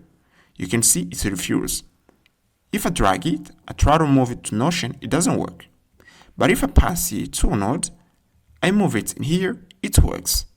Okay, now I'm gonna try to create here a model. I'm going to try to make a connection to Gmail here, it doesn't work. I try to make a connection to the embedding model, it doesn't work. If I make a connection here at the bottom, it works. At the right handle of the agents, it doesn't work. Now beyond of this, we have a connection rule that I've defined. Now if I move here, you can see this the select node config. You can see in here we have the construct object. Okay, we use it in order to define the connection rule. If we head into inside the output node config, you can see we have it in here. In every node configuration, we got it. Now I'm not heading to a scala draw, and here, guys, I'm not explaining you how it works on these Gmail nodes. Now in here, you can see we have here the construct objects, and here the Gmail node has 2 handles. We have here the left handle and the right handle. Now you can see in here we pass here node handles. Left handle. The left handle is a target handle, and it can accept connection from the input node Output node, Drive node, Slack node, Notion node, Discord nodes. Okay, the left handle can accept connection from these nodes if the handle position is positioned at the right. This node here can accept connection.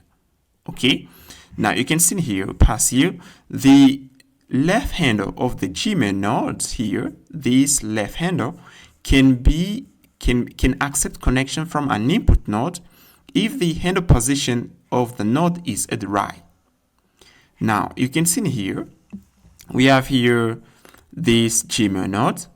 It can accept here the Notion node if the handle position is at the right. You can see in here, if I pass here the Notion node, yeah, you can see we have here the Notion node. Okay, let me pass it in here. Okay, let me pass here the Notion node and see how it works. Okay, here's the Notion node. Okay, the Notion node here has only the left handle, but here you can see we define here rule. The Gmail node, the left handle of the Gmail node can accept the connection from the Notion node if the handle position is at the right. You can see actually the Notion node doesn't have a right handle, and here the connection can't work. Now let me pass here another node which has here two handle. I'm gonna pick here Slack. Okay, you can see this Slack. Slack has two handle, left and right. Now in here, you can see the left handle of the Gmail. You can see this is the left handle. This is the left handle. Can accept connection of the Slack node if the handle position is positioned at the right. Now, handle position is at the right here. Now, left handle of the Gmail here. If I try to drag this to the right here, it doesn't work. Yeah, it works. Yeah, it works. You can see it works. Okay, but if I try to drag it on the left here, it doesn't work. Okay, the left handle of Gmail can accept connection of the Slack node if the handle position is at the right. You can see this is the left handle. You can see we have here the Slack node. You can see in here we have the Gmail node, left handle. It can accept connection from the Slack node at the right position, at the right handle. Now you can see in here, if I drag this at the right, it works. You can see now we have here the right handle of that Gmail node. Now if I drag this here, it doesn't work. It doesn't work too in here. Now in here we have here another condition for the right handle. The right handle of the Slack, the right handle of the Gmail node can accept connection on the left handle of the Slack node. Left, it can accept connection from the left. Now you can see this is, let me show you. I'm gonna move this and drag this here, and then I'm going to zoom a little bit. You can see this is the right handle. It can accept connection from the right. It doesn't work here. Let me see in here. We have the right handle of Gmail. This is the right handle. Okay. It can accept connection handle on the position at the left. Okay. Of Slack node. Okay. Handle position. The handle position is at the left. The connection, it's gonna work. Okay. In here, it can't here because we already linked here Slack. Now what I'm going to do in here, I'm going to try to, the right handle. Let me see in here, guys. Slack node.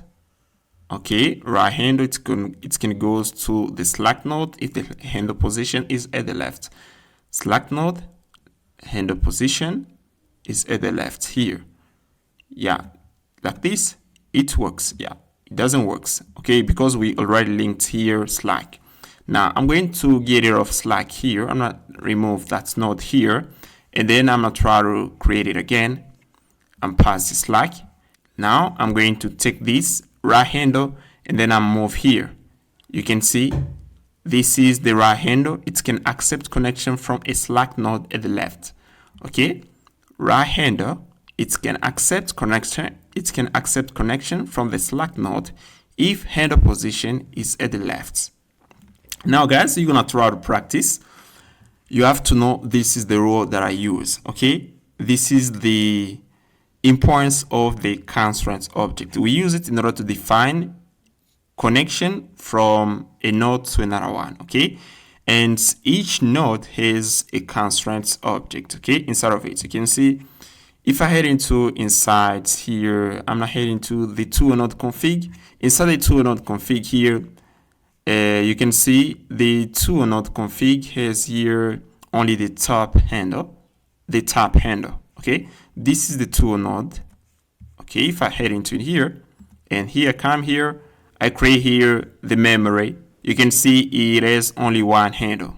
It's positioned at the top here, and this is the target handle, and it can't accept connection from any node. Okay, and now in order to make it work, you can see if we head into the canvas flow, we have the function onConnect in order to handle connection. Okay, handle connect, and then we pass this in here. I invoke the onConnect function. We have it inside the workflow slice. You can see we have here onConnect function, and here once we call this function, we are going to add connection.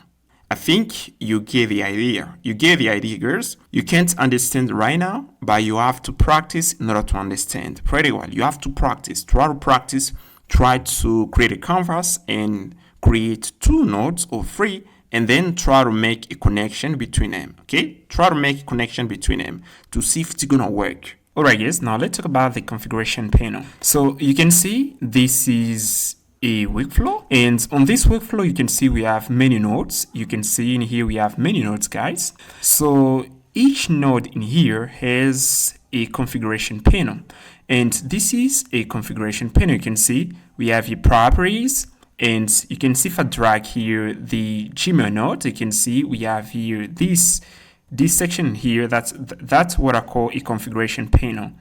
And let's say I create here another node and pass here Notion. Okay, we have here Notion node. Okay, now when I drag here the Notion node, you're gonna see Notion node has its own configuration panel. You can see I drag here the Notion node. If I drag here the Gmail nodes, you can see the configuration panel change immediately. Now I'm going to explain you how I did this, how I create this, because we have here many nodes, guys. We have many nodes, guys. I can't create each configuration panel one by one. We are going to lose a lot of time, guys. Okay, and once you understand how to create a configuration panel for one node, you're going to understand how to create a configuration panel for other nodes. Okay, now let me scroll a little bit in here. Now you can see in here we have the canvas flow. So inside the canvas flow, we have the React flow components, and in here we pass a function on selection change. Now this function here, we have it at the top of this component. You can see on selection change. If I head inside the canvas flow, you're gonna see we have it in here, canvas flow. Now right here you can see we have a function on selection change. Now you can see that I passed the function to the React flow component. You can see is right here on selection change. Okay, we got it in here. Now if I click here, they're gonna take me in here. And now you can see in here, I pass here dispatch and then selected node. Okay, now inside the workflow slice here, we have a function that allows to select a single node inside the canvas. Now once we select the single node, we are going to take it.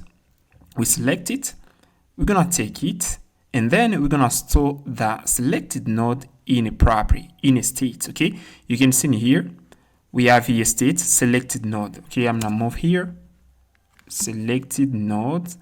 Okay, let me show you. Yeah, I'm going to scroll down first here, and then we're going to, you can see set selected node. Okay, you can see in here we have a state selected node. Okay, now once we select a node on canvas, we're gonna pass it to the selected nodes property, okay? And once we pass it there, we are going to use the selected node in order to get access to it, okay? Now you can see we select it, okay? We use the set selected node in order to select a node on a canvas. Now once we select it, we are going to head into now inside the right panel. Now inside the right panel, we have here use dispatch, and here we have use select, and then we extract the selected node here. Actually, the selected node has data. Now, if we head into the right panel, you're gonna see we have something here, right panel. You can see at the top here, we have this. Yeah, you can see in here, I just extract now the selected node. As I just extracted the selected node, now I'm gonna take it. I'm gonna take this property, and then I'm going to pass it to a component, and we're gonna pass it to the node configurator.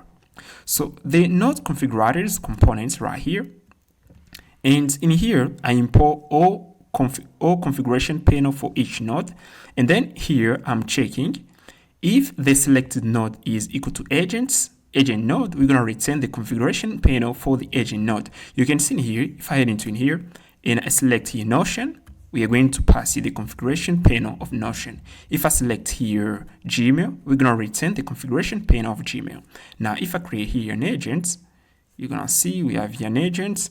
If I move it in right here, you can see that actually we have here the agent configuration panel. If I select here Gmail, Notion, etc., it's gonna change automatically because in here the node configurator. In here, I'm just checking if the node type is equal to agent. We're gonna return the agent configuration panel. If is equal to sub-agent, if is equal to Gmail, we're gonna return this configuration panel. Now in here, if I head into the Gmail configuration panel, you can see in here that I pass it the selected node. You can see we pass it as proper right here. And let me go back in here first. You can see first of all here inside the node configuration panel, we pass it the selected nodes that we get from the right panel. You can see if I move here, we have the right panel. Now inside the right panel, we extract here the selected node. And then we take it, we pass it as a prop to the node configurator. Now inside the node configurator, in here we are checking the node type. If the node type is equal to agent, we're gonna return the agent configuration panel. If is equal to drive node, to Gmail node, we are going to return a concern node. Now I'm going to head into now the Gmail config panel. Now as we pass here the selected node, we are going to return this UI right here that you can see in here. Okay, we're gonna return this UI. And then in here, we can pass here some data, like the subject, the body.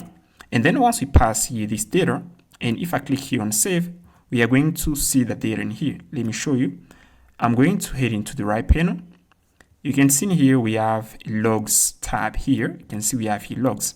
Now I'm gonna head into in here, and then I'm going to pass here nodes like this. I'm passing nodes. You can see at the top here, we extract nodes here. We extract nodes at the top here. Let me show you. I'm gonna scroll a little bit. You can see in here we extract the nodes array. We extract as well the edges array. Now in here, you can see we have the logs here. Now what I'm going to do, I'm gonna click here Gmail. If we create a Gmail node, and then here we pass here that, you can see here's the Gmail node. Okay, here's the Gmail node. That's what we got inside the Gmail config.ts. Okay, this is what we got in here. This is the Gmail object. Okay, now we pass it, we push it in here. We got all of this. Now you can see this is the data, and in here we have a property. Let me show you the property in here. Let's say I come here, and then I pass here. Let's say I select here an action, and then I pass in my email.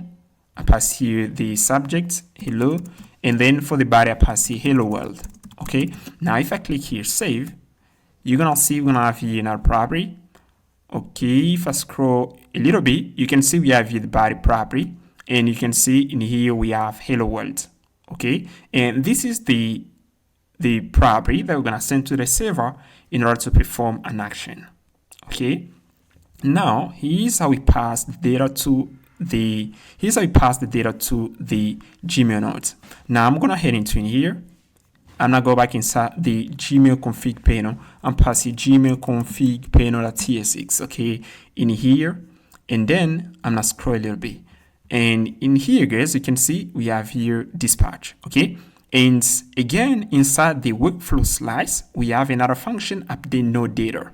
Now I take here this data from the inputs. I take the data from the inputs, like I pass it the selected node ID. I pass here, I pass it the body now. I pass it the subjects. Okay, I pass it this data. You can see here's the data, here's an object. And then we take the data from the inputs.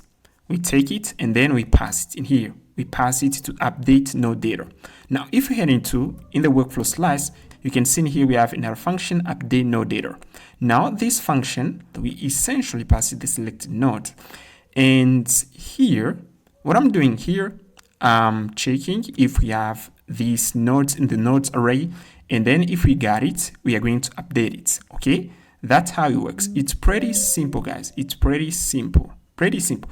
Now, in order to understand, as I said before, you have to practice. It's pretty simple, guys.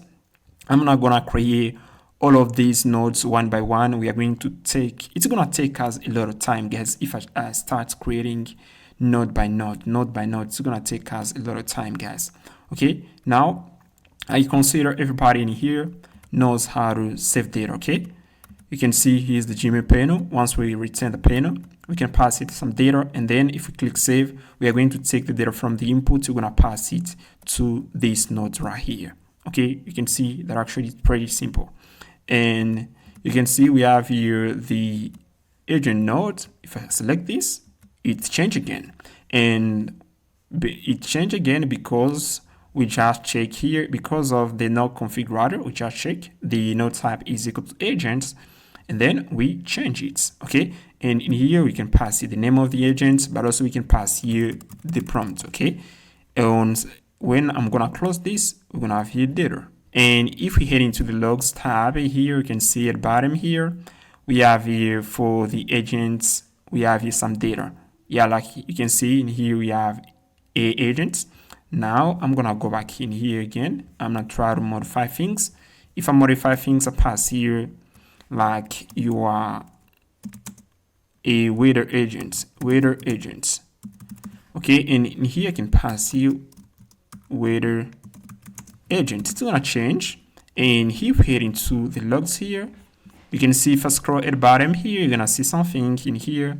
You can see for the data, which we modified the label, we have the waiter agents, and we have instructions, your waiter agents. Now, this how it works, guys. It's pretty simple. Now you understand how it works. Now you can create a node, then create a configuration panel, and then try to update a given node. Maybe you can try to update the title of the given node and see if it's gonna work, guys. It's pretty simple. Try to practice, okay? Alright, guys, now let's talk about integration. Throughout this chapter, we're gonna learn how to integrate third-party apps inside of our Nextjs app. So before we dive in, I'm gonna start with the chapter 0. We're gonna be talking a little bit about webhook requests. We are going to learn what is a webhook request and how it works. And then we're gonna move to the first chapter where we're gonna learn how to integrate Gmail. Second chapter, we're gonna learn how to integrate Calendar. Third chapter, we're gonna learn how to integrate Google Drive. Fourth, we're gonna learn how to integrate Google Sheets. Fifth, Notion. Sixth, Slack. And finally, we're gonna finish with the integration of Langchain framework inside of our Nextjs app. So what is a webhook request? A webhook request is an automated message sent from one application to another when a specific event occurs, enabling real-time communication between services. So you can see here on the left, we have a third-party app, which is Gmail. And here inside of Gmail, if a specific event is triggered, like a message arrived or a message is sent, we are going to send an HTTP request to our Nextjs app alongside with a payload to notify our app that something happens inside Gmail. Now we're going to learn how to integrate Gmail. And before that, I want to talk a little bit about Google PubSub before we dive in. So what is Google PubSub? Google PubSub is a scalable real-time messaging service that decouples applications by allowing them to communicate asynchronously. Publishers and publishers send a message to a topic, and another application called subscribers can receive message from that topic without the publisher needing to know who they are. So you can see here, guys, we have here this photo where I illustrated how the Google Pubs app works. Now, you can see here we have the publisher. The publisher is the third-party apps, which is Gmail. I'm going to pass here Gmail, okay, which is a third-party apps that publish a message. Now, once we publish the message, we're going to pass it to a channel. The channel is where the message is stored, okay? We are going to pass you that. We're going to pass you, this is a channel or a place. I'm passing a channel, a place where this published message is sent, okay? And then we have here the subscriber at the bottom here. The subscriber is our Next.js app. And then it's going to subscribe to that event, okay? I'm going to pass you the subscriber is our Next.js app, okay? Like this. Pass your Next.js app. And then here we are going to subscribe to that event here. And then we're going to get the message. This is how Google Pubs app works. Now we're going to head into now Google Console. Head into Google Console, guys. And now you're going to move here. And then you're going to see here library. Click on library. Okay. Once you click on library, they're going to take you to that page. And here I'm going to look for Gmail. Tap inner, Gmail API. You're going to tap inner. You can see we have it in here. Click here. And then what you're going to do in here is to enable Gmail. You can see in here, I've already enabled Gmail. And here, let me see, let's say I want to enable Gmail poster tools API. If I click here, you're going to see we have here a button, enable Gmail. Don't enable Gmail poster tools API, enable Gmail. You're going to look for Gmail, and then you're going to enable Gmail. Once you enable Gmail, you're going to look for Google Drive. You're going to enable Google Drive. Look for Google Drive. You can see Google Drive API. Click here. And then you're going to enable Google Drive. I've already enabled Google Drive. Enable Google Drive. Now, go back again. You're going to look for calendar here. Calendar. Okay, tap inner. Calendar API. And then calendar API, you're going to enable calendar API. I'm going to go back again here. You're going to look for Google Sheets here. Google Sheets. Google Sheets like this. Tap inner. And then you're going to see this Google Sheets API. Click here and then you're going to enable to Google Sheets. Once done, we are going to go back in here. Go back again in here. I'm going to go back in here. You're going to look for Google Pubs app. I'm passing Google Pubs app /sub like this. Tap inner.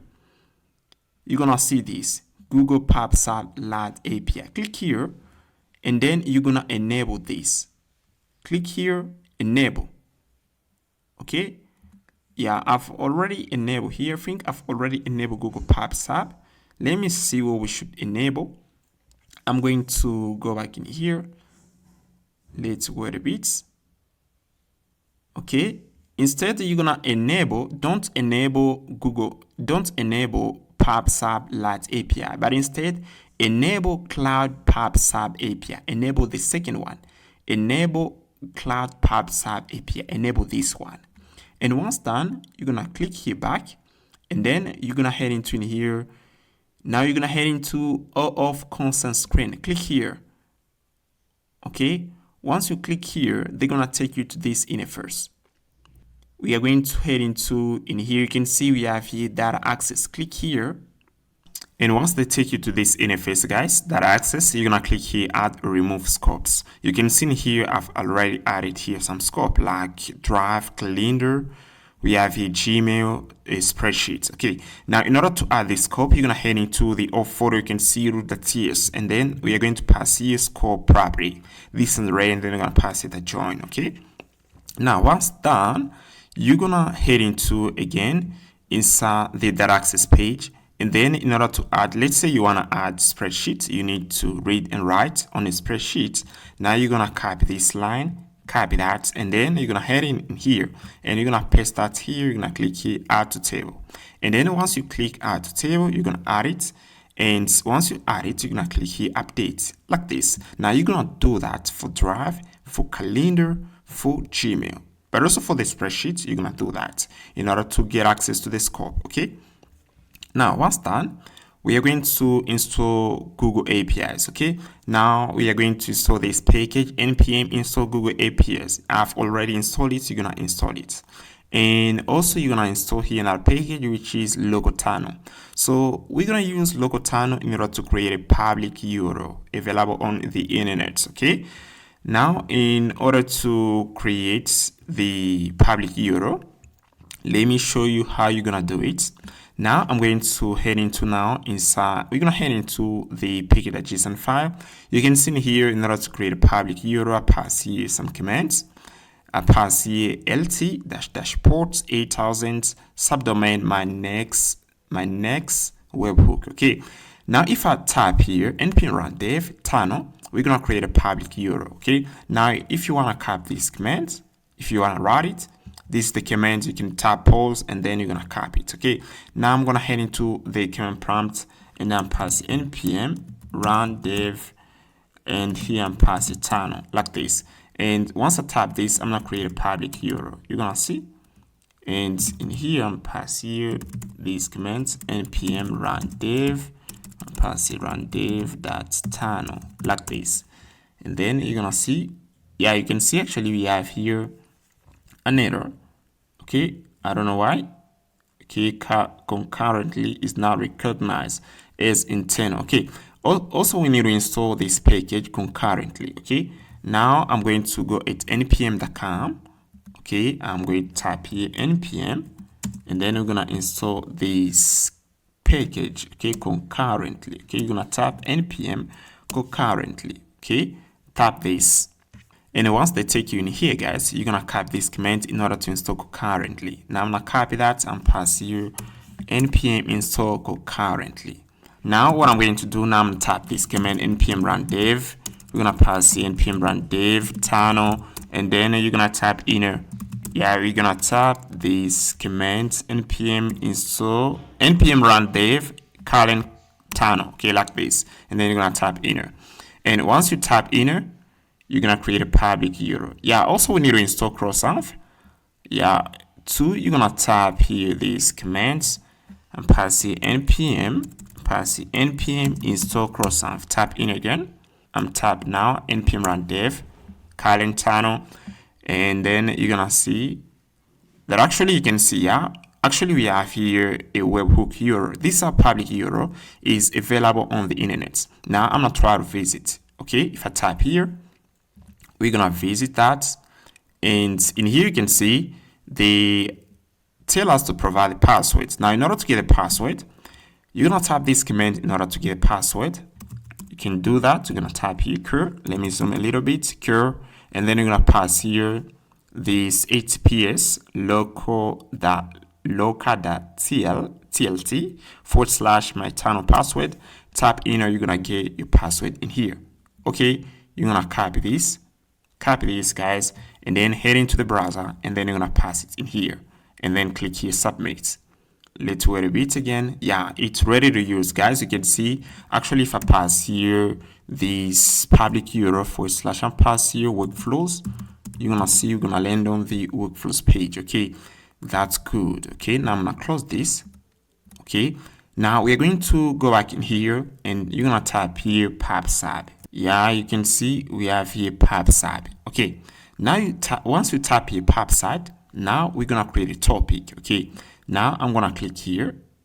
Once in here, guys, you're gonna see this button here, create topic, and also you're gonna head into your data file. And what we're gonna do in here, guys, we are going to do this. I'm going to pass here something. Let me show you what we're gonna pass in here. You can see in here, I have here, you're gonna pass here Google Access Token and Google Refresh Token. I'm gonna use these two environment variable for testing purpose, and then we're gonna remove that later. And here you can see I pass here GCP, Google Cloud Project ID. We're gonna pass here the project ID, but also we pass here Gmail pub/sub topic. Okay, this is what we're about to create. Okay, and here for the topic we're gonna create it. Okay, Now for the project ID, in order to get it, you're gonna click here. You can see this is my project, N8N clone.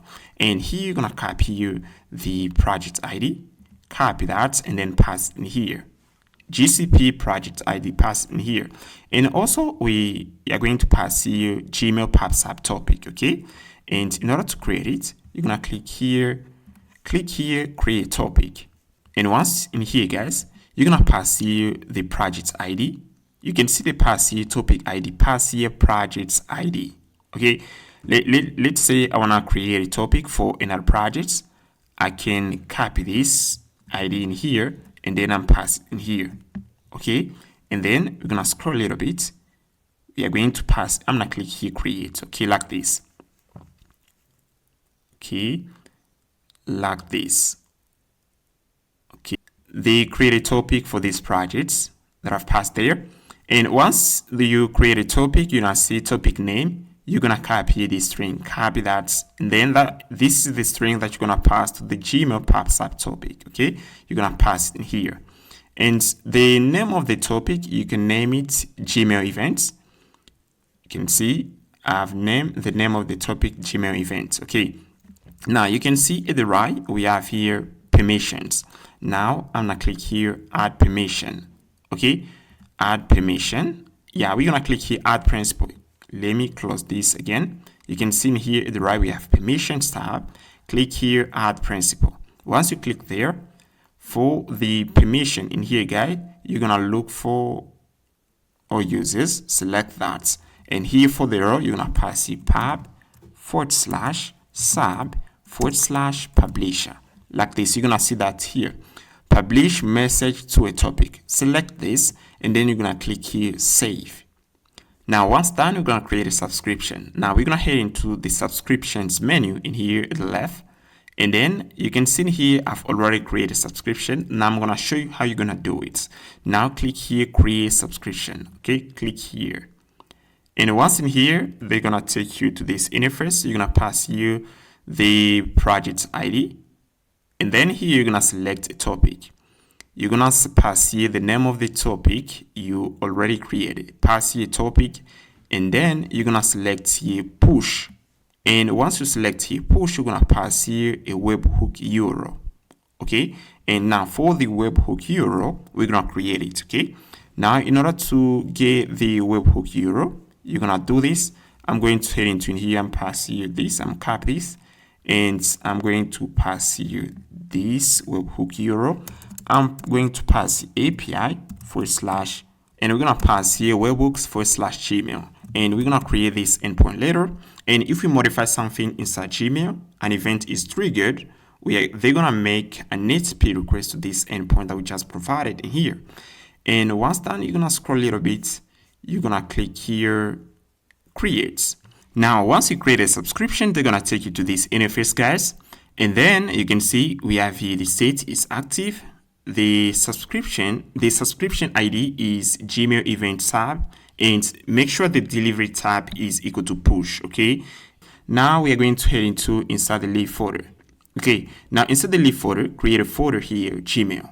Okay, create a folder Gmail, and here I'm going to create a service inside the Gmail folder and pass the service process PubSub event. Now we're going to use here a function in order to process PubSub events. And here I'm gonna import here right now the Gmail service. Okay, now let me create the Gmail service.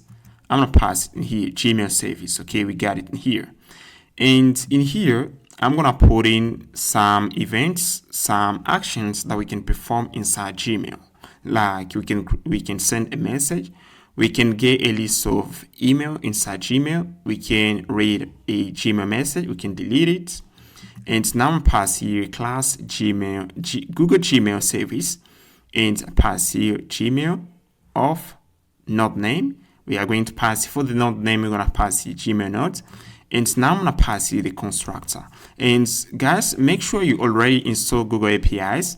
And then in here, we're going to pass here the access token and fresh token in order to authenticate. And then pass here this, that off. We're going to set here credentials. For the credential, we're going to pass here the access and refresh token. I'm going to show you how to get the access and refresh token. And you can see here, guys, if I head into the data file, we pass here the Google Access and Refresh token. Now I'm going to remove that because we're going to retrieve the Google Access token and Google Refresh token from the session. I'm going to get rid of these two keys in here. Now we're going to go back in here, and then we are going to pass here a function to start watching Gmail, okay? Start watch, okay? And we pass here Gmail pops up topic, and then here pass here Gmail.users.watch, and then user ID is equal to me, and we're gonna pass here the topic name, and here we're gonna pass the labels, inbox, and send. If we receive an email or we send an email, they're gonna make a webhook request inside of our Nextjs app. And then here we are going to pass here another function in order to start watching these endpoints. And now we are going to pass a function in order to send an email. We're going to pass another function in order to reply to an email. We are going to pass another function to create a reply raw email. And we're going to pass another function, list history. And what this function basically does, it lists the history of all changes to a given mailbox. Now, guys, you may be wondering where I copy all this code. You can see inside the Gmail service, we have here a lot of code. We have here a lot. Here you can see we have here a lot of code. Now, you want to learn where I copy all of this. Now, you're going to head into Google Cloud. And now you can see we have here some service. Okay, we're gonna look for Gmail API. Click here. And once you click here, they're going to take you to this interface. You can see we have here documentation. Click here and click here API reference. Once you click here, they're going to take you to this interface in here. And on this page, we have all functions that we can use in order to interact with the Gmail API. And I'm going to give you an example of the function history.list. Okay. Now, in order to get the history of a given mailbox, we use here users.history.list. Okay. You can see here. That's what I pass in here. You can see I pass here users.history.list, okay? And then I pass it the user ID, start history ID, page token, history tabs. You're gonna see we have the same thing in here for parameter user ID. I pass here page token, I pass here start history ID, I pass here the history tabs. And if I click here for the history tab here, this is an N8N tab, I pass here only message added. When we are going to have a message inside Gmail, we are going to retrieve it. Okay, that's why I passed there message added. And guys, if you want to learn more about how to interact with the Gmail service, you can come in here and read. I've already do that for you guys. Okay, and also about other stuff, you can go to this documentation in here. Go at npmjs.com and tap Google APIs. They're gonna take you to this interface. In here too, we have some code here, like the providers, some example how to authenticate. Let's say you can see at the tab here, I pass here codes, new google.auth, OAuth 2. This code I copied from Google API doc, okay? If I pass, I look for it, we're gonna have it in here. Now, in order to authenticate, we need to pass here the client ID, client secret, the redirect URL, and here we are going to pass here the access and refresh token. And if you want to watch, let's say Gmail, I'm going to look for that here. I'm going to tap here watch. You can see here, in order to watch Gmail, we pass here gmail.users.watch, and then we pass the topic name. You can see it's pretty simple, guys. I've already copied everything for you and put it in one place, Gmail service. And I'm going to continue. I'm going to create here another function, list message. We're going to use this function in order to get a list of message from Gmail. And done. We're going to pass another function, get message, in order to get all details about a particular message. Okay, and pass that in here. Once done in here, we're gonna head into now inside the process pub sub event.ts file. And I use this function here, process pub sub event, in order to listen to Gmail events. And if we receive an email inside Gmail, we are going to be notified. Okay, if we send an email, we are going to be notified too. Okay, this is the importance of this function, and all these codes are copied from Google Cloud.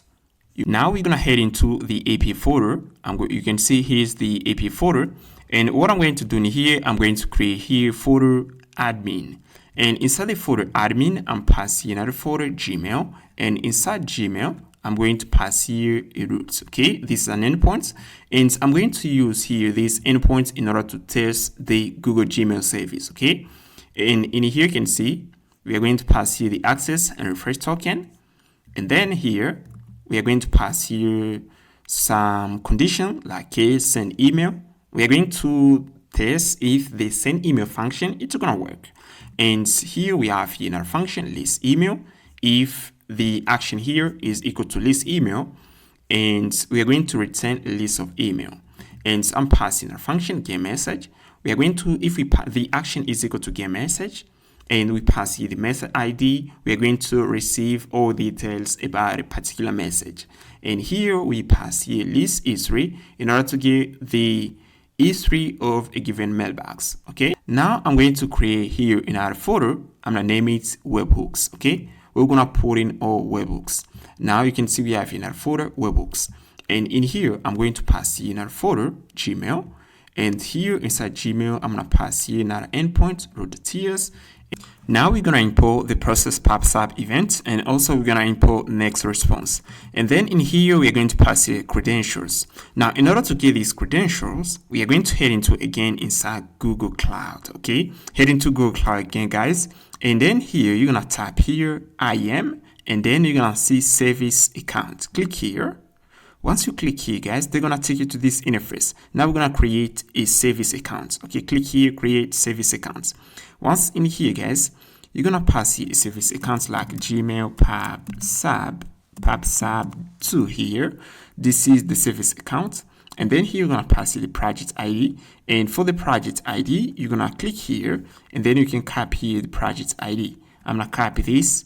And yeah, I'm gonna copy this one here, and then I'm going to pass in here like this, and then service account description, and I can pass here listen to Gmail.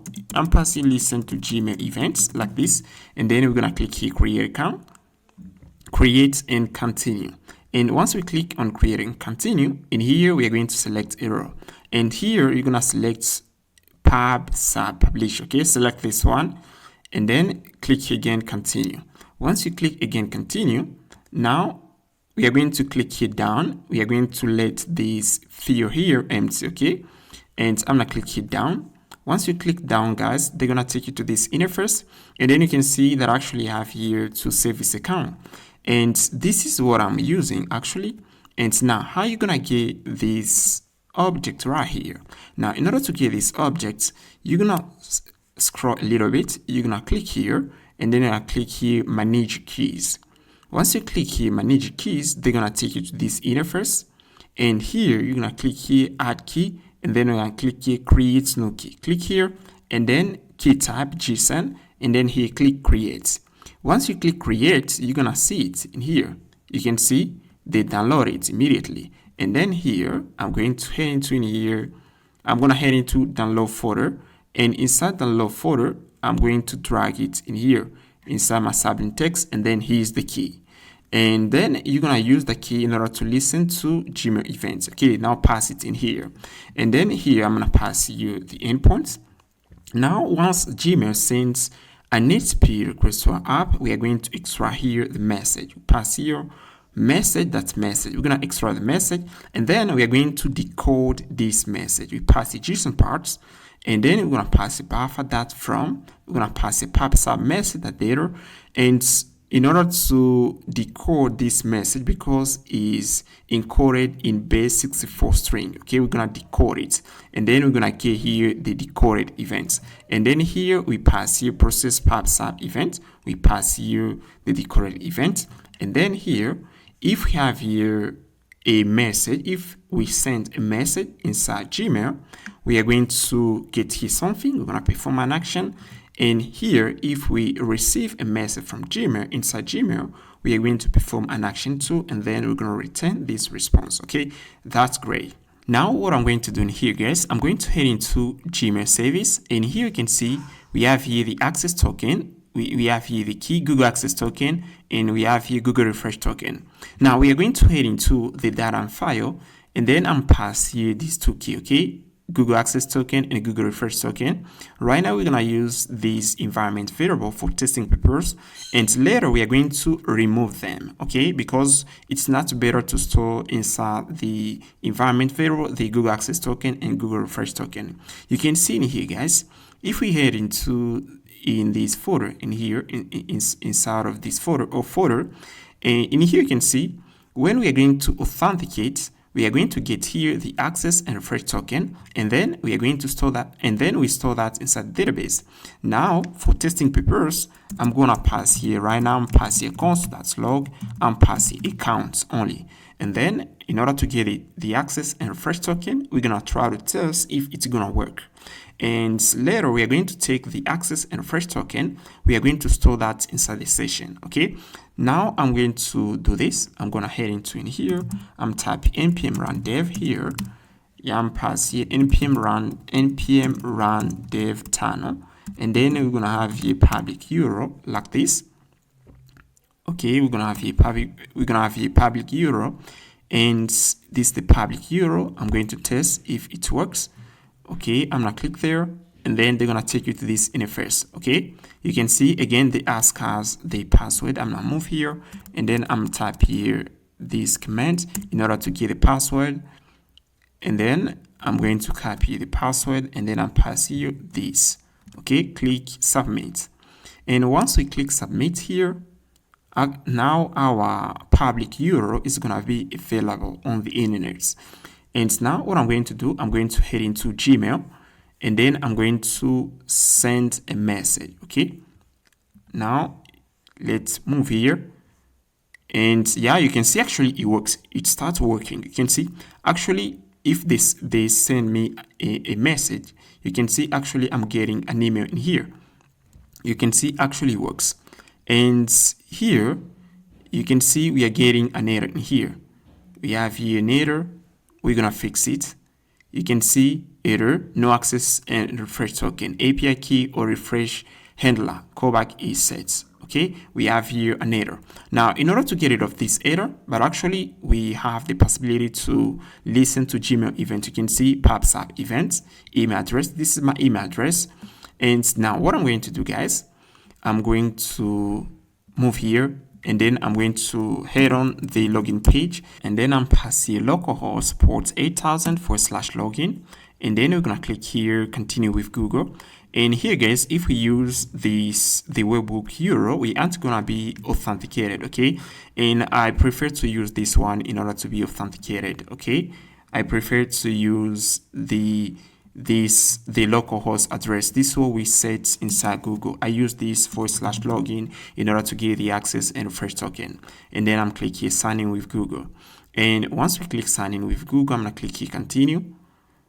And then we're gonna wait a bit. We're gonna click continue. And then here I'm gonna click again continue again. And here we're gonna click continue. And here you can see actually we have here we have the possibility to get access to a 11 service. You can see here's the 11 service. Okay, I'm gonna click down, and then I'll click here continue. Okay, and once we sign in, guys, we're gonna get now the access and refresh token. You can see actually we got here the access token, and here I'm gonna copy here the access token. I'm gonna copy that, and then what I'm going to do in here, guys, I'm going to head into the data, and I'm gonna pass it in here. This is the access token, and also we need the refresh token. Okay, here's the refresh token. We're gonna copy that, and I'm going to copy that, and then I'm pass it in here. I said I repeat, we use this for testing purpose only. We are going to remove that, and then I pass this here for testing purpose. Now we are going to try this again. I'm going to run this command here, and then you're gonna see everything is gonna work perfectly. We aren't gonna get an error again. And yeah, guys, you can see that actually we are listening to Gmail events. Okay, if I have here an email, you send me an email, I'm going to listen to it. Okay, And here you can see we are listening to Gmail events. Now let me try to send an email. Okay, I'm going to move here. I'm gonna try to send an email, and then I'm going to move here, and let me see. Yeah, I'm gonna pick this one here, and here I'm going to send an email to this. Let me send an email. Let me see here the email. I'm going to send an email to this email address. Okay, I'm gonna copy that, and then I'm gonna move here and pass here to, this is the address, and I'm pass here, hey, yeah, looking for job, I'm pass here looking for job is subject, and I'm pass here hello Ijambo, I'm pass here I'm looking for job, and I'm pass here thanks, like this. And then we are going to send that email. Okay, I'm gonna click here send. And once we send an email, we are going to listen to these Gmail events. Now, if you head into the console here, you're gonna see we're gonna have here something. Okay, send ID. Yeah, you can see this is the email. Okay, let me see that email in here, guys. Okay, I just sent an email. I'm going to look for it. And here we have a lot of email in here, guys. Okay, let me look for it. I think it should be at the end in here. Let me open this here. I'm going to open here another Gmail. I'm going to move here, and then I'm going to send an email there. Okay, I'm going to head into Gmail, and then we're gonna send there an email. Okay, pass it Gmail. Now what I'm going to do in here, I'm going to send an email to this email here. You can see this is the email I use in Google Cloud, and now I'm going to send it an email. Okay, I'm going to reply here. You can see hello Ijambo, I'm looking for a job, and in here I'm going to reply to that email. I try to see if we are going to have here something. You can see actually we are having here other email. You can see this email is from, yeah, we got another one in here, guys. Okay, you can see we got another email in here. I'm going to scroll a little bit. Okay, yeah, you can see actually now we got this email. You can see now we got this email, and from Ijambo and to Ijambo. Okay, and then here you can see we have here now this email looking for job, and we have here the snippet. Hello Ijambo, I'm looking for job. Yeah, you can see actually now we got that in here. You can see actually it works pretty well. Now I'm going to respond in here. I'm passing hello, I'm passing hello Ben, and I'm passing there is no job. There is no job. Okay, and then I'm click here send. And now once we receive that email, we are going to have here this email. Okay, let's see. Okay, you're gonna see, yeah, we have another webhook request. Okay, you can see, and here we have another email. Okay, and from Ijambo, looking for job subject. Hello. Okay, let's wait a bit. We're gonna get that email in here in a bit of moment. Okay, we're gonna get it in here. It's gonna work. Okay, you can see actually if we send an email and if we receive an email, we are going to have here a webhook request. Okay, alright guys, now we're gonna learn how to integrate calendar. Now in order to integrate calendar, we're gonna head into in here. You can see actually we already get the Google Client ID and Google Client secrets. It's pretty easy now to integrate calendar. Now we're gonna head into the lead folder. And in here, we're going to create a folder, calendar. And inside of calendar, we're going to pass in our folder. We're going to name it Google Calendar Service. And now what I'm going to do in here, I'm going to import here Google APIs. We are going to create here a variable, sync token. And here, if the token is equal to null or undefined, we are going to use the set function in order to set the token. And if we have here the token, we're going to return it, okay? And now I'm going to pass here Google Calendar Service. And here we are going to authenticate. We're going to pass here the client ID, client secrets. And then here we are going to pass here the access and refresh token. And we are going to initialize here the token. And once we initialize the token, we are going to create here another function in order to fetch calendar events. Okay, and here we are going to pass here get events. Once we call this function, we're gonna get details of a particular event. And here we're gonna create another function watch calendar. Now we are going to call this function in order to start listening to calendar events. And here you can see pass a process.env webhook URL. And here we're gonna pass the API/webhooks/calendar. Okay, and then what I'm going to do, I'm going to head into the .env, and here what I'm going to do in here, I'm going to pass here that variable, okay, webhook URL, and then we're gonna pass here 01. And I do this, guys, because the webhook URL can change, and then we can pass there. If I pass the npm run dev, the webhook URL, sometimes it change. Okay, you can see, yeah, let me run this. I'm run here npm run dev calentano. You're gonna see the webhook URL can change. Okay, let me pass here now something like this. I'm pass here 0, I'm pass here 01. If it change, you're gonna see. That's why I wanna centralize it. Okay, you can see actually it changed again, guys. Okay, it changed, and as the webhook URL is changing, I'm going to pass here now 001. And for testing purpose, I want to test these endpoints. Okay, if we run this again, we're gonna have here 001. Okay, you can see actually 001 works, and later this webhook URL can't work. Okay, if it change, try to manage this, guys. Okay, and now, or you can try to use another alternative. You can use ngrok. If you go, you can use here the service in order to have a public URL. You can pass here ngrok. Okay, yeah, ngrok. Okay, API gateway. You can use this service in order to create a public URL. Okay, I'm not gonna use it, guys. And let's continue. I'm going to go back inside the Google Calendar events. Let's go back in here, Google Calendar service, and then we're gonna pass here another endpoints updates events. Okay, and we are going to use this function in order to update a specific event.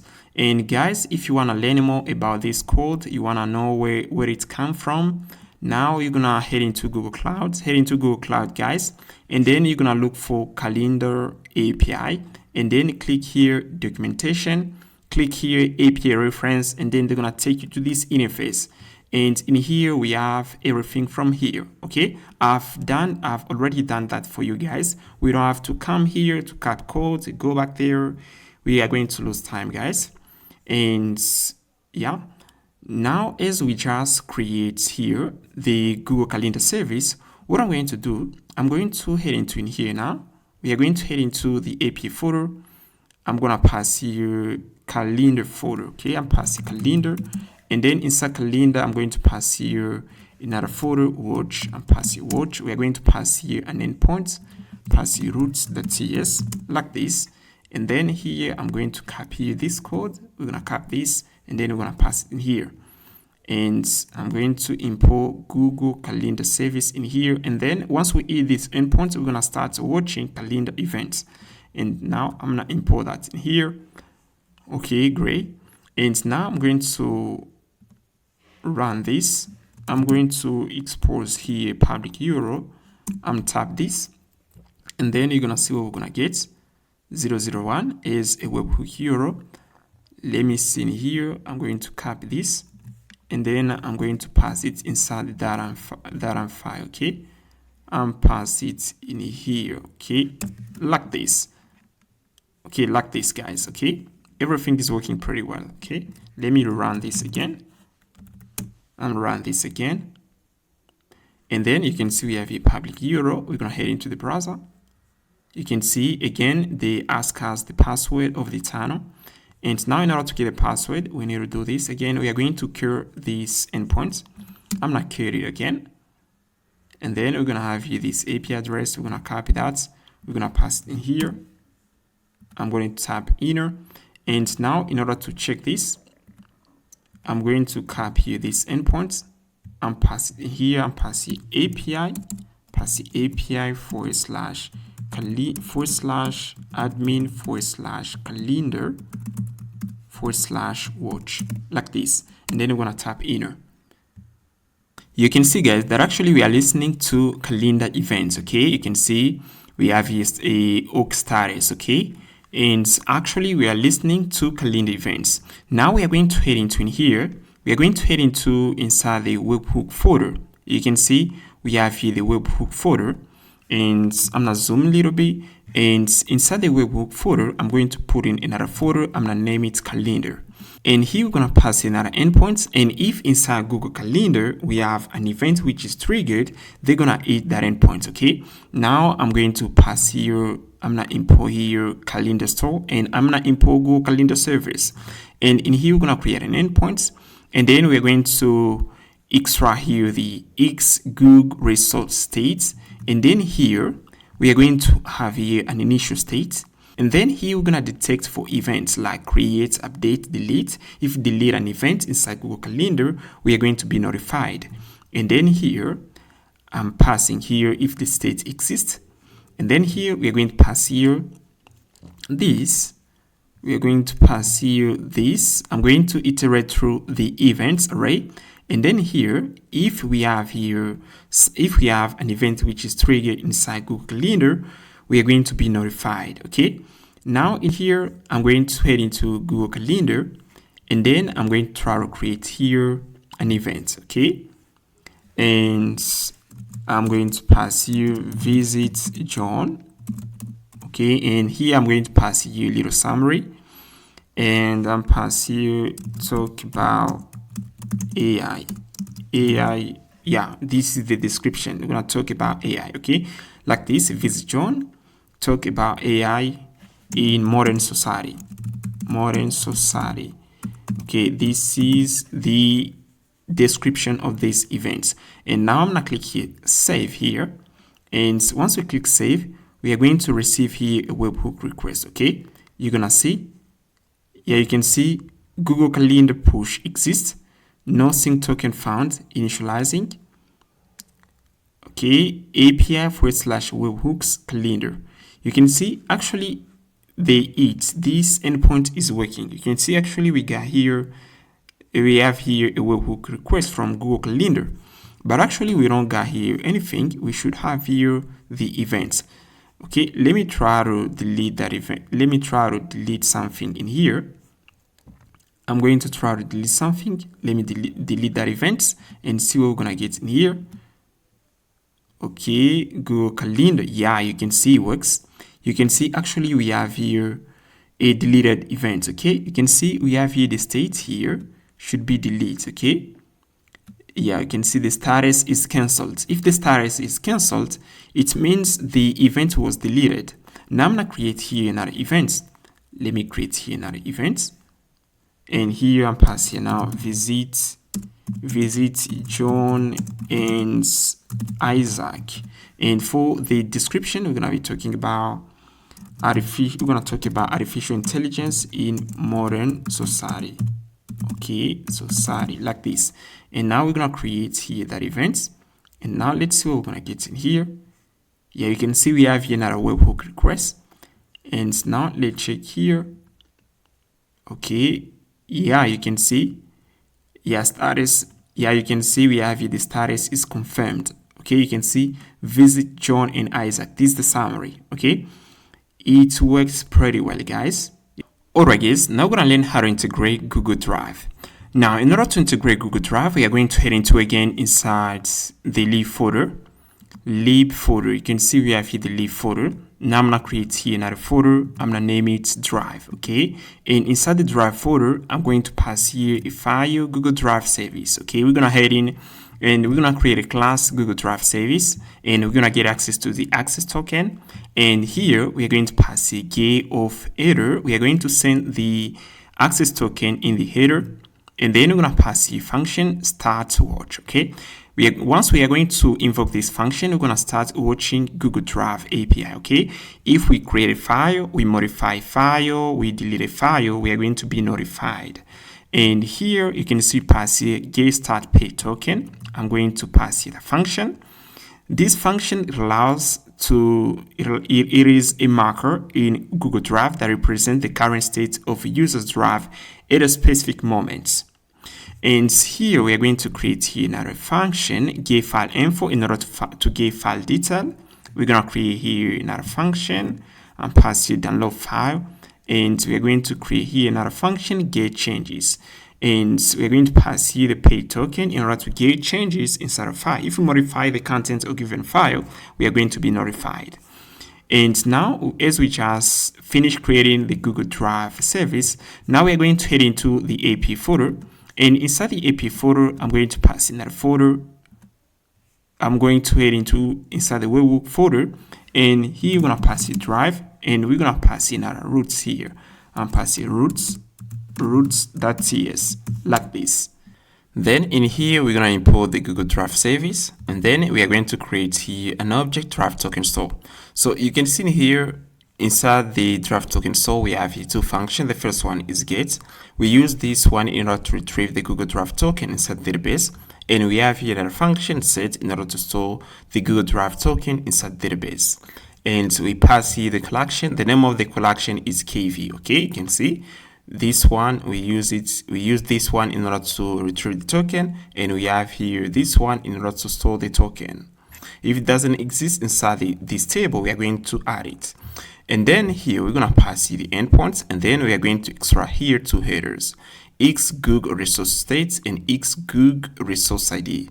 And then we're going to pass that in here. And after that, we're going to import here the Google Drive service. And then we're going to retrieve here the token. And if the token is not set, we're going to set it. And then here, we are going to listen to changes. We're going to pass here service.get changes. And then if we have changes inside Google Drive, we are going to see something in here. Google Drive is going to make a webhook request inside of our app, okay? And now I'm going to head into now the AP folder again, admin. And here I'm going to create here another folder, okay? And here watch, and yeah, I'm going to move here. Let me see for Gmail. And here you can see we have a watch folder where we put in a Gmail service. And here we shouldn't put this here. Let me see in here. We should move this folder in here. You can see we should move it in here in order to watch Gmail service. Okay, now we have here another endpoint. Yeah, I'm going to pass here now another folder. I'm gonna name it drive. Okay, like this. Okay, let me head into first in here. I'm going to rename this folder and pass it drive. Okay, like this, drive. And now we are going to head into in here. Maybe we have an error. Let me check. And in here, no error. And now we're going to go back inside the drive folder, and then I'll pass in a folder. I'm going to name it watch. Okay. And we're going to pass in an endpoint and pass in roots.ts like this. And here I got codes in order to watch this endpoint. I'm going to copy that. I'm going to pass it in here like this. Okay. And we are going to import. And then we're going to import here the Google Drive service. We're going to import it in here. We're going to pass it in here like this, guys. And everything is going to work pretty well. Okay. You can see pass the service, start watch. Okay.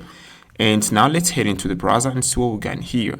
Now I'm going to pass the API / and pass here /admin and pass here /drive /watch. Okay. And then we are going to watch Google Drive service. Okay. And now let's wait a bit and see what we're going to get in here, guys.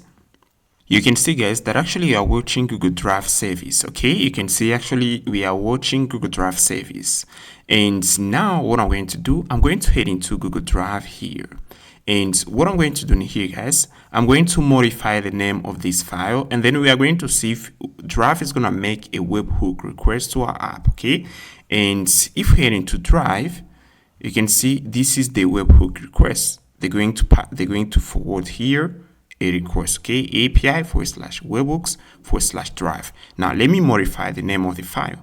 Here I'm going to modify the name and pass here app name like this, and then I'm clicking OK. And now let's see.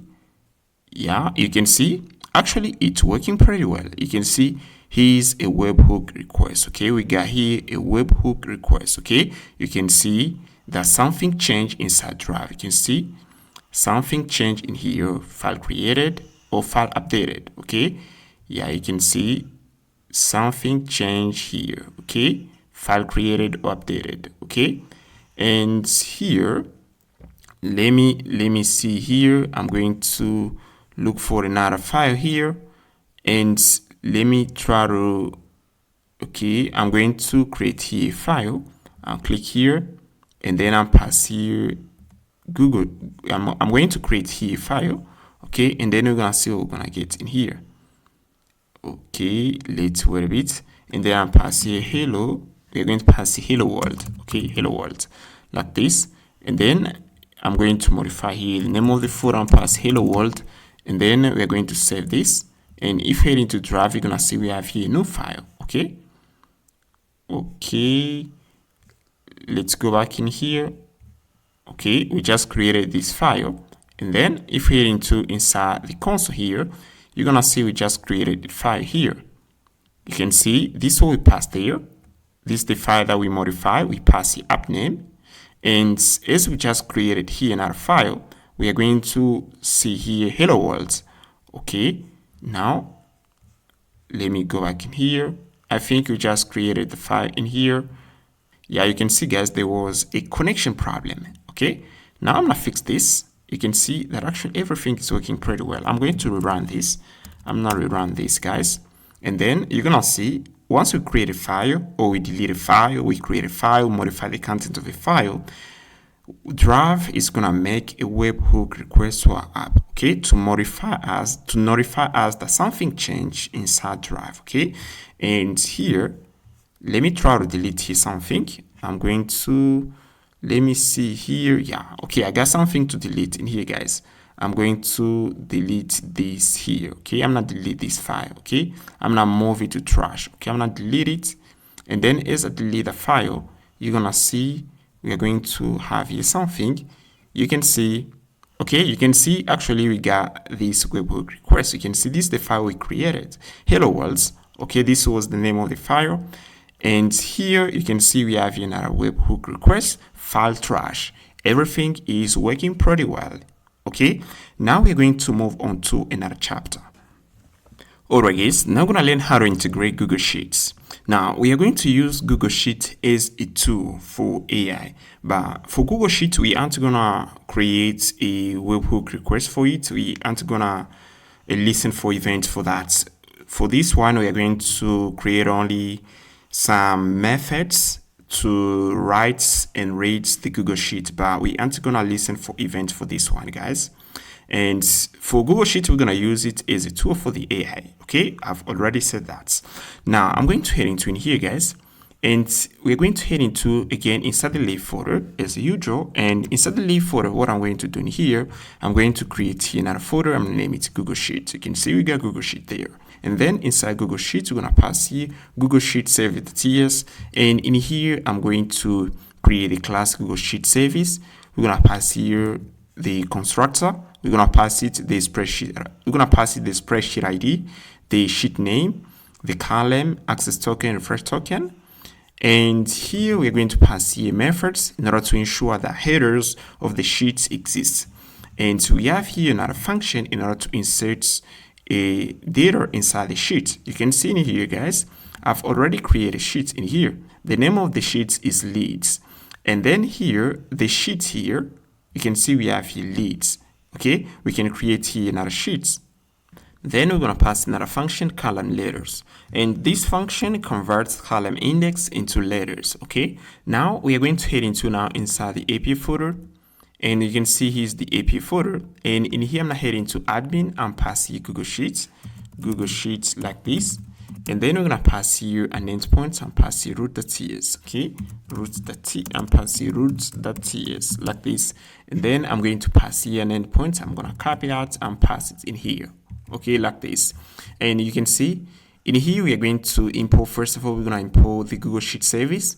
And here we're going to pass here the spreadsheet ID. Now, how to get the spreadsheet ID? Now, in order to get the ID, you can see here's the spreadsheets URL.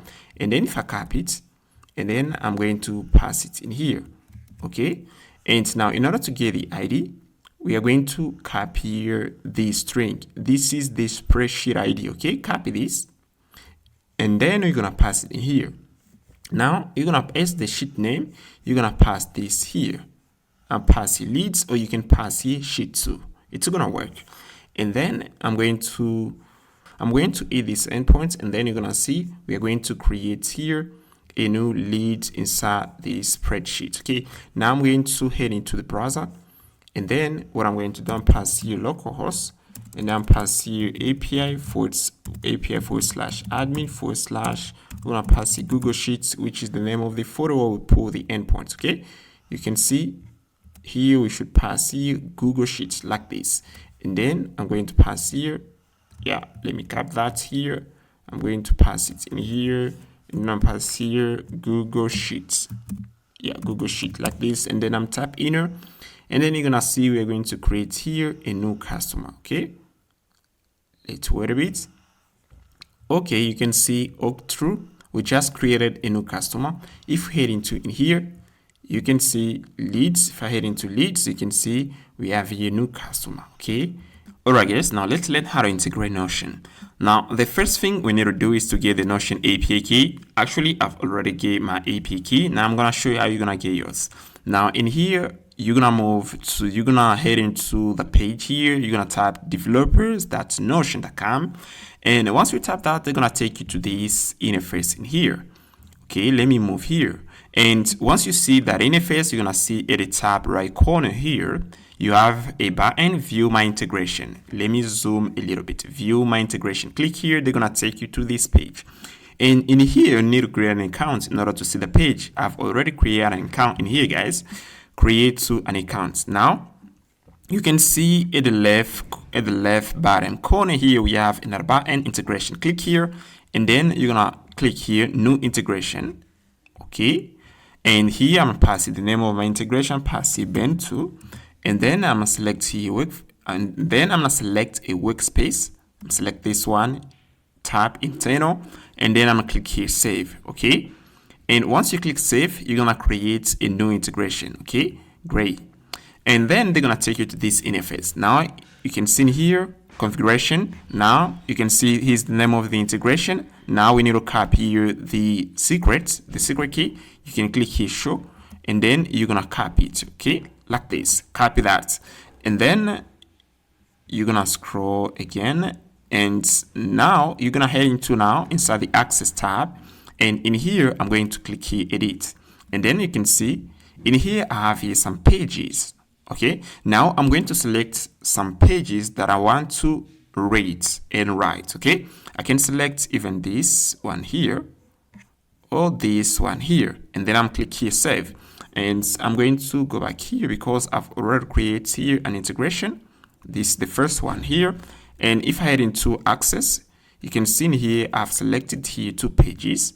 Okay, you can see team task and tutorials. And if I want to add here another page, I can click here, and then I'm gonna select here this one, N8N clone. I'm gonna select this one, and then I'm click here save. Okay, good.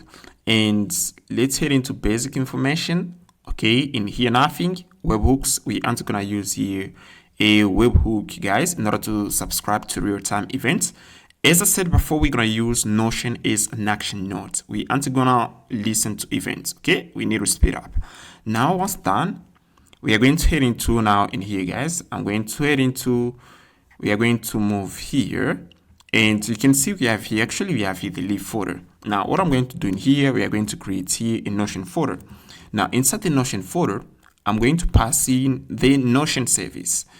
Now in here, I'm gonna pass here the Notion service. You can see Notion service, and I'm gonna pass here a class, and we're gonna pass here the constructor. I'm gonna pass here we are going to instantiate here the Notion client. And first of all, in order to make Notion work for you guys, you need to install this package. At Notion, let me head into inside my package, the JSON file. If I look for Notion here, you need to install this line here. You need to install this package. And once you install this package, guys, you're ready. Now I'm gonna create here function, create page. You're gonna use this function in order to create a page in Notion. I'm gonna pass it the database ID, the title, description, and extra properties. And if you wanna learn how to create this yourself, if you wanna learn how to use the Notion client, and here you're gonna tap this. Okay, yeah, I can just pass here Notion client. Okay, and then tap inner. Once you tap Notion client, you're gonna see this. Click here. And once you click here, guys, you're gonna land on the documentation. Everything is right here, guys. You don't have to memorize this, but instead you have to know how it works, and you can copy paste. Okay, you can see everything. We have everything in here. You don't have to memorize this, guys. Now I'm gonna go back in here, and what I'm going to do, I'm going to create here another function, get database items. We're gonna use this function in order to get database items. I'm gonna create here another function, list pages. We're gonna pass it the database ID, and here I'm going to pass another function, list database, to list all database inside Notion. And yeah, great. Now we're going to head into now the API folder. And inside the API folder, what I'm going to do in here, I'm gonna head into admin, and I'm gonna create here another folder, Notion. And then we're gonna import here the Notion service. And in here, we're gonna have here some action, create, get database item, list pages, get EVs. And I'm going to pass here the endpoint. And then I'm going to asset here the body is action. And we're gonna pass the switch case. If the action tab is equal to get DBs, we're gonna get list of our database in Notion. If is equal to create pages, we are going to create a page in a given database in Notion. And here we're going to pass in our function, get database items, and I'm passing our function, list pages. And in case we don't pass a valid action, we are going to return an error. Now I'm going to head into Postman, and then we're gonna try these methods. And then here you can see this the endpoint that I pass here. And here you're gonna head into the body, and here you're gonna pass action and get EVs, and then you're gonna get here a list of our database in Notion. Okay, you can see I got it in here. We have here the ID and the title, and also we have here the URL. And if you wanna try to test this, guys. Okay, try to test this one if it works, but also try to test this. Okay, try to test all of them. And also I want to mention here something, guys. We use Notion as an action node only. We don't use it as an event and an action node. Okay, now if you want to use it as an event and an action node, you have to move here and head into webhook section. And if you want to listen to Notion events, you can pass here a webhook URL, and then if you make changes inside Notion, you're going to be notified. Alright guys, now let's learn how to integrate Slack. So the first thing we're gonna do in here, guys, we're going to create a Slack service, and then we're gonna get a Slack API key later. Now we're going to head into the lib folder, and inside the lib folder, I'm passing that folder, I'm naming it Slack. And in here, we're gonna pass a Slack service. And right here, we're gonna pass the constructor, we're gonna pass here the access token, and then we're gonna use the access token in order to interact with Slack API. And then here, I'm gonna pass a function send message in order to send a message to a channel. We're gonna pass in our function upload a file in order to upload a file to a channel. And then in here, we're gonna pass in our message, delete message in order to delete a message in the Slack channel. And now what I'm going to do in here, guys, we are going to head into inside the API folder. You can see we have here the API folder. And what I'm going to do, I'm gonna head into the webhook folder. Now in here, I'm gonna create here folder Slack. And in here, we're going to listen to this Slack event like channel created, file shared, file deleted. And if someone left the channel, we're going to listen to that event as well. And in here, we pass the post HTTP verb. And then I'm making a check in here. If body type is equal to URL verification, we are going to return this. We're going to return this response right here, because when we are going to try to register a webhook URL inside Slack, they're going to make an HTTP request to our app in order to verify if the webhook URL provided is valid. And then here, you can see passive body that tab is equal to event callback. We are going to head into in here, and then we're going to make a check if the event tab is equal to channel created. We are going to console channel created. If the event tab is equal to file created, we are going to console file created. If the event type is equal to file deleted, we're gonna console file deleted. If the event type is equal to file shared, we're gonna console file shared. Now what we're gonna do next, guys, we're gonna head into the browser and you're gonna type here Slack API. Once you type Slack API, you're gonna see api.slack.com. Okay, click here. They're gonna take you to this interface. Okay, and you can see in here you have the possibility to create an app, and if you don't see this interface, it means you don't have an account. And as you don't have an account, create an account, and then you're gonna come back here, you're gonna create an app. Now I'm gonna click here, create new app. Okay, I'm gonna click here from scratch here, and pass here Next.js. Yeah, Next.js, and then I'm pass here app. Okay, like this, and then I'm select here a workspace. Okay, so if you don't see here a workspace, go ahead and create it. Head into in here, guys, create a workspace, and also you're gonna create a channel. You can see in here, guys, I have here some channel. You can see we have a channel. You can see in here we have a channel, N8N clone app update. So you can create a channel, guys, because we're gonna use it. Okay, and here we're gonna go back, and let me go back in here, and then here you're gonna select a workspace, and then you're gonna click here create app. Okay, once you click here create app, they're gonna take you to this interface. You're gonna see here these are some information about your app. You can see we have here the app ID, created dates, we have here the client ID, and now you're gonna head into in here, guys. You can see we have here menu event subscription. Okay, click here, and once you click here, they're gonna take you to this interface. And now what I'm going to do in here, I'm going to click here on, and then I'm gonna pass here a webhook URL. Okay, now in here what we're gonna do, guys, I'm going to head into in here. You can see we have here webhooks. You can see we have here Slack. Okay, now we're gonna pass there a webhook. Okay, now in order to get a webhook, we use here tunnel. We use local tunnel. We use this package local tunnel, and here I'm gonna show you a second alternative in order to get a public URL.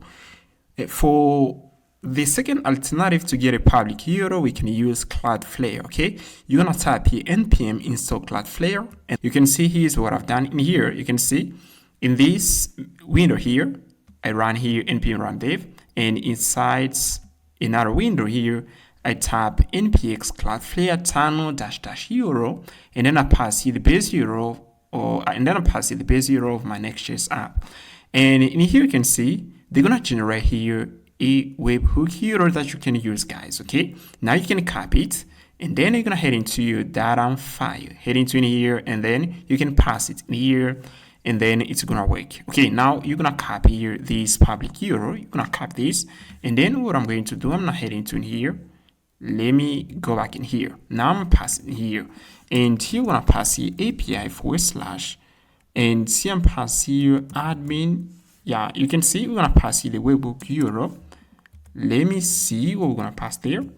Let me copy that, and then I'm going to check here. You can see we have here this photo. You can see we have here webhooks. We're gonna pass the API. Okay, like this API / I'm passing webhooks like this, and then / Slack like this. Here's the webhook that we're gonna copy this, and then I'm gonna head into in here. I'm gonna go back here and pass this, and it's gonna work. Okay, because Slack is gonna make an HTTP request to our app to check if this is a valid URL, and if it's a valid URL, you're gonna see something like this. You can see inside of app, you can see in here Slack made here a post request. You can see they made here a post request. Okay, this is a valid webhook URL. Now we're gonna go back in here.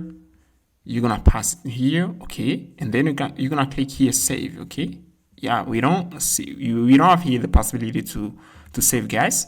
Now what I'm going to do next here, I'm going to add here some scope. Okay, subscribe to both events. Okay, now I'm gonna click here add.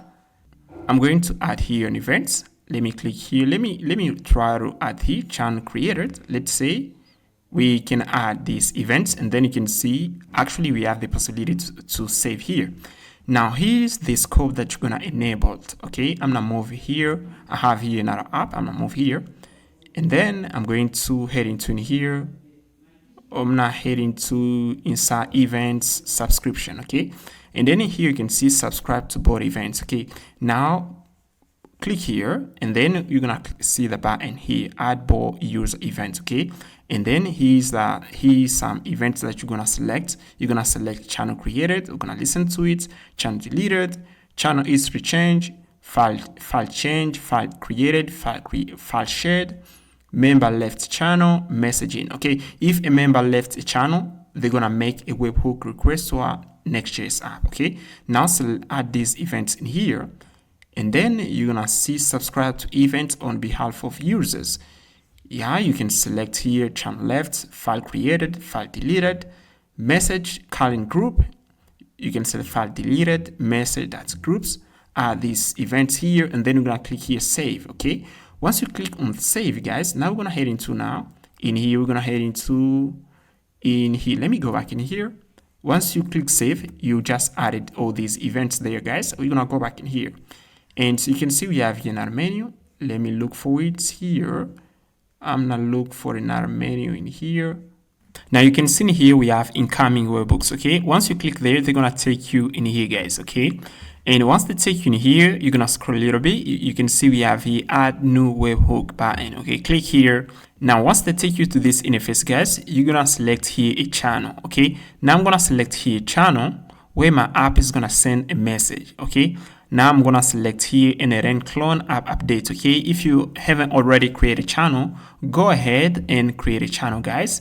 And now I'm going to click here below, click there. And then at the bottom, you're gonna see something like this. You're gonna see a webhook here or something like this, guys. And now we're going to head into another menu. You can see OAuth and permissions, okay? Now you're gonna click there. They're gonna take you to this interface, okay? Now in here, you're gonna see something like this, okay, of tokens. And now you're gonna copy this token, and then you're gonna pass it in here. You're gonna head into your data file, and then you're gonna pass you this Slack key, this Slack API key, okay? You're gonna pass it in here. You're gonna see something like this, okay? Now once you pass it there, you're gonna do this, okay? You can see in here we have a section. Let me scroll a little bit. You can see we have a section, okay? Okay, we are going to add here scopes for this token, okay? Now you're gonna select channel. You're gonna select channel history. You're gonna select channels rate. You're gonna select chart calling right, and then you're gonna select files calling rate, files calling right, groups calling history. You're gonna select this, and this, and then in order to select all these scope, guys, you're gonna see this button here. Add an off scope, okay? Click here in order to add here these events, okay? Click there, and then you can see we have here user token scope, okay? You're gonna select these two: channels calling read, files calling read, groups calling history, okay? Select that, and then here you're gonna see something like this: reinstall to ban, okay? Click here. Now, once they take you to this interface, you're gonna select here channel. I'm gonna select here N8N clone app update, and then I'm gonna click here allow. And once they take you back in here, guys, you're gonna see this. You're gonna see of tokens. You're gonna have here two tokens. You can see of user token and both user of token. Okay, you can use this or this one. Okay. And actually in my app here, I'm using the second one. You can copy the second one, guys. And then you're gonna pass it inside your .env file. Pass it there, and it's gonna work, okay? Because right now we're gonna try to listen to Slack events, okay?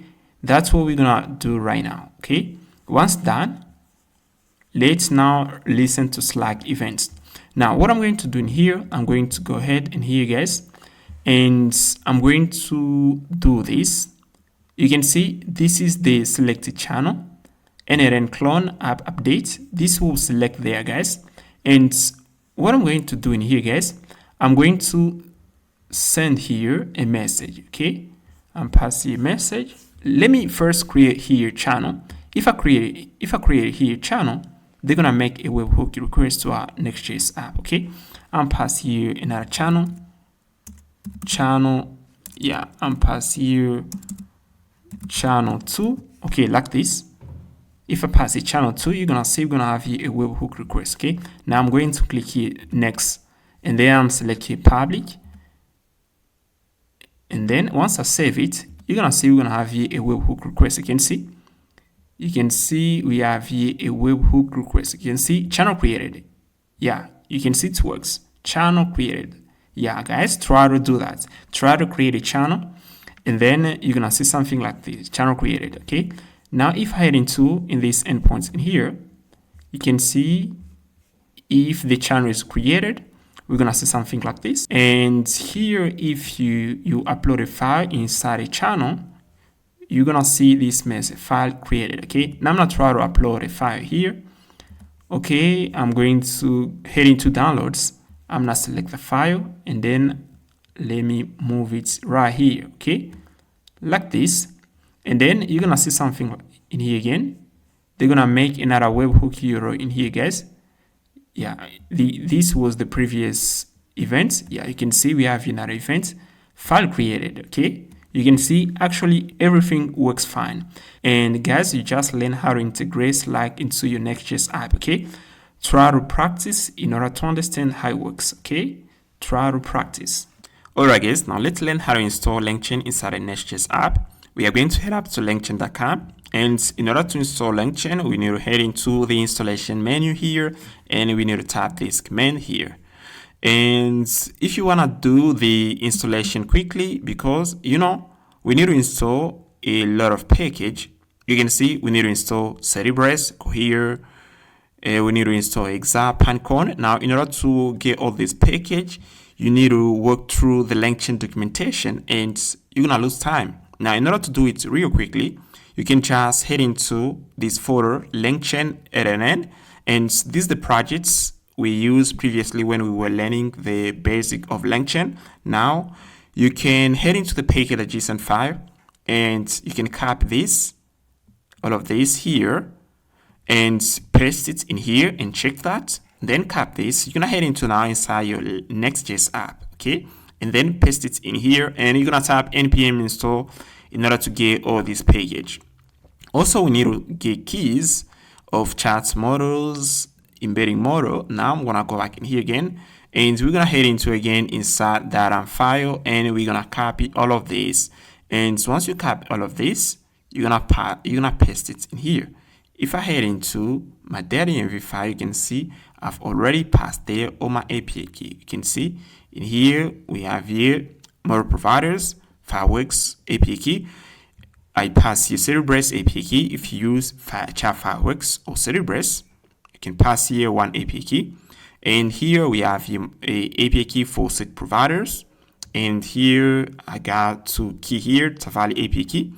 If you want to use only one set provider, you can get rid of one here, and you can stay with one here. You can see I stay with Exhausted API key. I don't want to use Tavali. And also we need to get the API key of Pinecone API key and Pinecone index. You're gonna pass it in here, and also an API key for an embedding model, Cohere. Once done, guys, you're gonna come back in here again, and you can see we have here a file. Let me zoom a little bit. You can see we have a file that's npm rc. Okay, and also you need to create a file inside your Langchain, your Next.js app. Create a file in here. You can see here's my Next.js app. Also I got that's npm rc, and pass it in here in order to avoid installation errors of Langchain. Okay, do that. And once done, we are going to continue, guys. Okay, make sure you already install Langchain. Now let's talk about the execution tree. So what is the execution tree? The execution tree is an array that defines how nodes in the workflow will be executed. Okay, you can see either right here we have an execution tree. This is an array. Okay, I'm gonna put it here. So you can see in here we have an input node, and we have here an event when chat message received.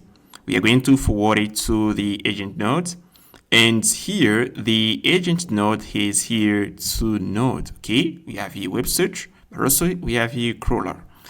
Now you can see here, if we take a look to the execution tree to this array, you can see here we have an array, and inside of it we have an object.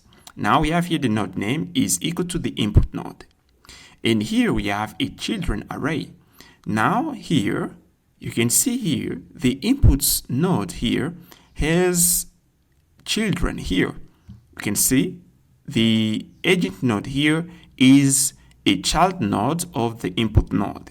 You can see in here, inside of this object, we have a children. Here, the input node has one child, which is the agent node. Now, you can see in here, the agent node has two childs. We have here a website node, but also we have here web crawler.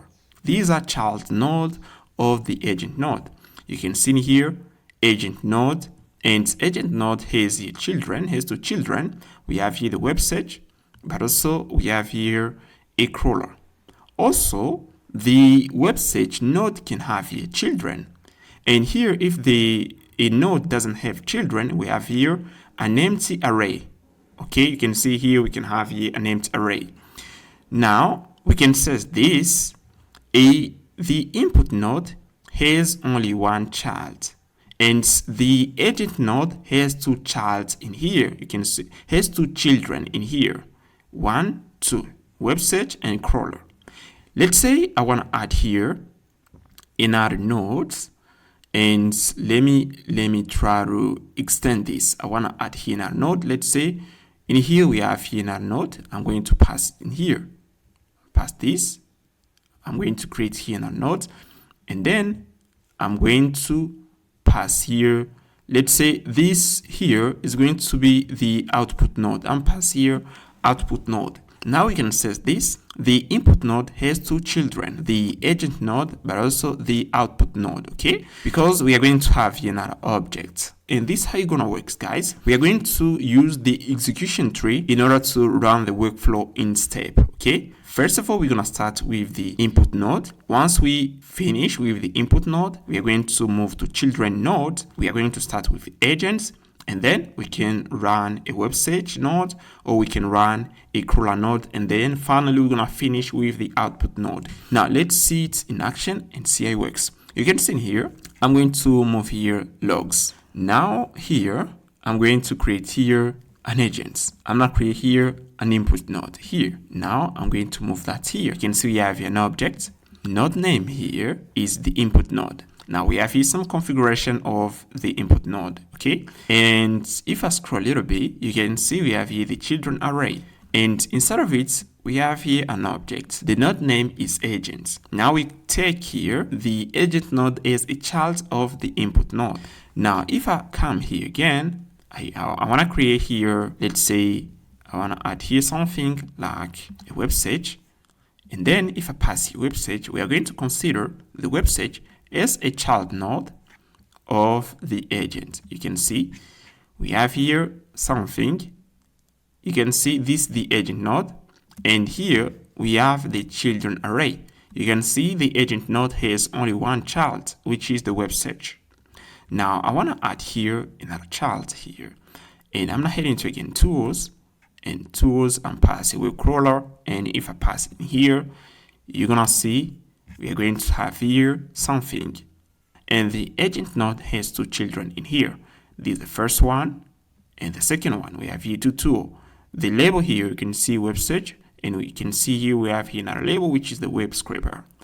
Now I can create here another child here. I'm going to create a sub agent. Let's create a sub agent here. I'm gonna click here to create a sub agent, and I can pass here sub agent too. The sub agent is gonna be again a child of the agent node, and you can see in here we have now the sub agents here, okay? And a sub agent too can have children. You can see actually the sub agent doesn't have any child, okay? Now if I want to pass it a child, I can come here. I'm going to move here tools, and I'm not heading to in here tools, okay? Web scraper, and then I'm gonna pass in here like this, and then you're gonna see you're gonna have here something, okay? Yeah, you can see that actually the sub agent here has a child, okay? It has only one child, and the label here is web scraper, and that's how it works. Now we are going to use this execution tree we are going to send it on the server, and then we're going to use it in order to run the workflow.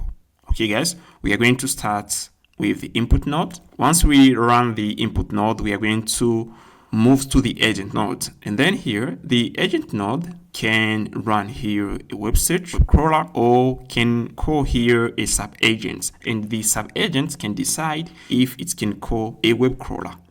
Now we're going to learn how to create the execution tree, but also we're going to learn how to parse it. Now you can see in here, we have a workflow. On this workflow, we have here the event-driven workflow. And inside of it, we have an agent structure. Now I'm going to show you how to parse, how to extract the agent from the execution tree, because the execution tree can contain a lot of stuff from the canvas. And now let me first show you this. This is the code that I use in order to build the execution tree. I'm going to give you a high-level explanation in here, guys, in order to move quickly. Now you can see we have a function that allows to make a connection from one node to another one. Let me show you. We have here on connect. Now inside of this function, we call the function build execution tree. When we're going to make a connection from one node to another one, we are going to call that function here, build execution tree. We pass it the nodes array and the edges array. So in here, what I'm basically doing in here with the build execution tree function, I'm doing this. Let's say this is the canvas, okay? So on the canvas, we create a node here. Let's say we just created here the input node.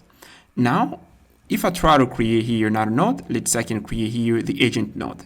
Now, if I make a connection from the input node to the agent node, I'm going to consider the agent node to be a child of the input node. Now, if I pass here, I try to create another node here. I move here, pass another node. I create another node in here.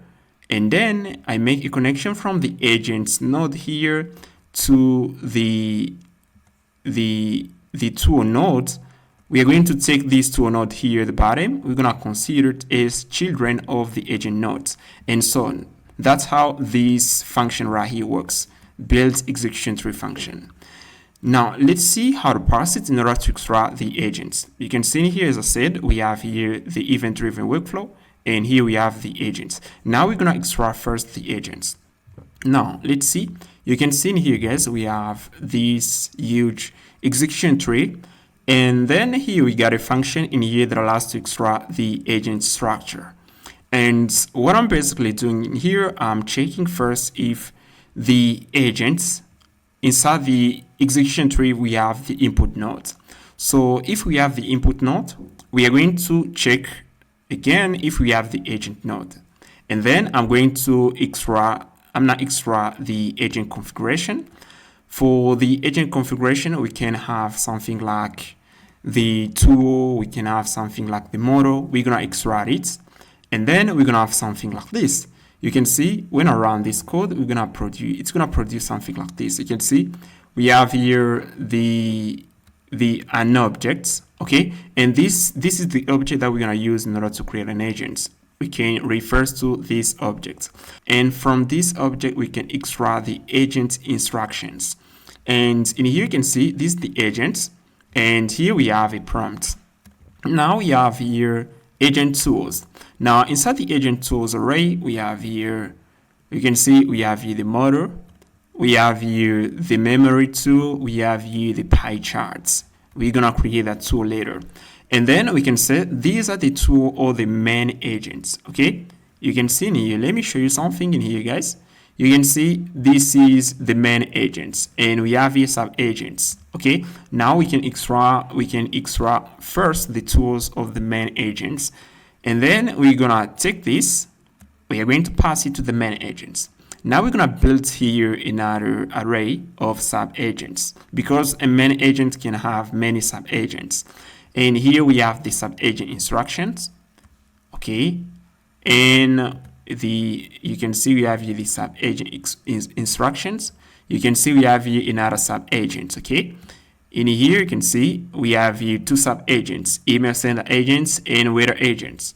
And here we have sub agent array. This is the first one and the second one. Okay, you can see we have here waiter agents, and here we have email send agents. And then we have here an array, sub agent tools. So the sub agent tools is an array that stores tools of sub agents.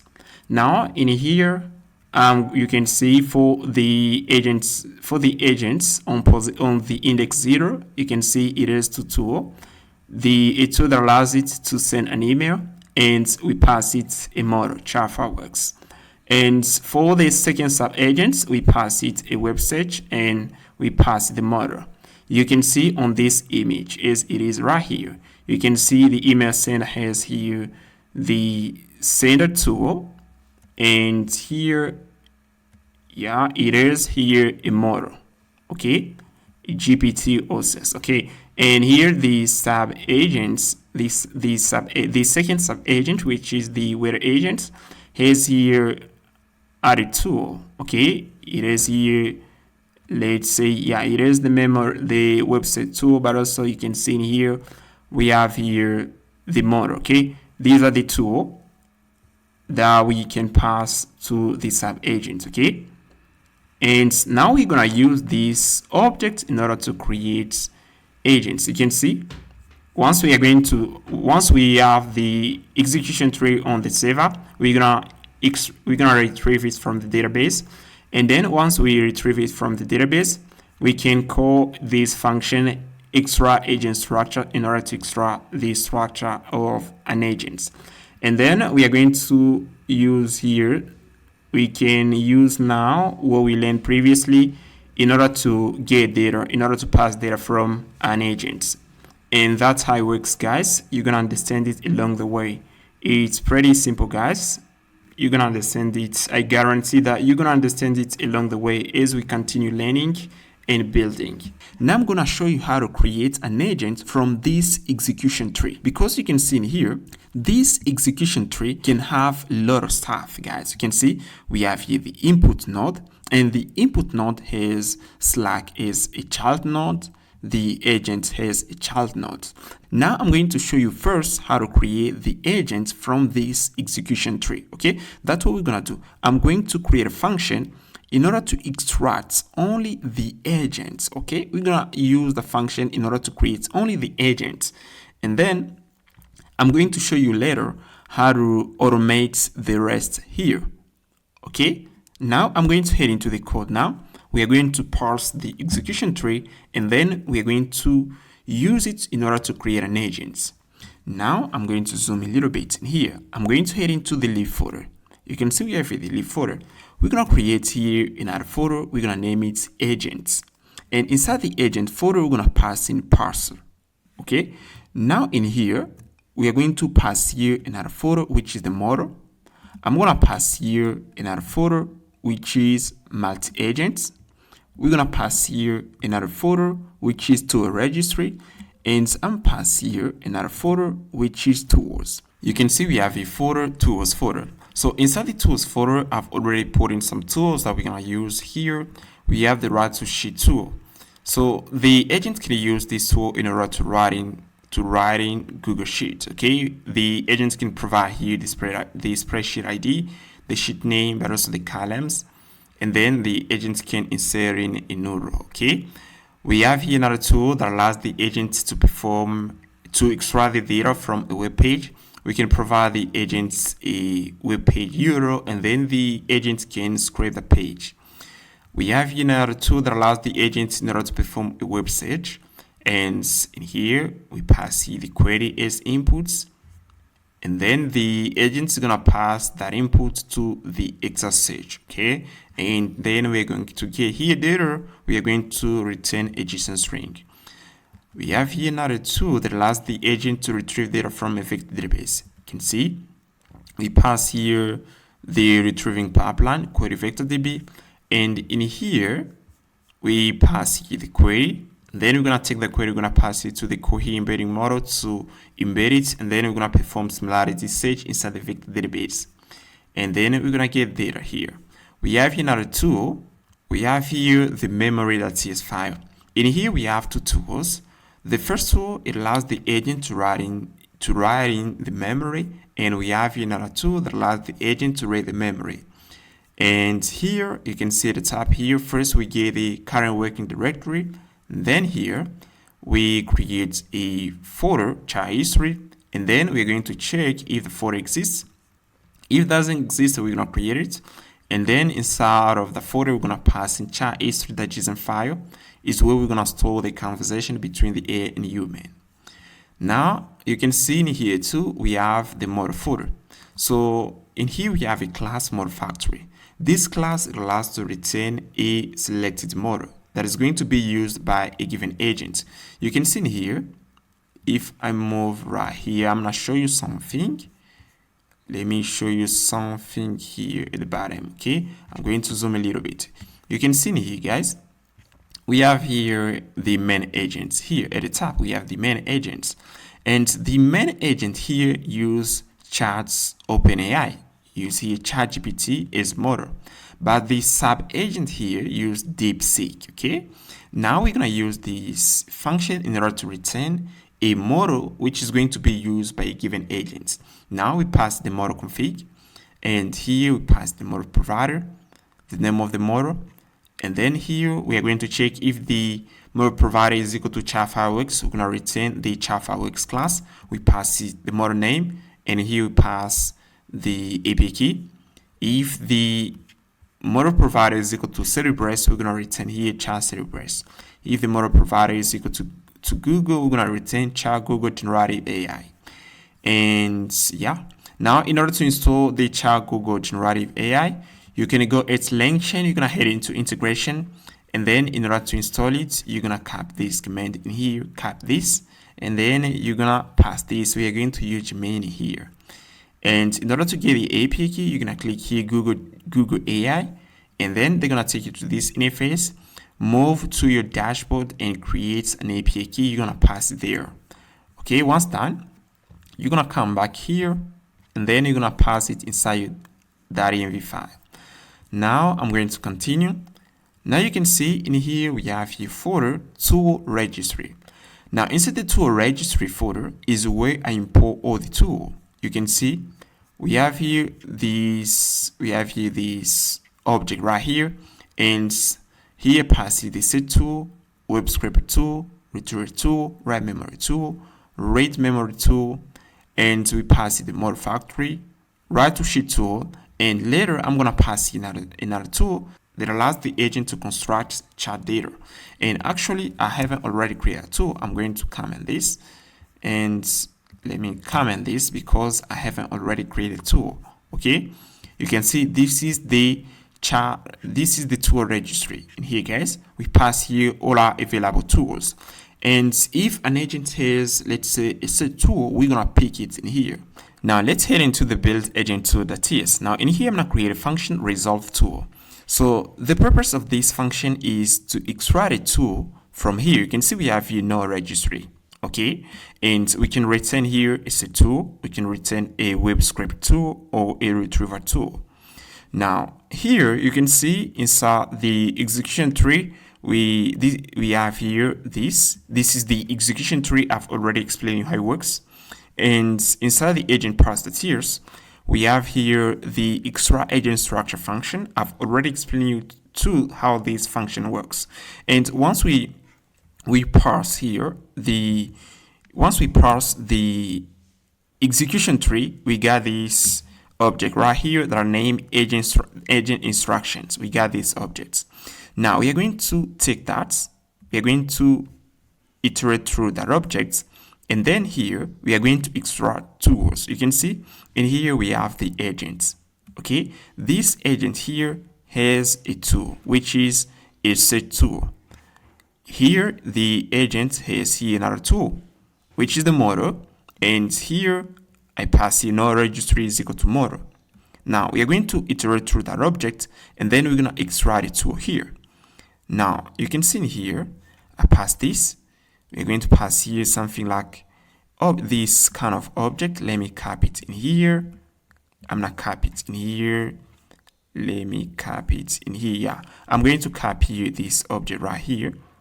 Okay, I'm gonna copy here these objects. I'm going to copy here this. Okay, this is the object. You can see we have here two tools, and then I'm put it in here, pass it right here. Now once we pass here that object, we are going to pass here config that no registry, okay? And here we are going to get here the no registry. The no registry right here, it can be the model, or the no registry, it can be a set2. Now what we're gonna do next in here, we are going to do this. We are going to pass here, if the type is equal to model, we are going to pass here no registry, and then we are going to select a tool. Okay, we are going to select a tool from the no registry. We're gonna select it, and then we are going to pass here function create model. You can see in here, we pass here model factory. This is a class, okay, and then we are going to invoke this function in here, create model. And in here you can see model factory. If I pass a model factory that create, you can see that actually just invoke the function. Now that's what I did here. You can see in here, pass here if the no registry, that's model, okay, if the tool is equal to model like this, we got the model key here. We have here the no registry is equal to model. It means we are going to select a model. And then here I'm checking again, if the no registry, we pass it the tab. If the tab is equal to, let's say the tab is equal to search, you can see, let's say no registry, the value is search here. It means we are going to pass here config that no registry, and then we are going to get here search, and then in order to extract a property, we are going to get here search. Okay, we are going to extract now search from the no registry. Okay, the value here is gonna be search like this, search. Okay, as the value is equal to search, we are going to return here the set tool. I think you understand. Try to practice a little bit, and then I'm gonna go back here again. Okay, if the value is equal to search, we are going to return here the set tool, etc. If the value is equal to, let's say, to a web scraper, we're gonna return a web scraper tool. You can see in here we have here this object right here. You can see we can have here a web scraper. Let's say here you can see we have a set tool, we have a model, here we have sub agents, and here we have sub agent tools, and here you can see no registry. Here no registry is equal to web scraper. Okay, if the no registry, the tab here is equal to, if the tab here is equal to web scraper, we are going to retain the web scraper tool. I think you understand. Okay, try to practice in order to understand how it works. Now I'm going to pass here another function, get model for agents. Get model for agents. We are going to use this function in order to get now the model. Now you can see in here, we pass here agent config that agent tools that found, and then we are going to return here an object. And then you can see in here, we have here the array.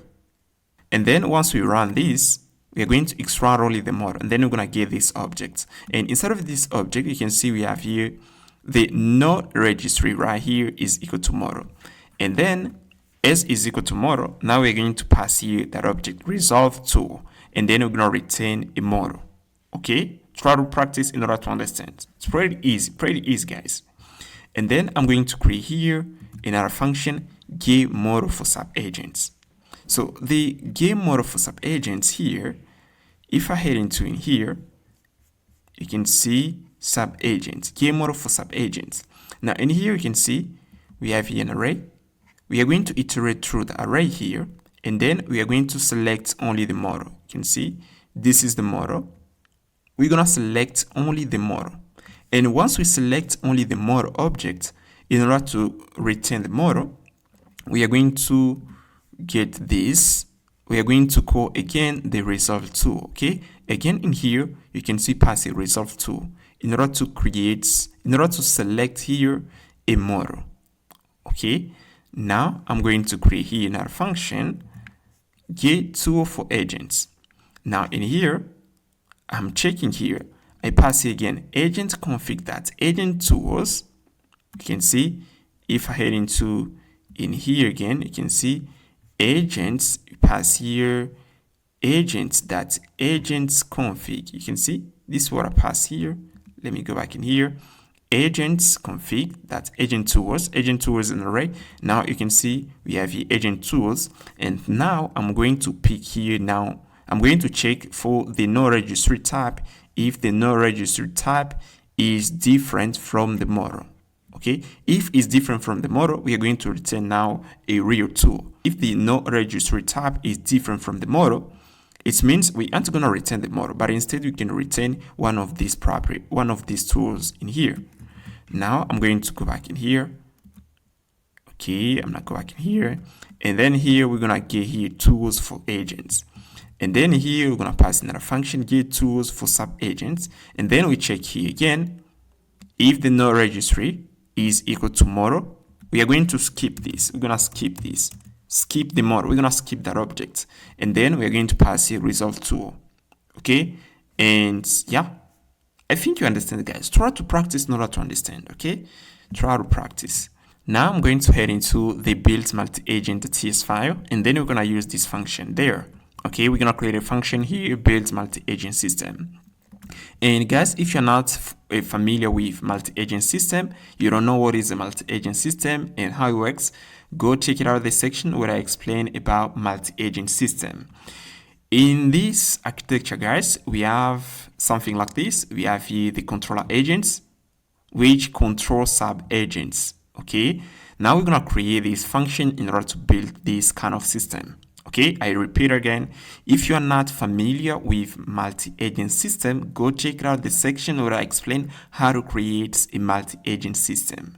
Okay, in order to understand. Now, in here, guys, we are going to create a function that allows us to create a sub-agent with tools. We already learned how to create the get model for sub-agent function and get tools for sub-agents. This function, the first function here, return a model, and the second one return tools for an agent. And the create agent function takes the model, we pass here the system prompt, and then we pass here the tools. Then here we're gonna wrap the sub agent inside the tool function. And then you can see in here we pass it the agents, then we pass the agent that invoke, we pass it the query. Okay. Now we're gonna create here the main agents, and then we're gonna extract here the model for the main agents, and then we are going to create also tools for the main agents. Tool for the main agent is sub agents. Okay. And then here we're gonna pass here create agents, which is the main agent. We're gonna pass here the main model. We're gonna pass here the model, the system prompt, but also we're gonna pass here tools. We're gonna create here another function, run agents, and so we are going to call that function now in order to run the main agents. And here we are going to return here the main agent function. Okay. Now we're gonna try this and see how it works. Okay. Now I'm going to head into the API folder. You can see we have here admin, and in here I'm going to create the agent folder, and inside the agent folder is where we're gonna put in the endpoint that we're gonna use in order to interact with the agents. And then here I'm gonna pass it the roots, and so now I'm going to copy here something in here. I'm gonna copy this endpoint and put it in here, and we are going to modify here something. And what I'm going to do in here, I'm going to pass here cons, and we are going to call this function and pass it build multi-agent system. This is the name of the function that we pass in here. I'm gonna copy that, and then we're gonna head into in here. We're gonna pass here build multi-agent system. Okay, we're gonna import that function. We're gonna pass it in here. Okay, we don't import it. Let me import it. I'm gonna import it. Build multi-agent system. Yeah, we don't export it in here. And export function builds multi-agent system. And also I'm going to head into in here inside the leaf folder. You can see in here, let me scroll a little bit. You can see inside the process folder, we have here this object agent instruction. I'm gonna copy that. We're gonna pass it in here. Okay, in here I'm gonna extract here a function run agent like this. And now we're gonna import this function. I'm gonna import this function. I'm going to import the agent instruction object. I'm gonna import this, and then here, in order to run this agent, pass here cons AI response like this is equal to run agents. Let me see in here the run agents. Okay, we have the run agents. Now we need the run agent returns a promise. Okay, now as the run agent returns a promise, we're gonna pass here await, and then I'm passing hello, and here I'm passing return me a list of tools available and pass available to your environments. Okay, environments like this, and then I'm going, yeah, we need to import this. Okay, actually we have here an error. Let me check in here.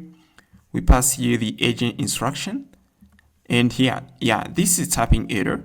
Now I don't care about the typing error, it's gonna work. I'm going to pass here the error response like this. I remove this here, and now what I'm going to do, we're gonna head into the browser, and then we're gonna try this. And here I'm gonna move here, and then I'm tap here npm run dev, npm run dev like this, and then we're gonna try this.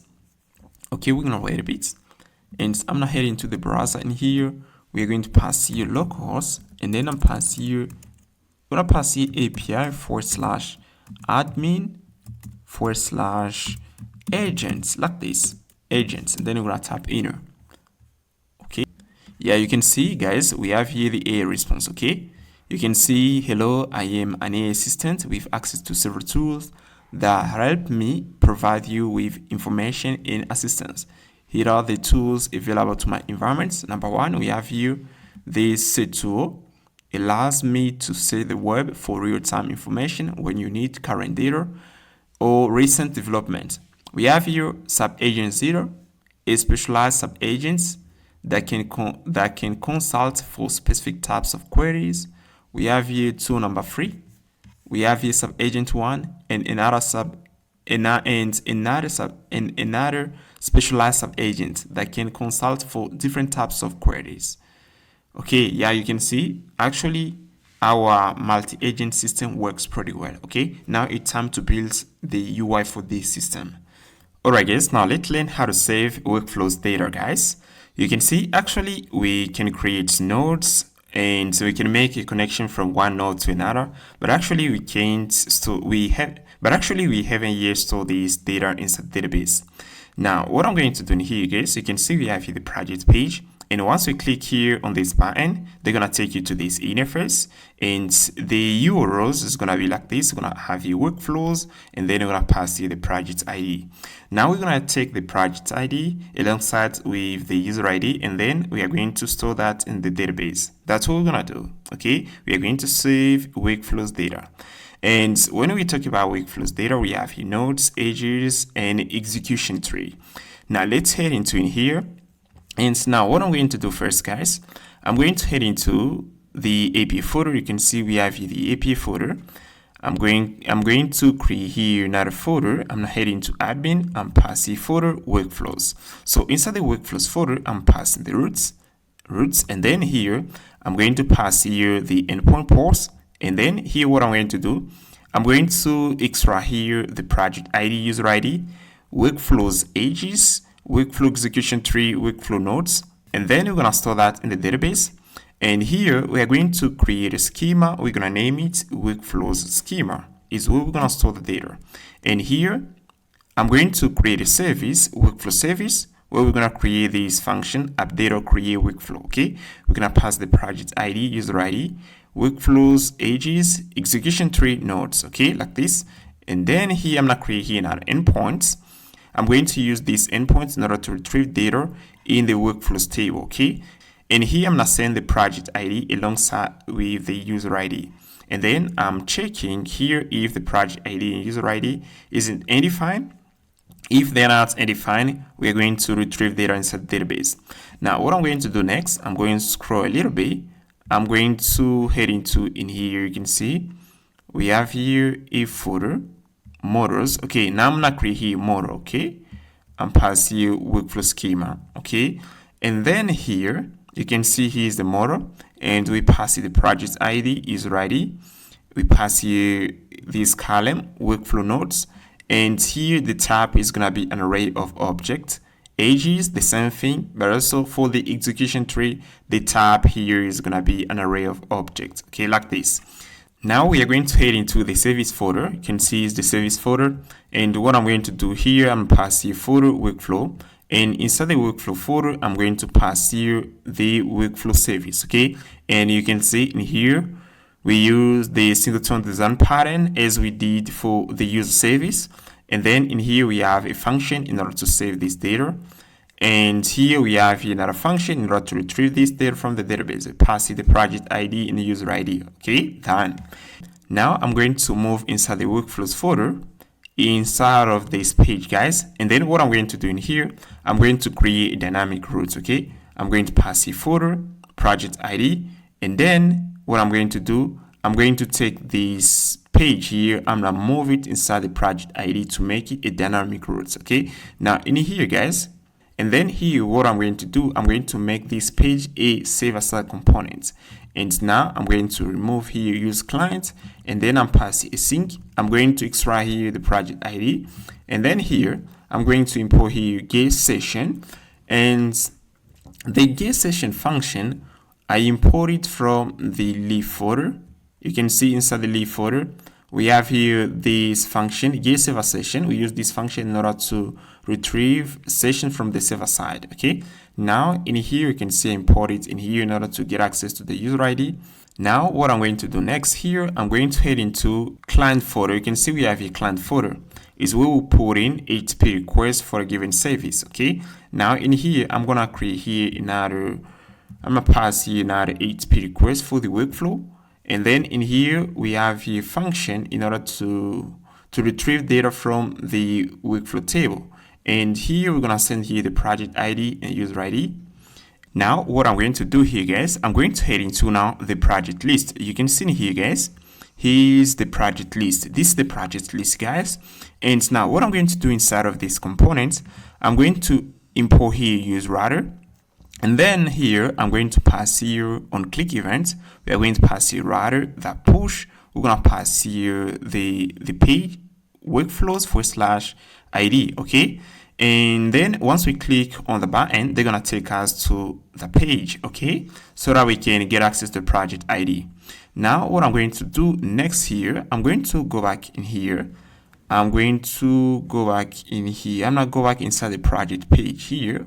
Yeah, inside the workflows page, okay? Here's the workflows page. You can see in here, we extract here the session, but also we have here the project ID.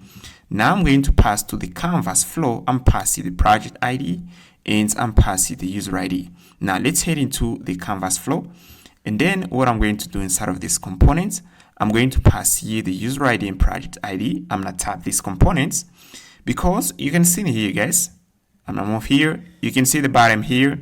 We have here a hand. We have here a hand here. If I zoom a little bit, you can see we have here a hand icon. We have here a run icon. And then here, I'm going to add here another button, another icon. And once we click on that, we are going to save the workflows data. That's what I'm trying to do. And now I'm going to look for a component at the bottom here. You can see bottom toolbar. And this is the bottom toolbar. I'm going to add here that button, okay? And then, first of all, I'm going to pass it this prop, user ID and project ID. Now we're going to head into the bottom toolbar. And then here we're going to pass it the project ID and user ID. And then I'm going to tap it. The project ID is a string and user ID is a string. And then here, we are going to import here use dispatch hook. And then we're going to import here nodes, age, selected nodes, execution tree. I import this data from the workflow slice. We need to save it. And then here, I'm going to pass here a loading state. We are going to modify the value. We're going to make an HTTP request to the server. And we create here a function, save workflow data. And then here, I'm going to take the data. I'm going to store that in the local storage, but also I'm going to send it to the server. And here you can see we have a function that allows to update the execution tree.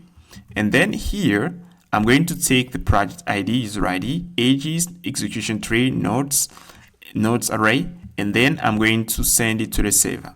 We are going to pass here make HTTP rec, and then here we are going to pass here the post as HTTP verb. admin/workflows, and then we're going to pass here the data.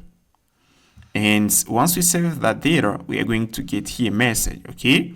And now we are going to call the function right here, save workflow data. I'm going to create here by N, and I'm gonna call the function save workflow data. And then you can see here's the by N here. Once we click here, we're gonna make an HTTP request to the server in order to save the data. Now, once we're gonna save this data inside the database, now what we're gonna do next is to retrieve this data from the database. Now, what I'm going to do next in here, you can see in here we store the data from the local storage, but also we send here the data to the database. And you can see inside the client folder, you can see in here we have a client folder, and inside of it we have here another function in order to retrieve data from the database. Okay, now what I'm going to do, I'm going to sync the database data with the local storage data. Now, what I'm going to do, I'm going to head into first, I'm not heading to inside the URI file. Then in here, I'm going to retrieve the data from the local storage. And in here, you can see inside of the get local workflow function, I pass it the project ID. And also I'm checking if the type of window is equal to undefined. I'm going to return now here.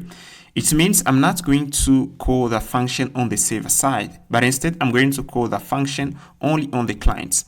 Now I'm going to head into the store folder, and inside of the store folder, I'm going to pass here another folder. I'm gonna name it funcs. Okay, we are going to create a func in order to make an HTTP request to the server, and then I'm gonna name it load workflow. Okay, and here I'm going to pass here this func, and then first of all, I'm going to load data from the local storage, and then I'm going to try to load data from the local storage. And here, if we don't have data here,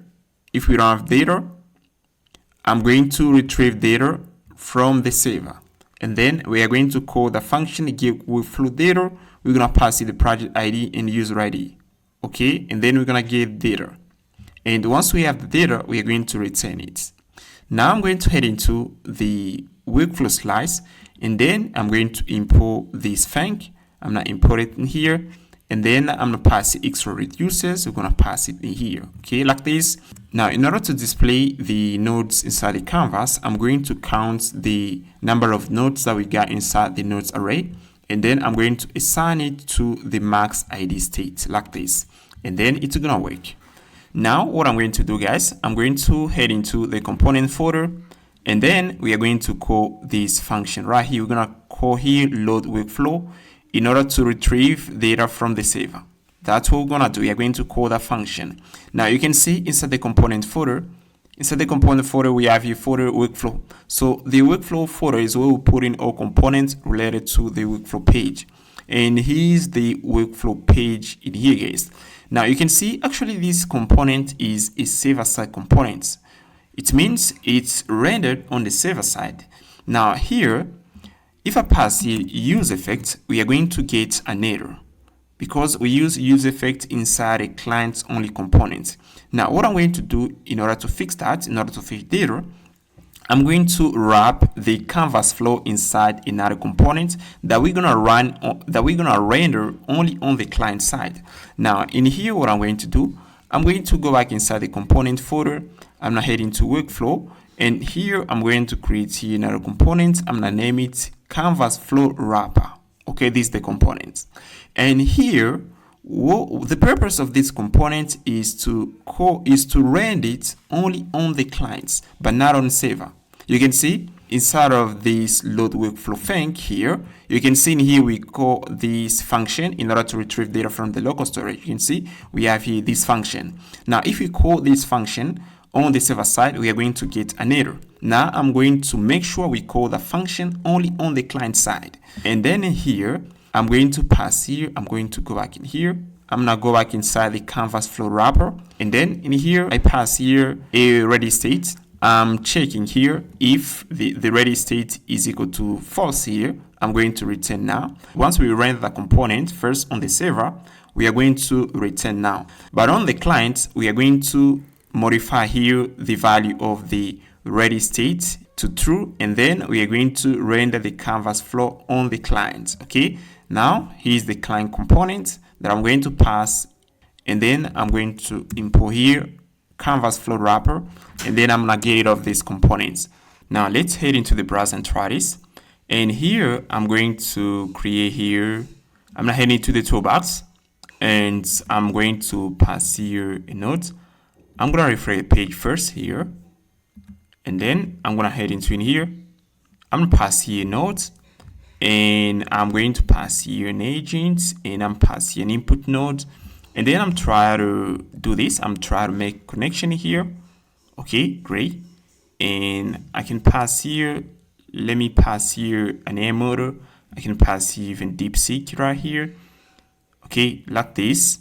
And yeah, you can see here's what we got right now. I'm going to move that here, and I'm going to click here, save. Yeah, you can see data saved successfully. Now, if I refresh the page in here, you're gonna see that actually, guys, we have here the data.